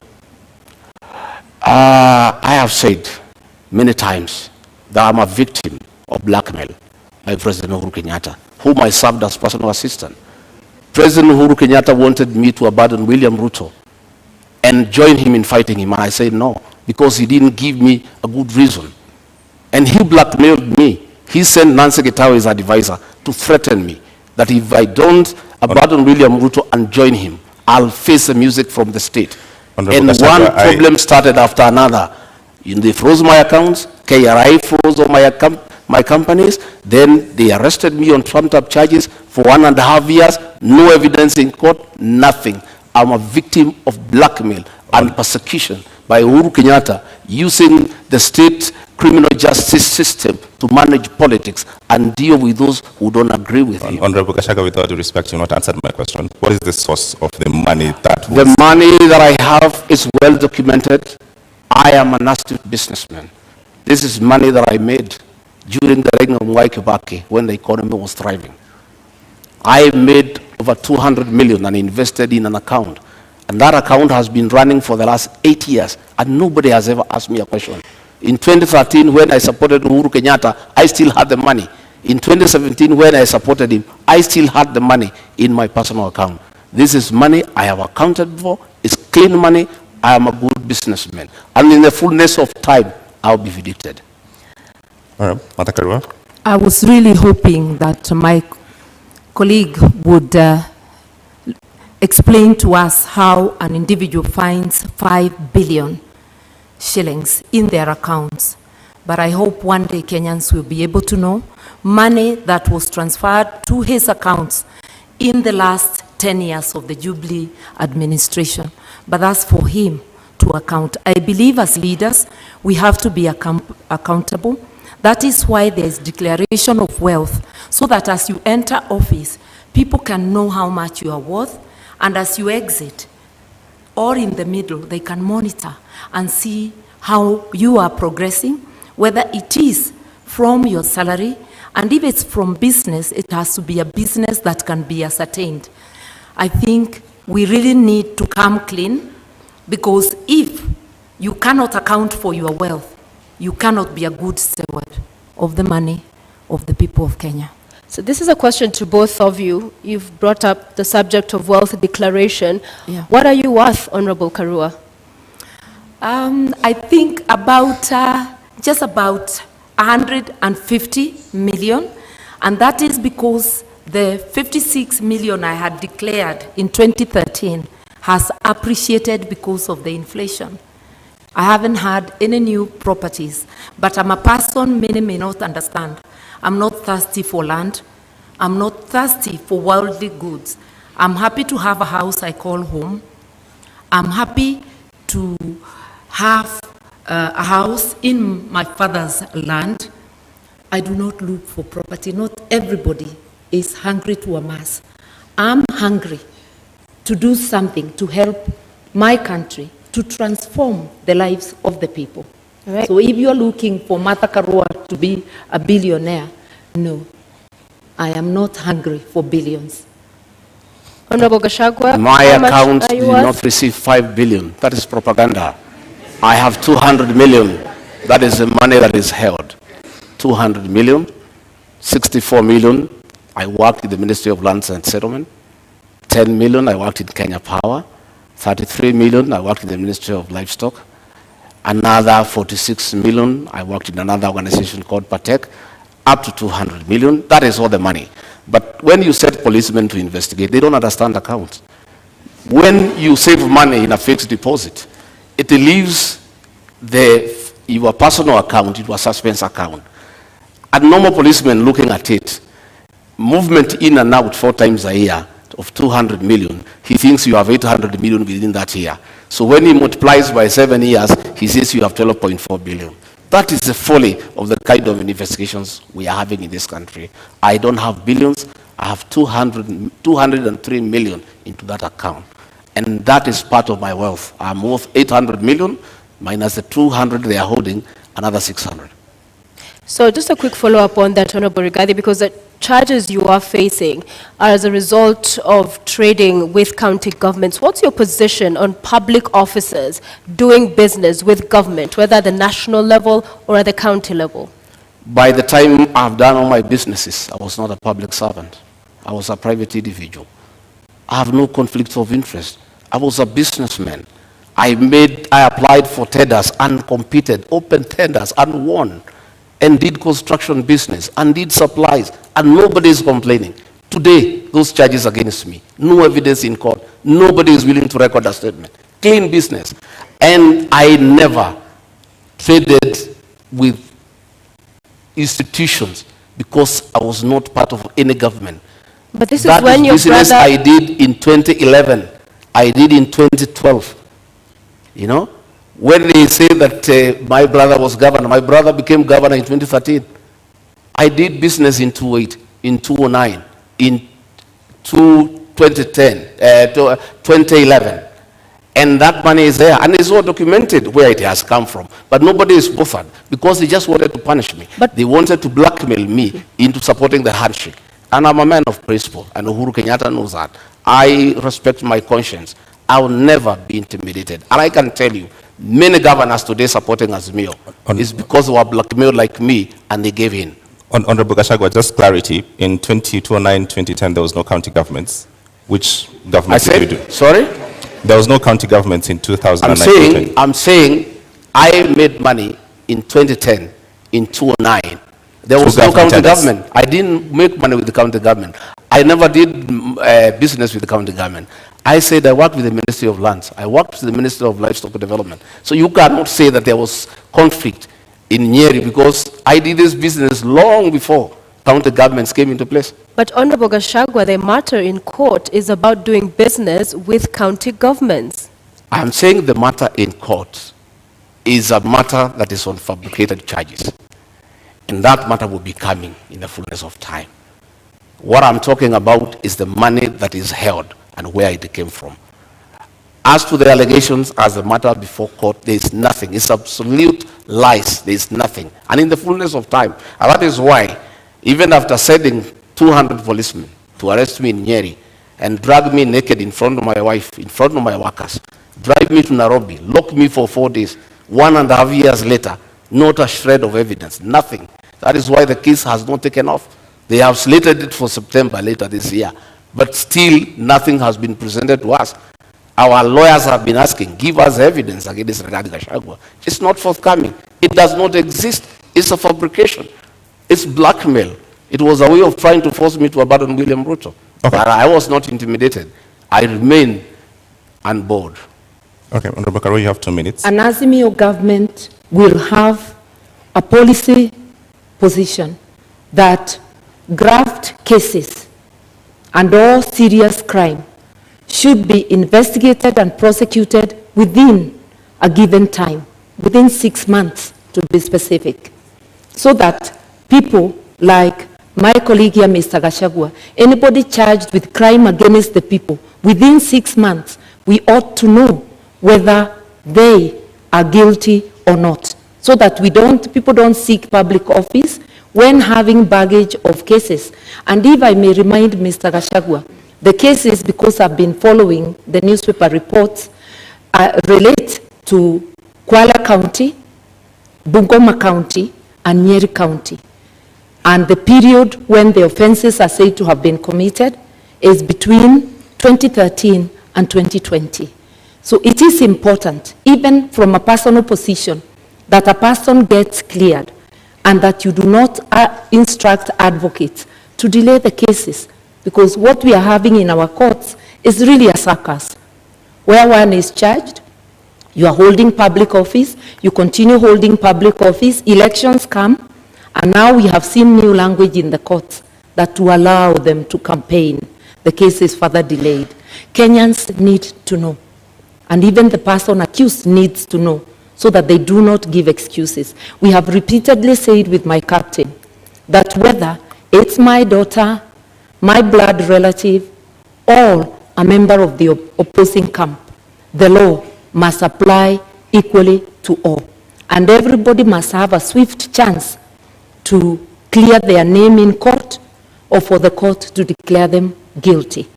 We are here to help Kenya organize itself in that manner by engaging with the players in the justice system and having a policy position. All right, Honorable Gachagua, you have a minute to respond. For clarity, have you done business with county governments? Allegations remain just allegations. Honorable Mother knows, and I'll never take her on allegations. A British newspaper accused her of receiving a bribe from BET, but I cannot come here and accuse her that she's corrupt because of that allegation. Because an allegation is an allegation. The people of Kirinyaga have been complaining that she used her office as justice minister to take land in South Gariama and give it to her relatives. But that is just an allegation. The issue here, Sophia, the issue here, we would like the issue here, Sophia, is that we need to allow. We'd like to remind the members of our audience to please do not cheer or jeer and allow our candidates to present their issues. Please go ahead. The issue here is that we need to allow independent institutions to fight corruption. President Uhuru Kenyatta has cried inability to fight corruption because he was lenient. He was lenient because the people involved in mega corruption are close to him, both in family and friends. That is why he was lenient. But had he allowed independent institutions to fight corruption, the issue of leniency would not arise. Had he allowed independent institutions to fight corruption without getting involved, Rigathi Gachagua would not be in court, because independent institutions will never take people to court without evidence. What the Honorable Karua is saying, that we need a law to hasten cases, is not the solution. The solution is to take cases to court when you have evidence. Martha Karua, you have a minute to rebut. I just want to let Mr. Gachagua know that I do not have an iota of public land anywhere, in Kirinyaga or anywhere. I do not own land in South Gariama. I am glad he knows they are just allegations. And I challenged the current administration that is there, and I'm not in power in Kirinyaga, that if there is truth to that allegation, then they must swiftly take me to court and recover. So once you challenge those making the allegation and they don't do anything about it, then the matter is closed. The only land I own in Kenya is the house I live in Nairobi, and the house up country, which is on my father's land, and he has included my name in the title. I said I'm not land hungry, and I'm not hungry for material wealth. Those who are hungry may never understand that. Relating to BAT, it was money paid to my campaign secretariat by a donor, not paid to my personal account. Later, it transpired that it was money from a company. The matter has been investigated in UK, and the file has been closed. I also challenged the DPP of the government Gachagua's principal served in 2016 to investigate and prosecute me. All right, so those matters are allegations. Thank you very much. Time is up. But now that we're talking about funds, you all are traversing the country with choppers and legions of teams. How do you finance your campaign, Honorable Gachagua? How much does it cost? Pardon? How much does it cost to finance your campaign? Pardon? How much does it cost to finance your campaign? Oh, the sound is not working here. Sorry. I can't hear you properly. Apologies for that. Yeah. How much does it cost to finance your campaign? Well, it's difficult because we don't have a centralized command. Our campaign, we are raising funds from people, and mostly is in materials, is in donations in terms of choppers, in terms of vehicles, in terms of fuel, in terms of personnel. And really, what you need in terms of cash is not much. This campaign of Kenya Kwanza is bottom-up driven. A lot of hustlers have taken time to give their all in terms of time, in terms of materials, in terms of support in kind. There isn't much about cash. So it's very difficult at this stage to quantify and say, this is the amount that we are going to use for this campaign. What I know is that in the next 1 week or so, we'll now be talking about real figures because we have to mobilize agents, we have to mobilize vehicles, we have to get people to protect the vote. Those people need to be given allowances. That is when now we will come to the cost of the real campaign. All right, Martha Karua, the same question. How do you finance your campaign? Through public donations in cash and kind. We had a fundraiser just the other Friday, but the donations are a continuous process. The Azimio campaign secretariat is keeping tab. My personal campaign organization, the New Dawn Trust, is also keeping tab of all donations coming to me. And it is the organization that had received the money you asked earlier for BAT. I do not mix campaign money with my own funds because you have to maintain integrity even with donations. We have choppers donated. There is a chopper I personally use, which is a donation from a kind corporate friend. And we have many side donations. And I want to remind Kenyans, my captain, the Honorable Raila Amolo Odinga, has had choppers in his campaign even when he was out of government. Like the 2007, I think they flashed more choppers than the PNU side I was in that could have. He is a man known for his capability to mobilize resources, both human and financial, for campaign. And I'm very lucky to be his running mate. Talk to us, Honorable Gachagua, about corruption and election campaigns financing. A lot of opaqueness there, clearly, even from this engagement, and laws around politicians being accountable and there being an eye inside what's going on have not seen day of light. So what are your thoughts? Is there any nexus there? Well, you know, campaigns and you really cannot control the nations because people support a certain candidate for a certain reason.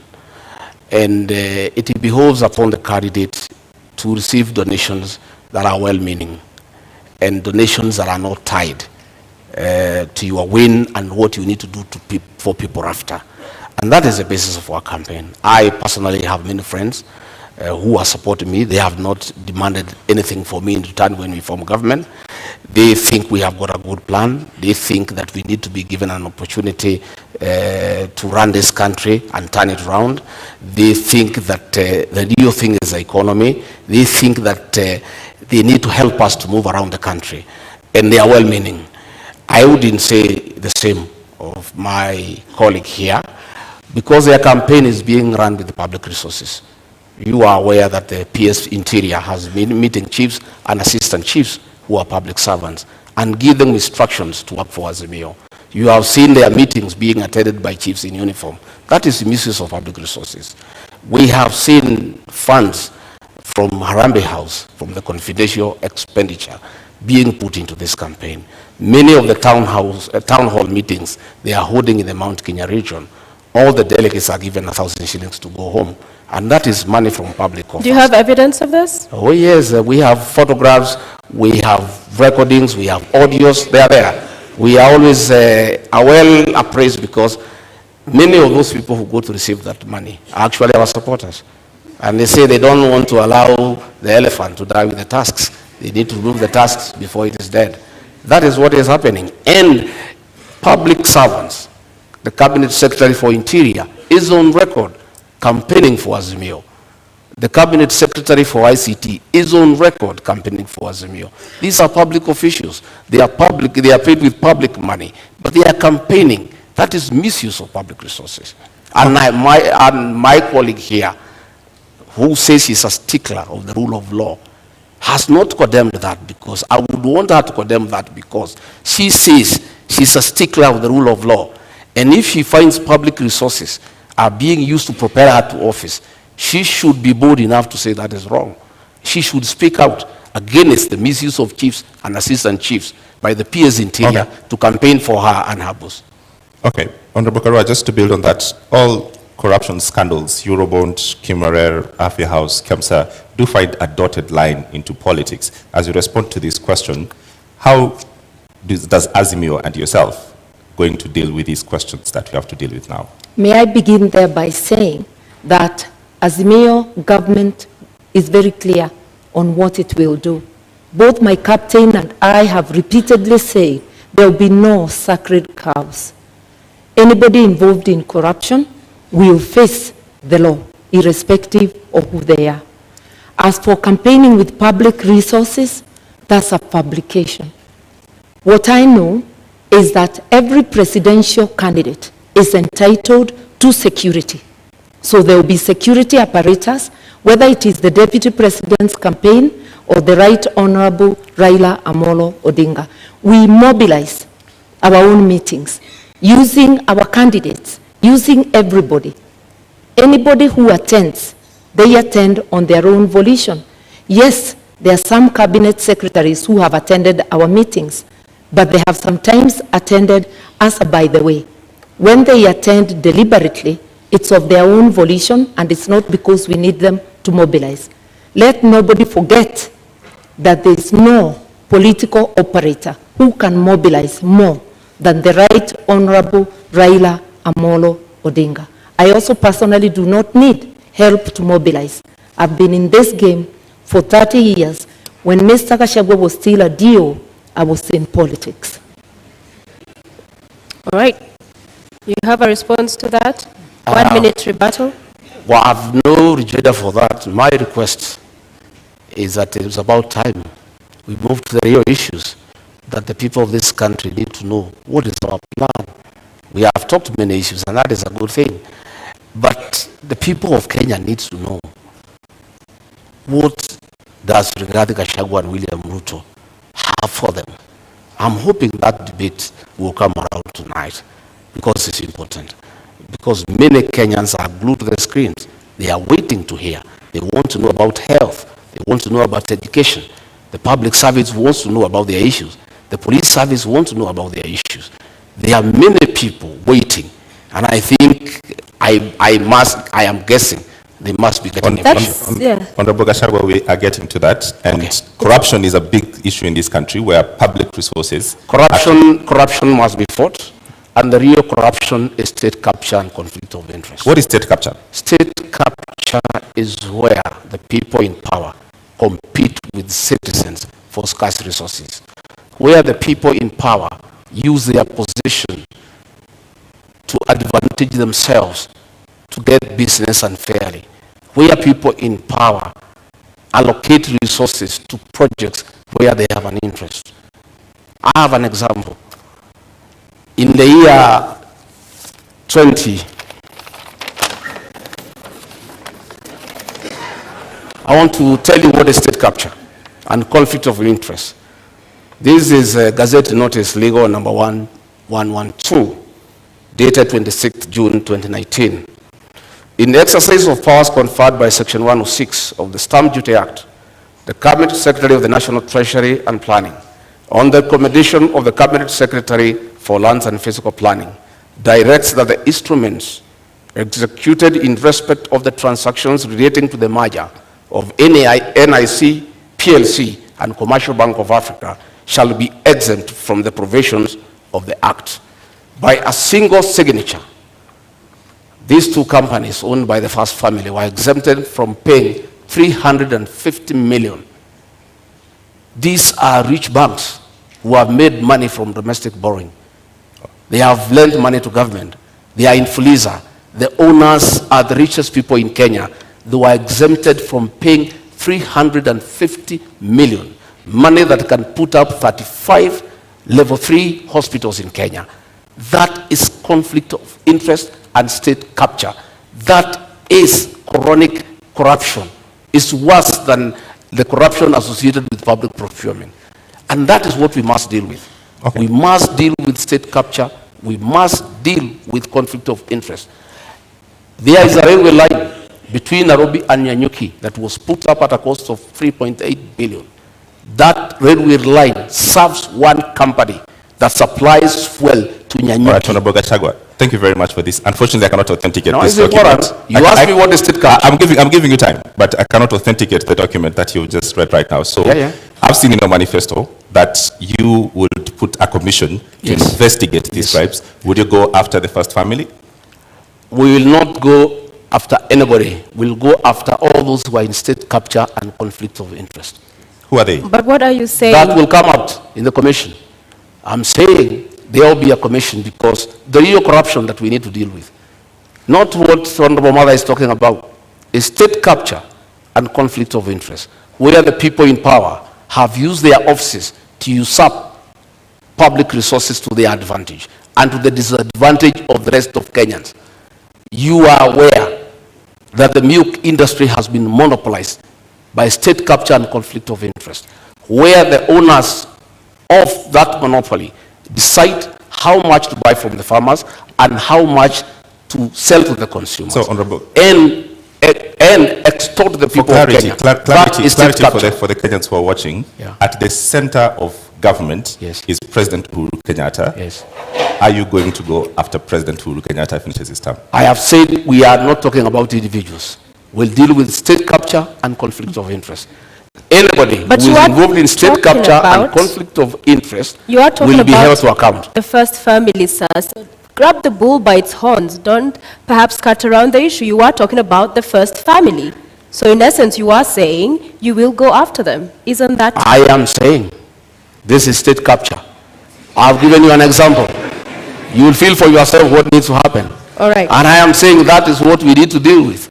You know, state capture. And that is why the president will say he is lenient. He cannot deal with state capture. He cannot deal with conflict of interest. Okay. He can't. Thank you very much. I want to help Mr. Gachagua. State capture is the repurposing of the state to serve individuals rather than public good. And corruption cartels in this country, whoever they are, have strangled the country. I opened by saying Kenya can't breathe.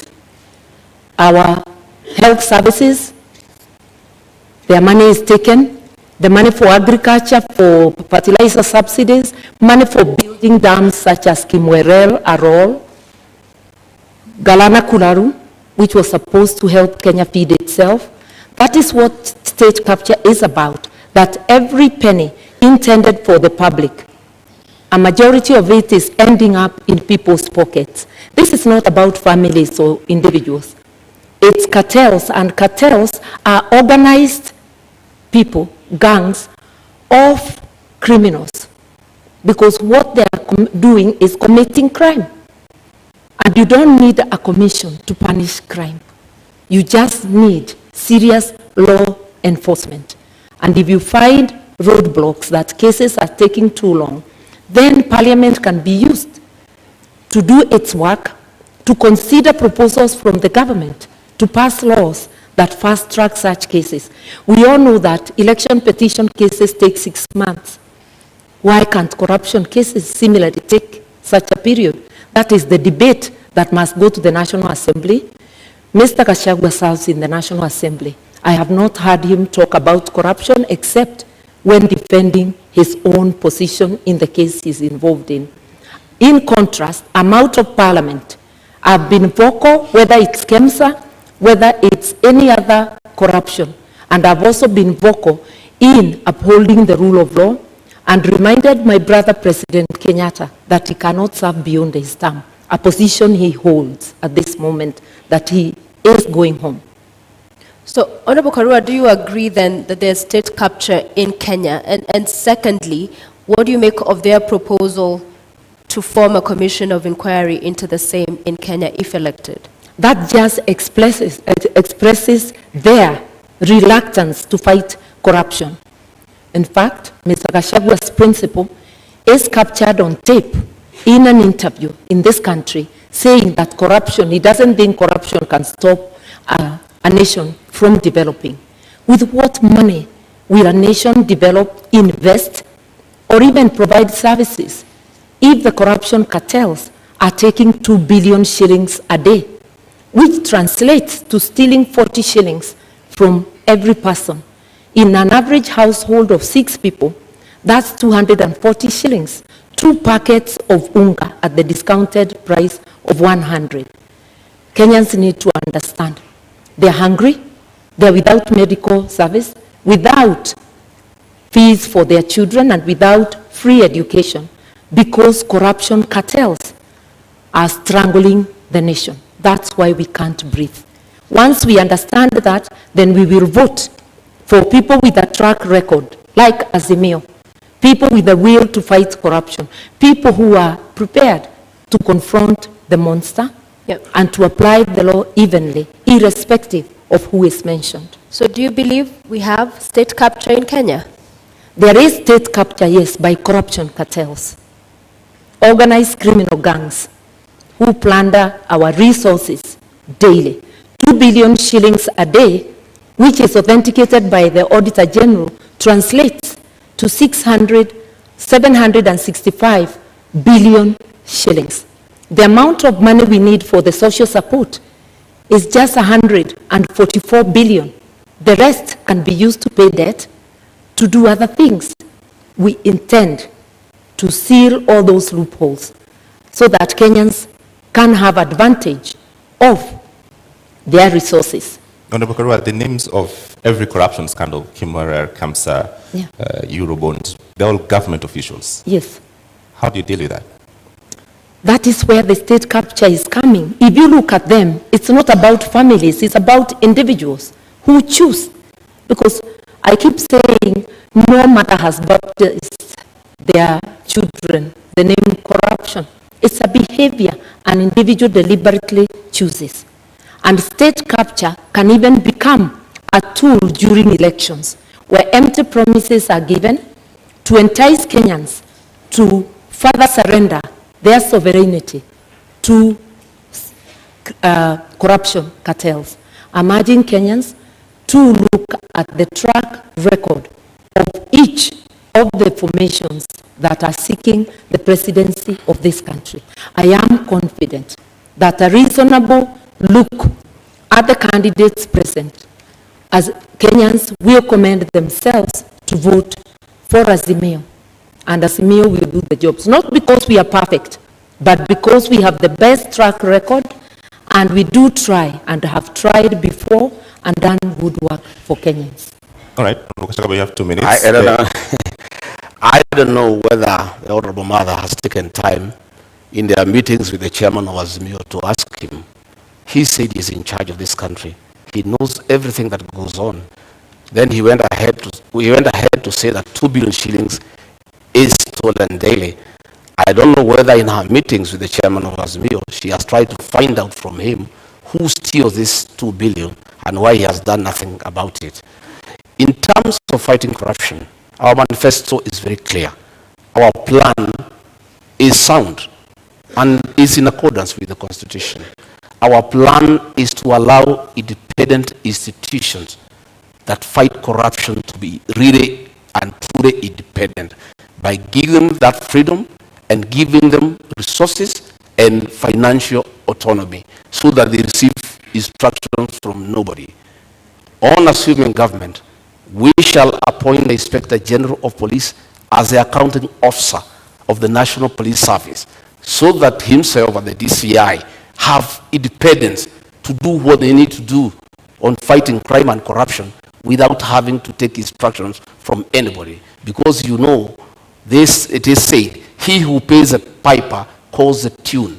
Why the Inspector General of Police and the DCI cannot fight corruption and crime, why they cannot operate the way the Constitution spells out, is because They are controlled from Harambee House because that is where their money is. We shall give them financial autonomy. We shall operationalize the judiciary fund to allow our judges and magistrates to operate with financial autonomy so that they are free to do what they want to do, so that they can fast-track cases without having to look back. And of course, you know, President William Ruto, the new president of Kenya, God willing, we appoint the judges that were nominated by the Judicial Service Commission so that they can serve the people of Kenya. All right, Honorable Karua, do you agree that lack of independence in these institutions is the problem Kenyans are facing in the criminal justice system? The Constitution gives all these institutions independence. And independence and autonomy should not be confused with accountability. Parliament, which is independent, has to be accountable to the people of Kenya. The executive has to be accountable to the people of Kenya. The judiciary has to be accountable to the people of Kenya. Institutions have decisional independence, that a judge will be independent in making that decision of guilty or not guilty, that the director of public prosecutions will be independent in deciding to charge, to prosecute or not to prosecute. It doesn't mean that they fail to account to the people of Kenya. And that is most of our leaders are failing to do, be accountable to the people of Kenya. You go to office to do your own business, where you will find that quite a number of people who are parliamentarians are trading with the counties, are trading with the government. So who is the watchdog of the people? The law forbids it. Conflict of interest. Going to get county work from a county government when you are a member of parliament. Who is going to be the watchdog? A quick follow-up on that. Yeah. Because the proposal on the table in Azimio is that if you are elected into office, then you'd also double up as Minister for Justice. Yeah. Wouldn't that go then to entrench that kind of feeling of interference from the executive? Because these are independent institutions, yes, but even if it's facilitating and good workflow, there is the NCAJ that handles all of the issues around that chain of criminal justice. So wouldn't that role, in essence, be seen as interference as well? Not at all. The Minister of Justice doesn't prosecute. This is a coordinating ministry, coordinating the entire justice sector. And we had such a program even during the Kibaki time known as Justice, Law and Order Sector, to give policy direction. Then each institution goes and works on its own. It's not about how that institution will do its work. It's to understand together the difficulties, the roadblocks along the justice sector, so as to make proposals for legislation and for policy to Parliament. Remember that policy and legislation are passed by Parliament. Government institutions are independent, but they cannot act alone. There must be some synergy, and that synergy is in policy. Then they can have decisional independence. I've been a Minister of Justice before. I didn't investigate or prosecute.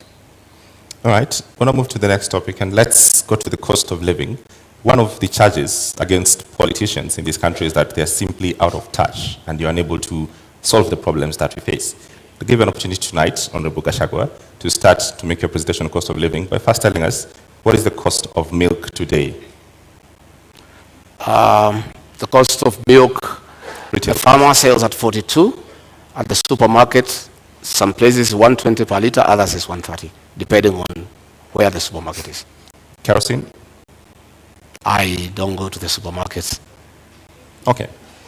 What is your presentation tonight on dealing with the cost of living, knowing very well that... I want to say, I'm happy now we are where we need to be. Audience, please maintain silence. And for the record, issues with what we've been talking about throughout, these issues impact on how we fund. Okay. And that will enhance our farmers to produce more so that we have food security and probably we even have some surplus for export. Thank you. Honorable Martha, same question. What is the price of bread today and what is Azimio plan to reduce the cost of living?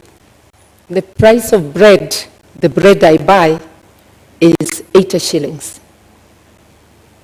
But there are various type of loaves, so I will not pretend to know what each each loaf is costing. But I know that the price of foodstuffs, of essential commodities, has gone up, and the fuel prices are generally the trigger that gets them high, coupled with corruption. My friend, Mr. Gachagua, is talking of giving, their government giving fertilizer subsidies. He is in Jubilee and therefore part of Jubilee government. He is in Parliament courtesy of Jubilee, but he doesn't know that currently the Jubilee government has a fertilizer subsidy and a bag is retailing at 2,900. The only problem is with the distribution, because the cartels are making sure that they buy most of it. Only a paltry gets to the farmers. It's again sold at the higher price. For us, the first, second, and third agenda is to fight corruption. Governments have subsidies to cushion farmers because of, and to cushion the people because of a series of things. We have war in Ukraine, which has seen foodstuffs rise for countries that depend, are not self-sufficient and buy outside, Kenya being one of them, fertilizer and other things. But the money for subsidy, for helping our people with the cost of living, is going, majority of it is going to the cartels. That is where the problem is. The money meant for Galana Kulalu irrigation scheme, which could have helped with our food reserves, was stolen. Kenyans knew, even the fertilizer, there was a scandal. Maize, there was a scandal. Kenyans knew who are responsible for those scandals. And Mr. Gachagua is also aware. And together with his captain, they may know more. Since my mother, who is actually my mother, my late mother is Mother Kerigo. Since she joined government, she has been consumed by the lies of the same government. If the Honorable Mother moved around the country, the lie she's giving here, the fertilizer is 2,500, she will feel very sorry. If she went round to Kemunye, her hometown in Gishogo, the cost of DAP is 6,700. The cost of CAN is 5,900. The cost of 17 is 5,800. The cost of 20 is 5,900. And the cost of urea is 7,200. That was just a lie by the Minister for Agriculture. There is no fertilizer that is available for 2,500. You can walk around to any shopping center, including our hometown. These are the costs of fertilizer. And I want to say, let us stop deceit and lying to the people of Kenya on national television. When my sister here, Mother, tells the people, farmers, that fertilizer is 2,500, they start having very serious doubts about her credibility as a future deputy president.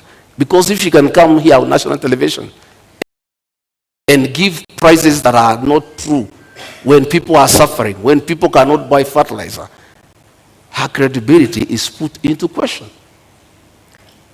A quick I've indicated that the subsidized fertilizer, he's correct, is not available at every retail shop, but it's available at the stores of the national, at the depots of National Cereals and Produce Board.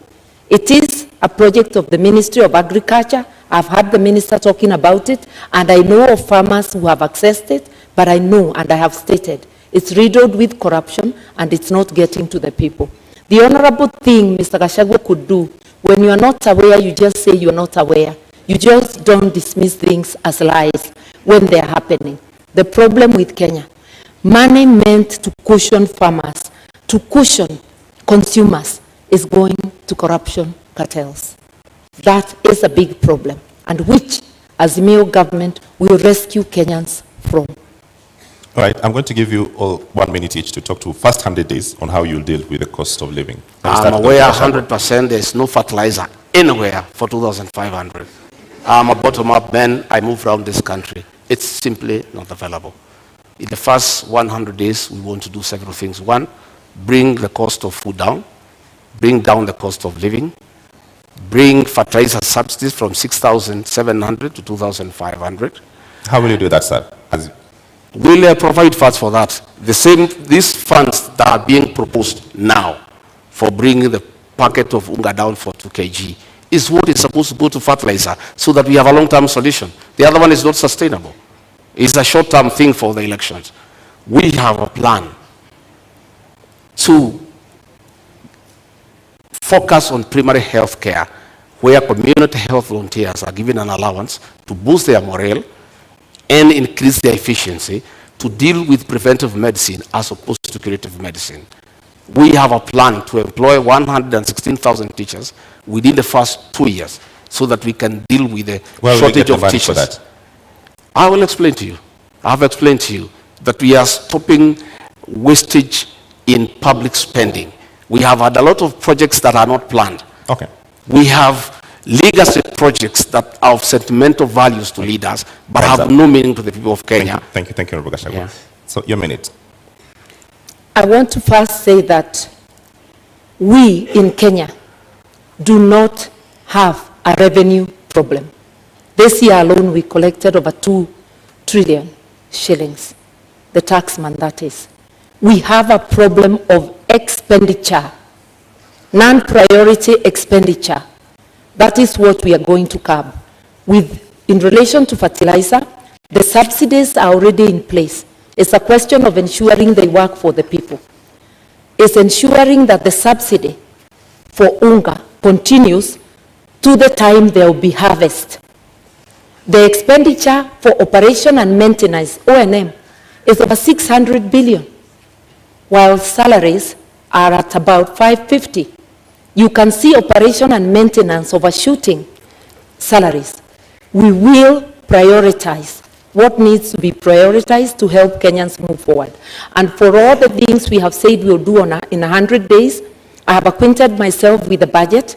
The budget lines are sufficient with optimal use. Mr. Gachagua serves in the parliament that passed the budget.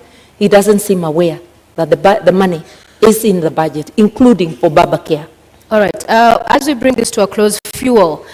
The subsidy there expires next month, the same as the one we've seen on unga. We'll give you a minute each because Kenya Kwanza, you are proposing to set up a legal framework to ring-fence the fuel stabilization fund. IMF, World Bank says stabilization funds are inefficient and regressive. Azimio, on the other hand, you're talking about reviewing the taxes and levies on petroleum products. So different positions here. So 100 days you come into office and there's all of this mess going on and the cost of living continues to be up. In 1 minute, what is unique about this legal framework that you will do with the stabilization fund that hasn't happened so far? We have money available in the budget. We have money that has been put for projects that are not a priority. And that is the money that you need to inject quickly before you can even look at the legal frameworks on assuming government. And that is possible. Because you look at the Ministry of Agriculture, we have some 50 billion there. That 50 billion will be available to deal with the issues of fertilizer. It will be available to deal with the issue of animal feeds that are beyond the reach of many farmers, so that we can have a quick win. Fuel Stabilization Fund, in your manifesto, how will you fund it? The kitty is currently depleted, so you're not coming to find money. How will you fund it? We have said that we are going to expand our tax base. Once we put the Hustlers Fund of 50 billion and we give to the people down there at the down of the pyramid, we enlarge the people who are paying tax and will have more revenue. And this is the money that will be available to the people of Kenya. Number two, we are talking about the issue of domestic borrowing. We are paying 600 million every year as interest from domestic borrowing. Once we stop that domestic borrowing, this money that is going for interest every month will be available for this one. I'm glad he adopts my position that there's money in the budget, but that's as far as we go together. We part on how to do it. We will ensure that there is fiscal discipline so that non-priority spending is dropped and we go to priority spending. And I've given example of operation and maintenance, which is at 600 billion, while salaries are less than that. That is totally unacceptable. We will also fight corruption because money for fuel subsidies. There are a lot of cartels in the energy sector. We understand this. We will target those places and press the areas we need to press to immediately stop the leakage. Within 100 days, we will be able to do this and much more. We have actually been looking on what we need to do on day one, because Kenyans are not going to be patient. They are already suffering. They cannot wait for commissions to be formed. They need actions. Right. Azimio is ready to go. Ladies, gentlemen, our 90 minutes debate is up. It's time for our closing statements. And we begin with you, Honorable Rigathi. You have your 2 minutes starting now. Thank you very much. I want to ask the people of Kenya to give us a chance to sort them out and put money in their pocket. We want to ask the people of Kenya to give us a chance to empower the small business people by giving them affordable credit to be able to expand their businesses. I want to ask all those people with pending bills to know that in the first 90 days, we shall float a bond for 500 billion to pay all the pending bills so that their homes are not auctioned. And by action, that 500 billion, by injecting into the economy, it will spice up the economy. I want to tell the people of Kenya, by giving us a chance, we shall look at the terms of service for the public service and the police who are suffering and who need to work when they are comfortable. I want to tell the people of Kenya to give us a chance to bring reforms to the NHIF program so that every Kenyan has an NHIF card, so that when you go to hospital, you are able to be treated and go home free. I want to ask the people to know, the people of Kenya, that William Ruto and I have a plan for them. I want them to give us an opportunity to work around this economy, to spearhead the third liberation, that is to bring economic changes so that we can create wealth. We can make the people of Kenya wealthy. We can give every Kenyan an opportunity to make a living. We can give every Kenyan an opportunity to make and live a good life. We want to ask them that on the 9th of August to come and vote for change. A change to bring about economic development, a change to restore their dignity and to improve their quality of life. Thank you very much and good evening. Thank you. Honorable Karua, your 2 minutes start I now. want to remind Kenyans, this election is about trust. It's about looking to see which of the teams you can trust.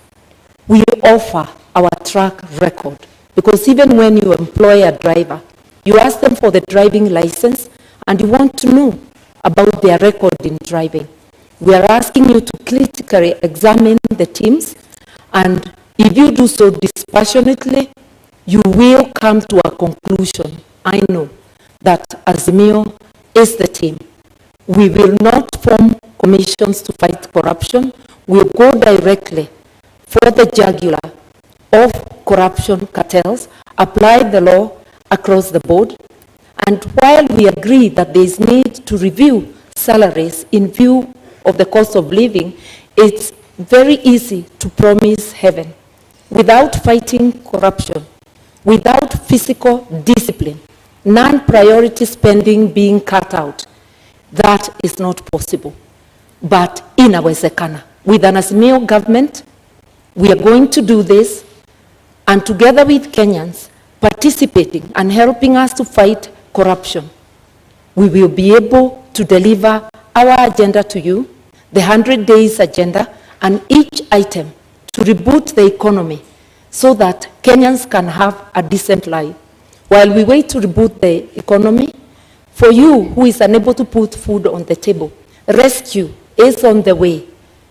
Within 3 weeks, you put an Azimio government in place, we are going to be able to send to the 2 million families that do not have any means of survival a 6,000 shilling package, which also will act as a stimulus to the economy because it gives purchasing power to 2 million families, which is like 8 million people within the country.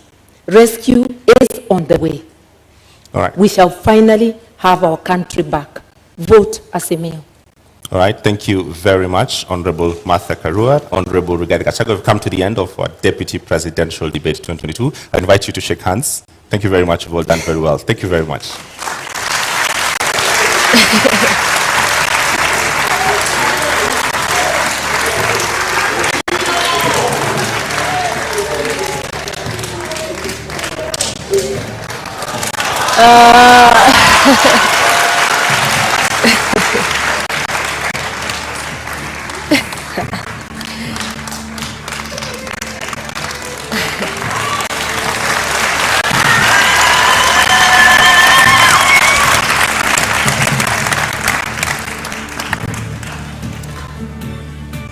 Ladies and gentlemen in the audience and our viewers following this at home, we have come to the end of our debate this evening, and our appreciation to Honorable Martha Karua of the Azimio la Umoja One Kenya Party Coalition, as well as Rigathi Gachagua of the United Democratic Alliance, UDA, for honoring voters with the duty of agreeing to attend this public televised debate. We thank you.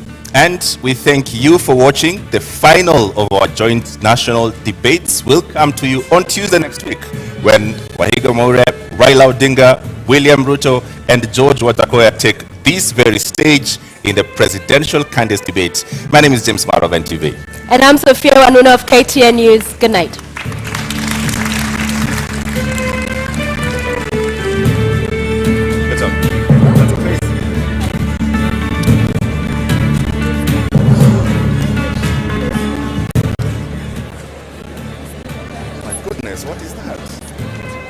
And thank you all for tuning in to the Deputy Presidential Debates. Just moments after the second debate has ended. Prof, direct to you. Are you impressed? Were your issues addressed? Good to see you. Good to see you. Good to see you. Yeah, thank you, Trevor. I think you guys did excellent.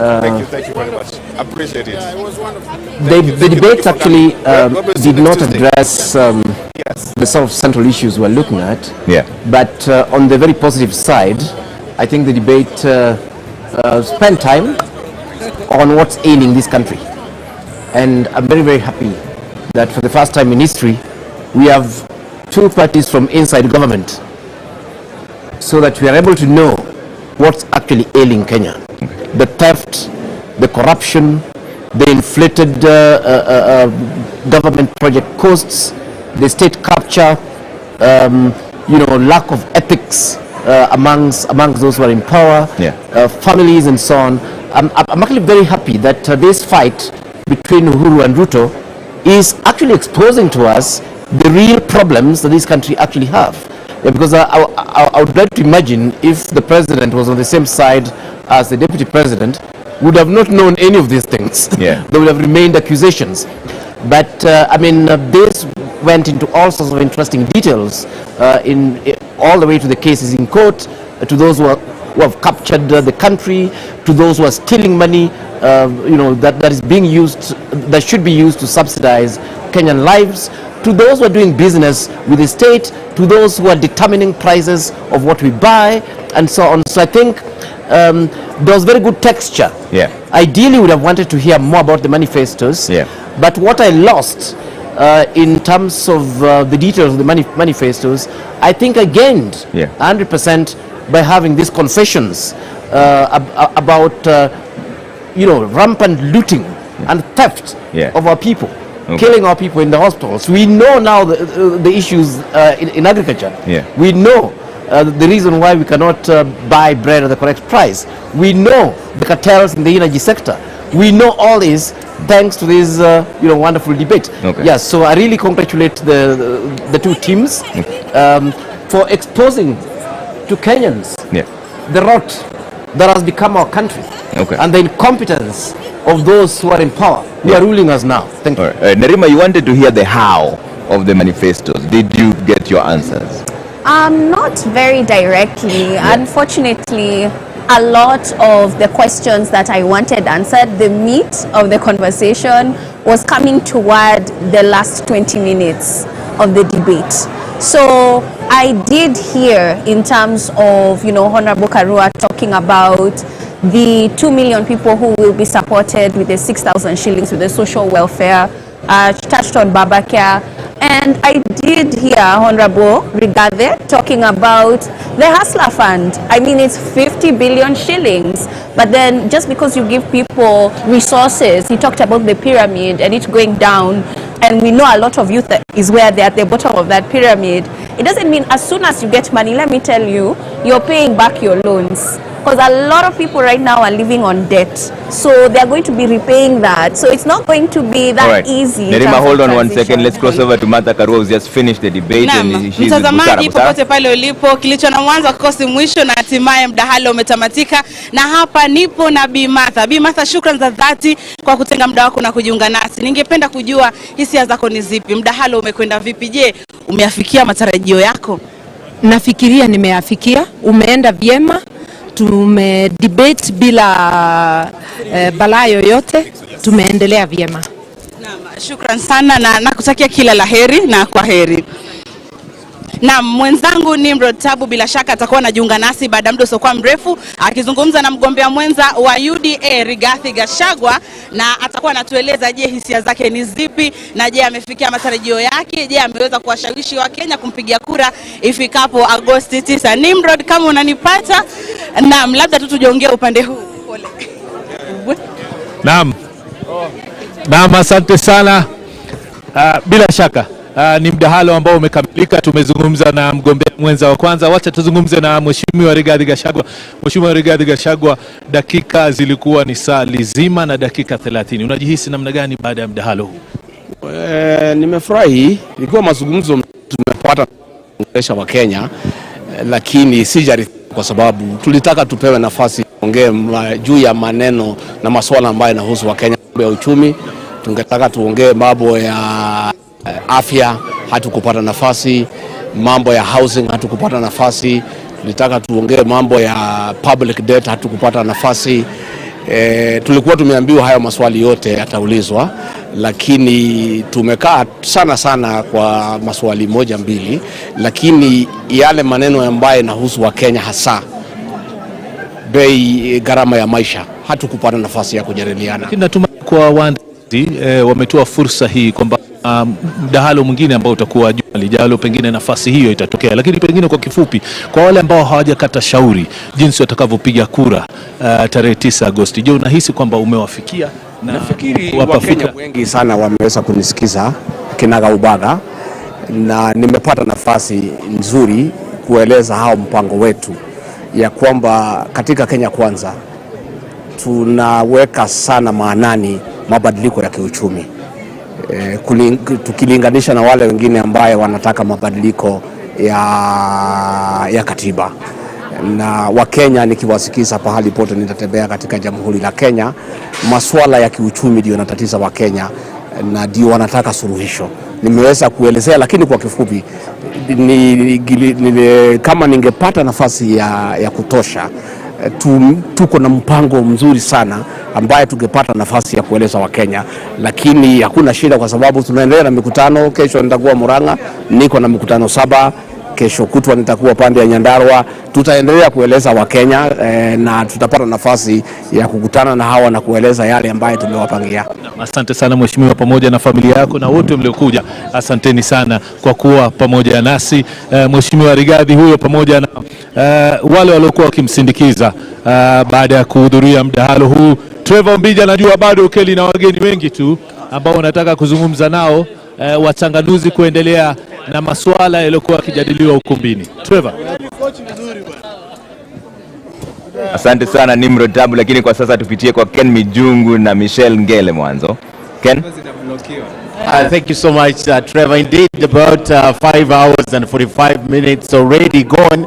I mean, 4 candidates here tonight. A very exciting debate to help Kenyans just understand, Michelle, what exactly are they choosing from? What ideologies? What is the agenda of these candidates to them? Absolutely, and this debate happening as Kenya enters the home stretch of the 22 electoral season. All of them getting a chance to tell Kenyans what they are fit for the country's second most powerful job. And the stakes are high, Ken. 22.1 million registered voters to vote in August, which is the highest in Kenya's electoral history. Ever, and this of course is a consequential election. It's a transition election from President Uhuru Kenyatta to the possibility, and that possibility, Michelle, will be made on the ballot on the 9th of August. But this is not the last. Next week on Tuesday, same place, same time, we'll have another debate with now the presidential candidates. Also 2 debates. Today also there were 2 debates. My name is Ken Mijungu from KTN. My name is Michelle Ngele Odhiambo from K24 TV. Let's take you back to Trevor Ombicha.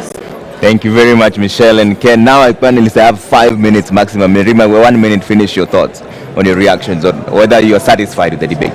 I think that we could have had more meat in the debate, so not very satisfied. Yeah. I feel a lot of content came toward the end. Okay. Dr. Baraza? I concur with Nerima. I think the bigger part of the debate didn't focus on the issues that we would have wanted them to focus on. A bit of electioneering there, a bit of propaganda came in quite a bit, but towards the end is when we had a few issues addressed. Okay. Probably it was the structure of the interviewing, I don't know. Okay. But we didn't address the real issues that we have wanted addressed. Asaska? Yes, Trevor. Unfortunately, a lot of time was wasted on rumors and allegations instead of focusing on the roles of the deputy president as espoused in our constitution, and as well as real issues that are facing Kenyans, particularly looking at the economically feasible solutions that are politically tenable. I feel like I'm a little bit disappointed in that, but at the end, for the last about maybe half an hour, 20 to half an hour, we've seen both candidates coming out, explaining their manifesto, and I've seen Honorable Martha Karua really hitting hard on the most impressive commitments on healthcare, on the social agenda for the vulnerable people. And what I missed out a lot from Azimio is if Martha could have focused more on the debt management in Kenya, because the manifesto covered that very well, but apparently that did not come up in today's debate. And on the side of Honorable Gachagua, I think he did well explaining the bottom-up economic model, mentioned the 50 billion Hustler Fund, and also generally giving us a picture on how the economy of this country used to work before, and hopefully they'll keep it to their word, keep it to their manifesto. Yeah. And I think overall it's a good debate, but I wish next time, I hope that they will focus more on key issues that affect the Kenyan population. Wanjiru, your quick reactions as we close? I think I concur. Yeah. But maybe I'd like to start with the tone. If at the outset, Honorable Gachagua obviously kept saying no sideshows, until I wondered, what's a sideshow? Yeah.